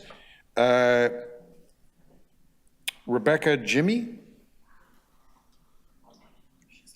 Hi, Rebecca. So let's see if you can see me. We can hear Almost you. There. Okay, it's 1 out of 2. There you are. we go. All right, well, it's nice to see you. Thank you, Chair. I'm Rebecca Jimmy. I'm being dem evicted from 145 St. George and a member of the No Dem Evictions group with my colleagues here today. So I applaud the proposed changes because they recognize that the section needs updating, but I also want to highlight my disappointment that it hasn't gone far enough, as my colleagues are going through a number of items today, but I want to focus on section 15 with the conditions and replacement units. So I submit a very real scenario for the near future. This would be next summer. My neighbors at 25 St. Mary 48 Grenoble, and my building, 145 St. George, we've been approved for demolition by 10 Block, who I believe has also responded today. And that's nearly 500 units. So at least 1,000 tenants are scheduled to receive eviction notices all next summer. That's 1,000 Torontonians who will be competing for homes from a renter pool that just decreased by 500 rent-controlled units. And this is only 3 of the 70 buildings that we know of. About 10,000 tenants soon will be displaced. So the existing policies for rental demolition and city planning staff to oversee them were not intended for this velocity of applications, let alone enforce them. And I ask you to defer this motion for more tenant consultation. This is a citywide, developer-centered response to the housing crisis, and in the short term, it's designed to decrease the housing stock while increasing demand by thousands of displaced tenants. So it's critical for you to understand that this will also absolutely deplete tenants' personal savings over the next 3 to 5 years, because the trap covers about half of the rent gap. This will make lower-income Torontonians more dependent on city services, and it'll make middle-income Torontonians downwardly mobile, unless you defer this motion today. So this is important for context, because I'm also thinking we're converting more tenants who need more affordable housing, specifically because they're being evicted, who are already housed in the first place. So what that means in the longer term, and this is something we can do today. Today, we are focusing on conversion of the replacement units in Section 15, where right now the official plan requires rental replacement to be held as affordable for at least 10 years. And I'm asking, why is it just 10 years? Why not move the needle a bit? If we must demolish rental housing, I propose that this is an actual change you can make now for Toronto's future, which will have significant impact in holding affordable housing.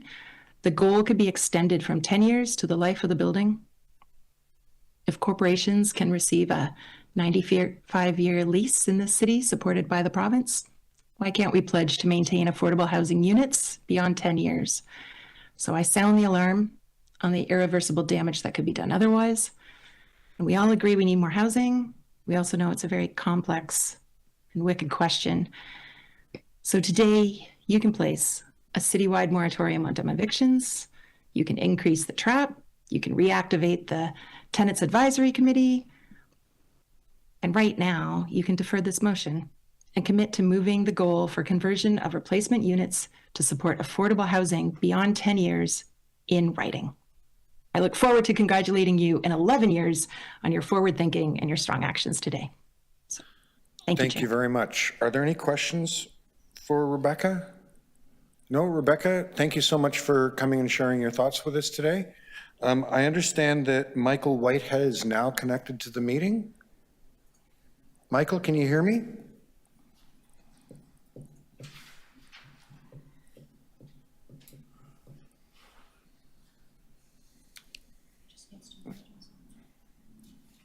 Michael?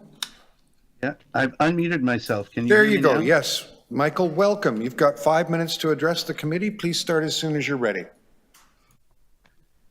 Okay, just finding the document. So, good afternoon, members of the Housing and Planning Committee. My name is Michael Whitehead, and I've lived at 25 St. Mary Street for 29 years. My building has already been approved for demoviction, and I'm part of the No Demevictions group, as you can see from the t-shirt I'm wearing. I'm here to speak on behalf of my building and the many other tenants facing demoviction with inadequate consultation, compensation, an uncertain right of return, and a dramatic failure on the part of council to protect affordable housing and add community benefits during the process. When the people of a class are badly treated for long enough by those in power and those elected to protect them and maintain a livable city, this oppression creates the conditions for that class, in this case the tenants of Toronto, to rise up in their own defense and push back against greed, evil, cowardice, and incompetence. So while I salute the Planning and Housing Committee on their efforts, the fact that no tenants or tenant groups were actively invited to depute at this meeting, and that we had to carefully scan notices from the city clerk's office to know this meeting was even happening in the first place, indicates that council and the planning department still don't get it. When councillors, the planning department, and developers get together in the absence of the tenants who are affected by decisions to demolish and redevelop their homes, tenants and affordable housing lose, and developers and outrageous greed win. It's a shameful way to run a city. with negative consequences that will last for a century or more. Currently, under Toronto's rental replacement policies, tenants are being displaced without adequate compensation or relocation, resulting in displacement from both their homes and their communities. Rental housing and affordable rental housing is being lost or maintained for 20 years and then lost with no plan for replacing them. Rental beings are being replaced with luxury condos and market rent apartments, resulting in neighborhood gentrification that makes communities unaffordable and inhospitable to long-term residents who have been there, in some cases, for over 40 years. Developers are violating the rental replacement policies in their contracts with impunity and benefiting financially from doing so. And rather than being prevented and penalized from destroying our existing affordable rental housing supply and displacing tenants, developers are being financially rewarded for doing this. None of this should be happening. A review of policies is required to understand why and how this is happening so that it can be stopped or adjusted in a way that is more fair. The tenants of Toronto are not opposed to development. They're opposed to the wrong kind of development, the kind that is profit-driven, reduces the stock of affordable housing, replacing it with market rate rentals that are not rent controlled, or luxury condos unaffordable for most of those who call Toronto home. It is gaslighting to say that if councillors don't make these deals, then the developer will go to the Ontario Land Tribunal or the Minister of Housing will change the rules.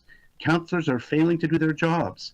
And I guess it may be perhaps to help fill a large budget gap that they are choosing these deals that are just not in the best interest of tenants or the city.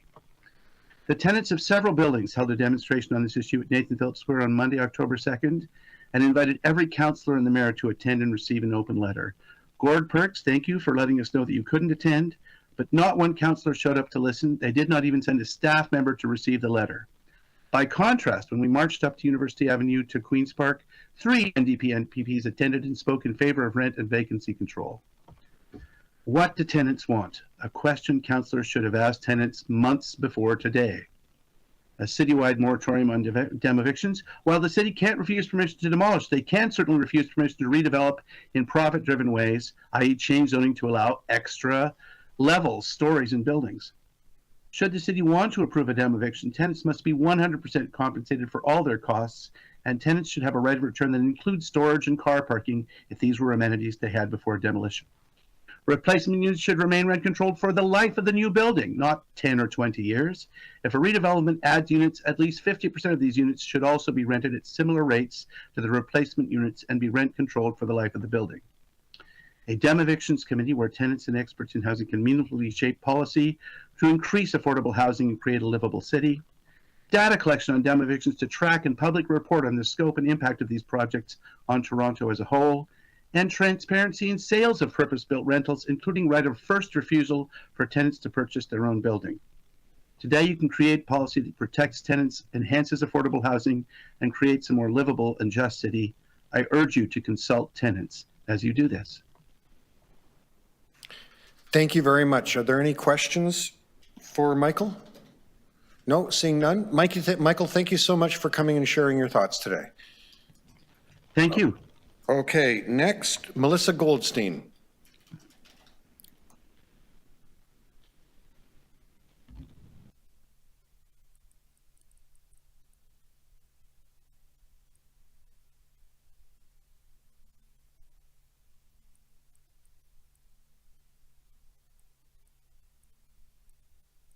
Melissa, you have to unmute yourself at your end.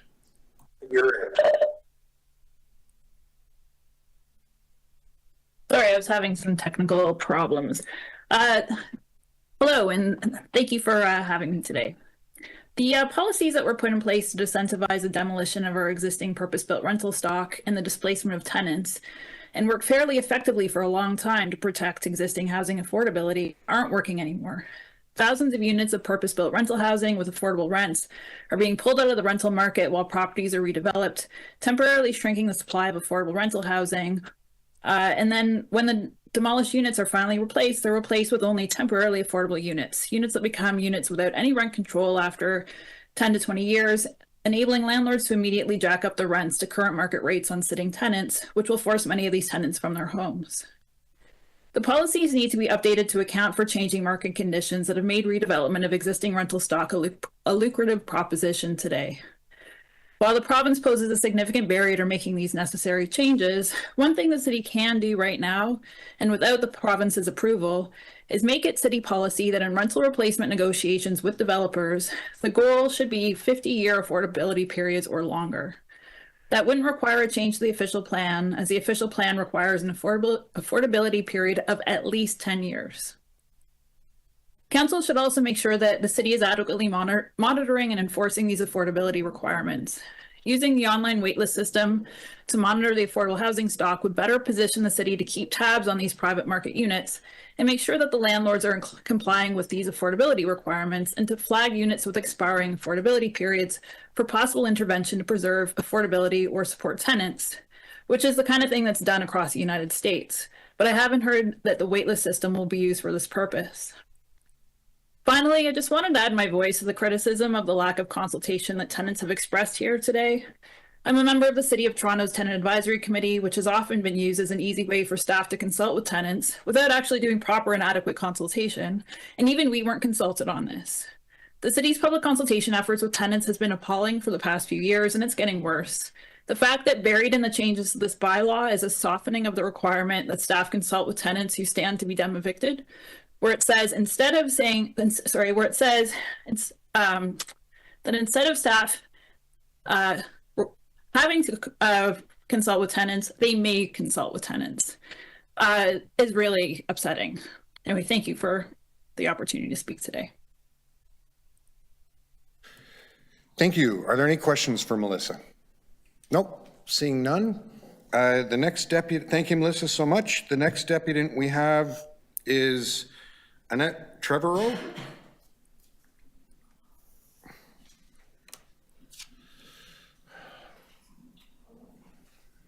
We don't see her. Okay, Annette is not here and not connected to the meeting. Natalie Tusingnot?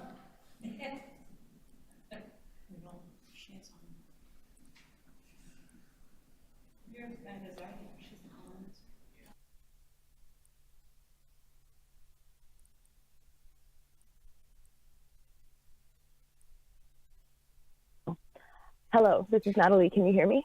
Hi, Natalie. Welcome. You've got 5 minutes to address the committee. Go ahead. Great. Hello, city councilors and city staff. My name is Natalie Dutuzia. I am a member of the Tenant Association at 135 Isabella Street. It's a 9-story, rent-controlled, purpose-built, well-maintained building. And in the fall of 2022, KingSett Capital bought our building, and in June of 2023, they submitted to demolish our building to develop a 69-story tower, yet to be determined as condos or luxury rentals. I'm also a member of No Dem Evictions, and I am speaking here today to urge this committee to defer their approval of the proposed amendments until city planning can meaningfully engage with our group, as well as other tenant advocacy organizations, to ensure that these amendments do not further diminish the rights of dem evicted tenants. In section 667-12B3, it is stated that a requirement for the owner to provide tenant relocation and other assistance to the satisfaction of the chief planner. For many tenants in my building, the tenant relocation assistance program may sound good at first, but quickly becomes confusing once questions are raised. We would like there to be a standard for what the satisfaction of the city planner is, as the current language allows for different projects to treat affected tenants differently based on potentially subjective views. A well-communicated standard would also help tenants understand what it is they can expect as help and prevent confusion, anxiety, and the spread of misinformation. Other proposed amendments may also cause confusion regarding situations where an approved proposal or project is transferred to another party, such as a corporation or a chargee or others. We need to ensure there is absolute clarity when this situation arises. KingSett Capital, the developers who bought 135 Isabella Street, are known for flipping land as opposed to developing on it. When we asked them during our community consultation meeting if they planned to flip the land or follow through with the development project, KingSett Capital skirted around the issue and instead spoke about other projects. This did not answer our question and leads us to believe that there is a strong possibility that 135 Isabella may find itself flipped for profit. The residents in my building thus would like the amendment to provide more clarity on approved proposals that will be flipped or transferred. I would also like to take this opportunity to express that there is a fundamental issue in the way that the status of my building and the tenant relocation assistance program is communicated to residents, both in my building and many other buildings. One, many residents do not understand the tenant relocation assistance program. Some clarifying language can be added upon communication. Two, some residents do not use English as their primary language. Letters and notices in the preferred language of a resident should be made available. Some receive letters in English and do not understand what is written, so they are not even able to inquire for a notice in their preferred language. Residents who have moved in after the application for demolition was submitted are not aware that the building is slated for demolition. Sorry, this is my third point. They do not know if they signed their rights away to the tenant relocation assistance program. There needs to be more transparency in these communications, in the documents signed by tenants, new and existing, and copies available in their preferred language. In the No Dem Evictions open letter to the City of Toronto on October 2nd, some of the key measures we requested were the formation of a Dem Evictions Committee to comprise of tenant association representatives, housing advocates, housing policy analysts, and more, to work together with the city to develop meaningful solutions on Dem Evictions and protecting the affordable housing stock. We would also like comprehensive and transparent data and public reporting on Dem Evictions and their impact on tenants and communities and the housing affordability crisis in Toronto.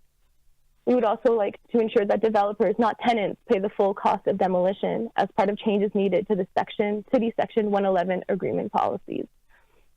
And we recommend that rent gap payments be adjusted or indexed for volatile rental markets, increased moving allowances, and clearly articulated roles and responsibilities for landlords and developers in securing temporary housing for displaced tenants so that tenants can remain in their communities where they have established support systems. We would like to clarify that we are not opposed to development. We simply ask for responsible development and transparency. We have an opportunity to improve the process to make it better for tenants, but we need to be part of the discussion. Thank you for your time. Thank you. Are there any questions? No, seeing none. That completes the list of deputants I have. I do have some questions of staff. First of all, just help situate us. Is what's in front of us a complete review of all the different issues associated with this, or is it something else?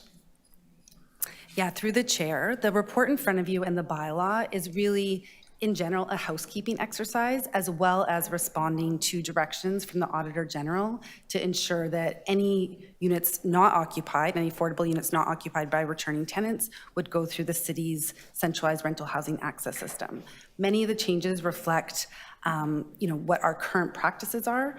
We are constantly improving our policy framework, and the bylaw really sets out the process, but we can always improve those practices. So this set of changes is in response to very specific recommendations from the auditor and directions from council. And we've gone through the process. We're here. That's correct. Okay. Did you consult with the Tenant Advisory Committee on the changes here in front of us today? Through the chair, and I'll let Abby Bond speak to this as well, but through the development of the centralized rental housing access system, there was extensive consultations that City Planning worked closely with the Housing Secretariat that included meeting with the Tenant Advisory Committee, meeting many different stakeholder groups, people with lived experiences, and that was about overall centralized housing access system, and that affordable replacement units not occupied by returning tenants would be part of that. Can you be specific? When did you meet with the Tenant Advisory Committee? Do you know?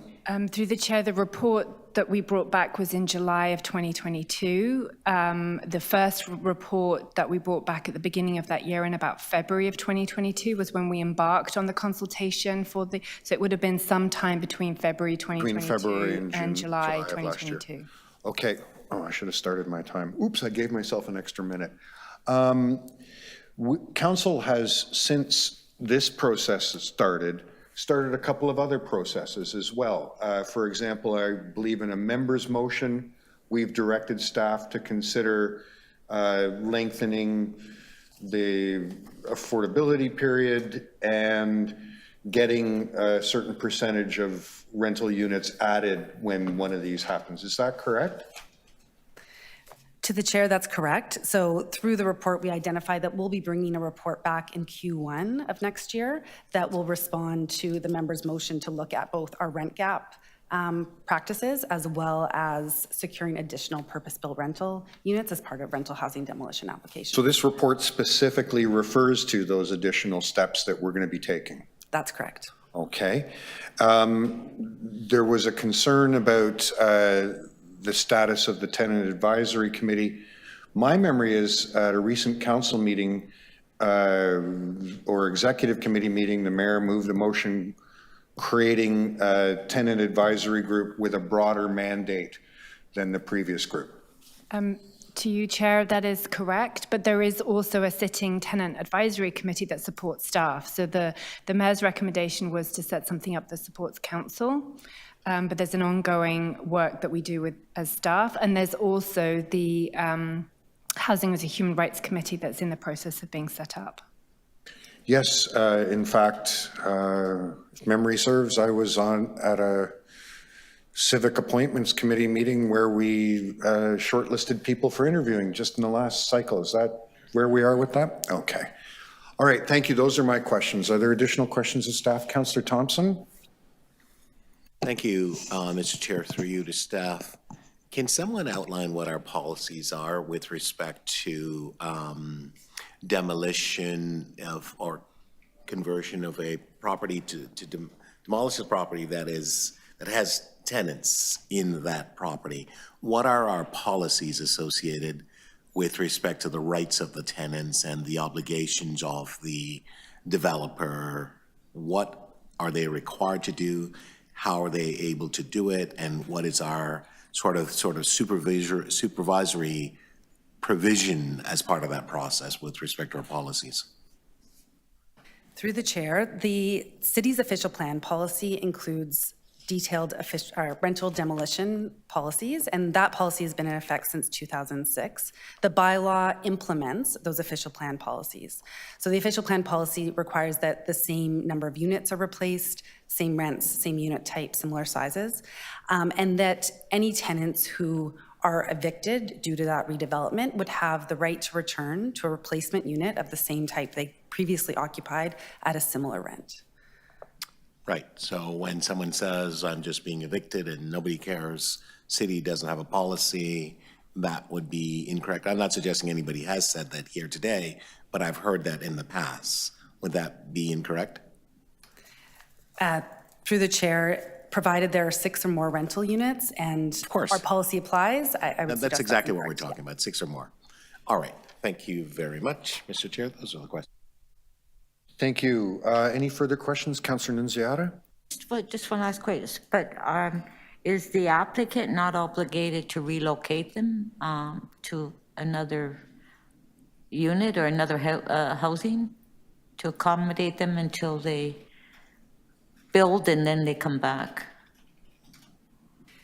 Through the chair, the city's practice is to secure tenant relocation and assistance, which means that tenants are typically provided with financial assistance to ensure that they can cover rent in another unit in a similar area, if they so choose, while the replacement unit is being constructed. Typically, a landlord or a developer doesn't have another unit close by they could offer, although that's an option. Oh, so it's possible they could have maybe other units close by and then house them there. Yeah, okay, thanks. Thank you. Any other questions? No? Okay. I have a question. Oh, Councillor Myers, away you go. Thank you. Through the chair, I'm just wondering if staff could please explain what type of consultations they did with tenants specifically on these proposed changes.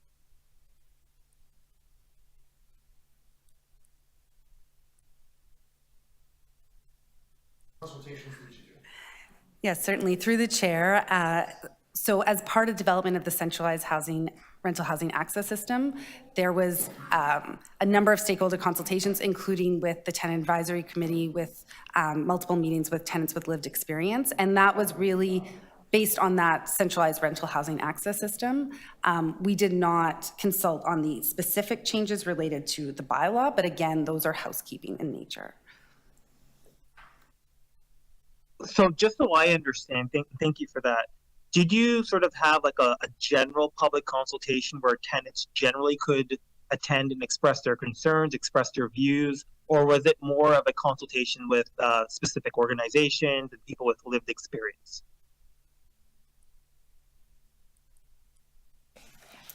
Through the chair, we did a number of things. We had a survey with residents. We consulted with many stakeholder groups.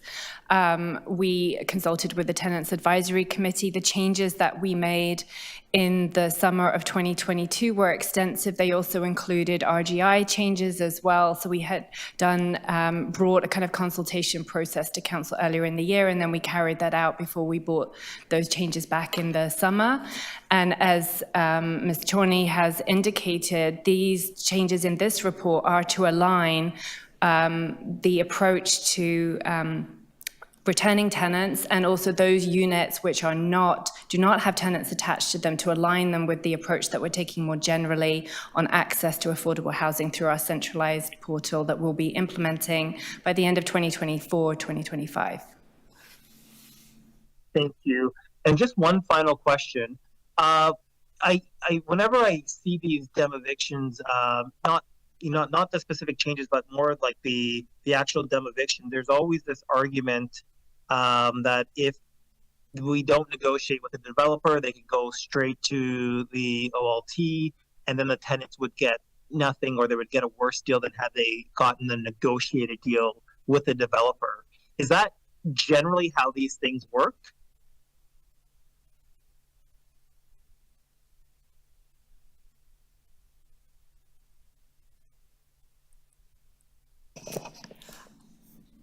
So I'm trying to think the best way to answer that. Section 111 is, the Land Tribunal does not have jurisdiction over Section 111. So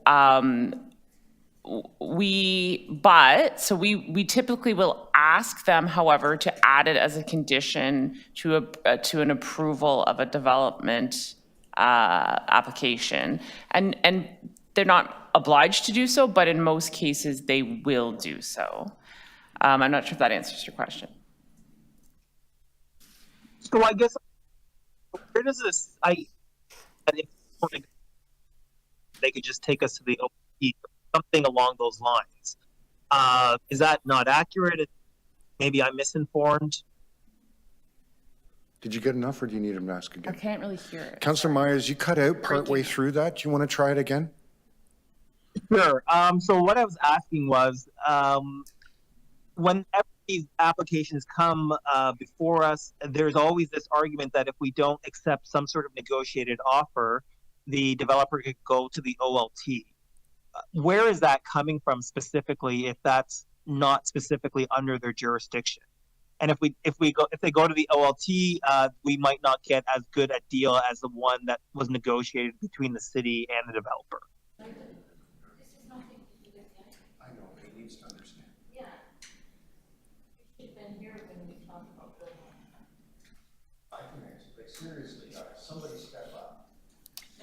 So, sorry, I'm just trying to understand the question. So,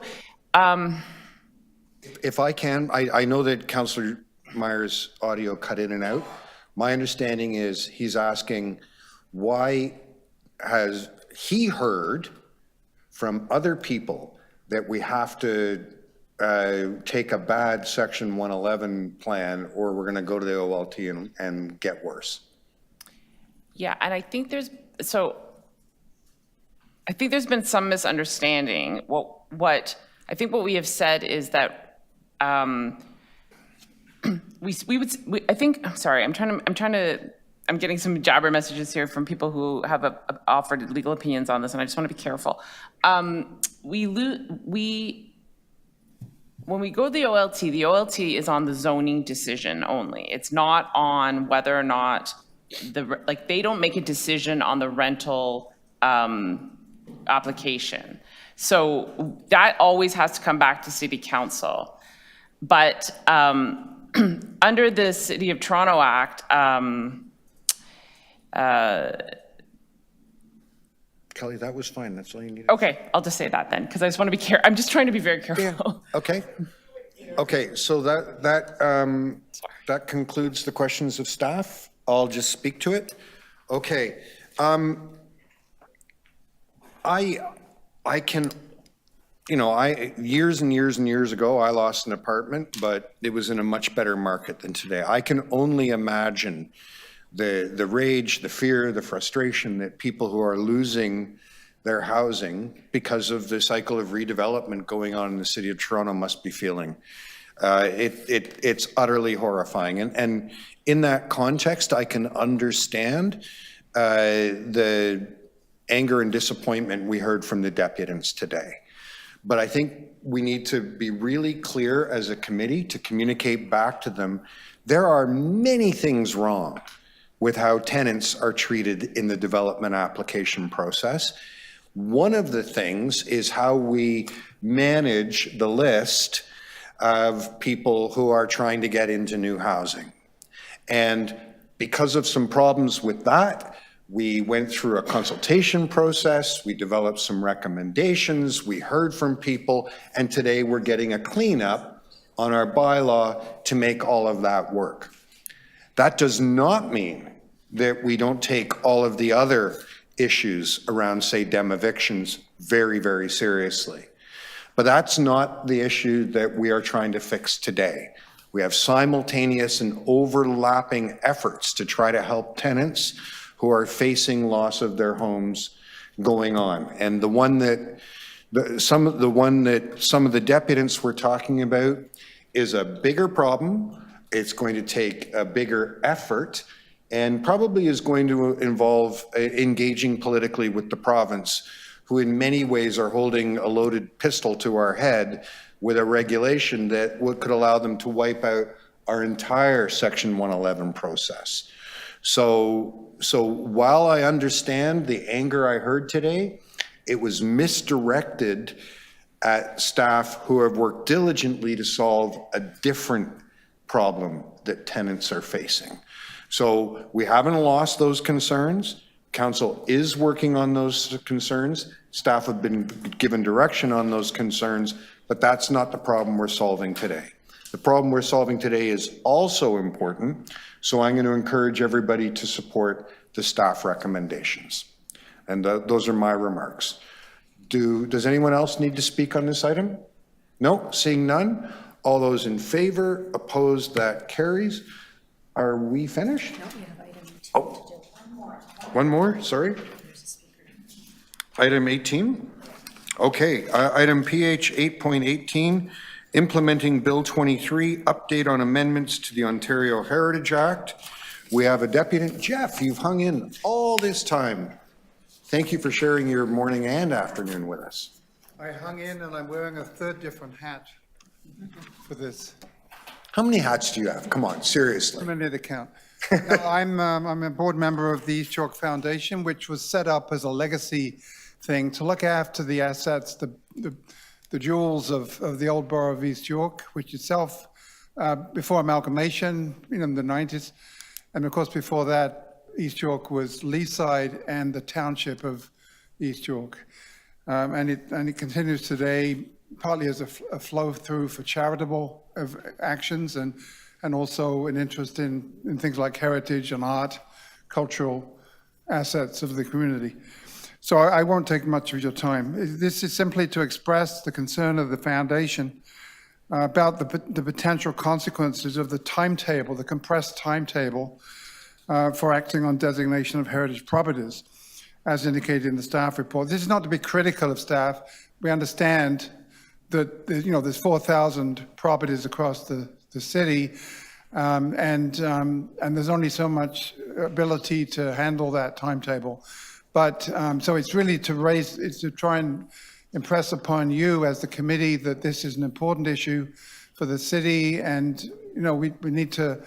It's forced upon us by the provincial government, to the shame of that government.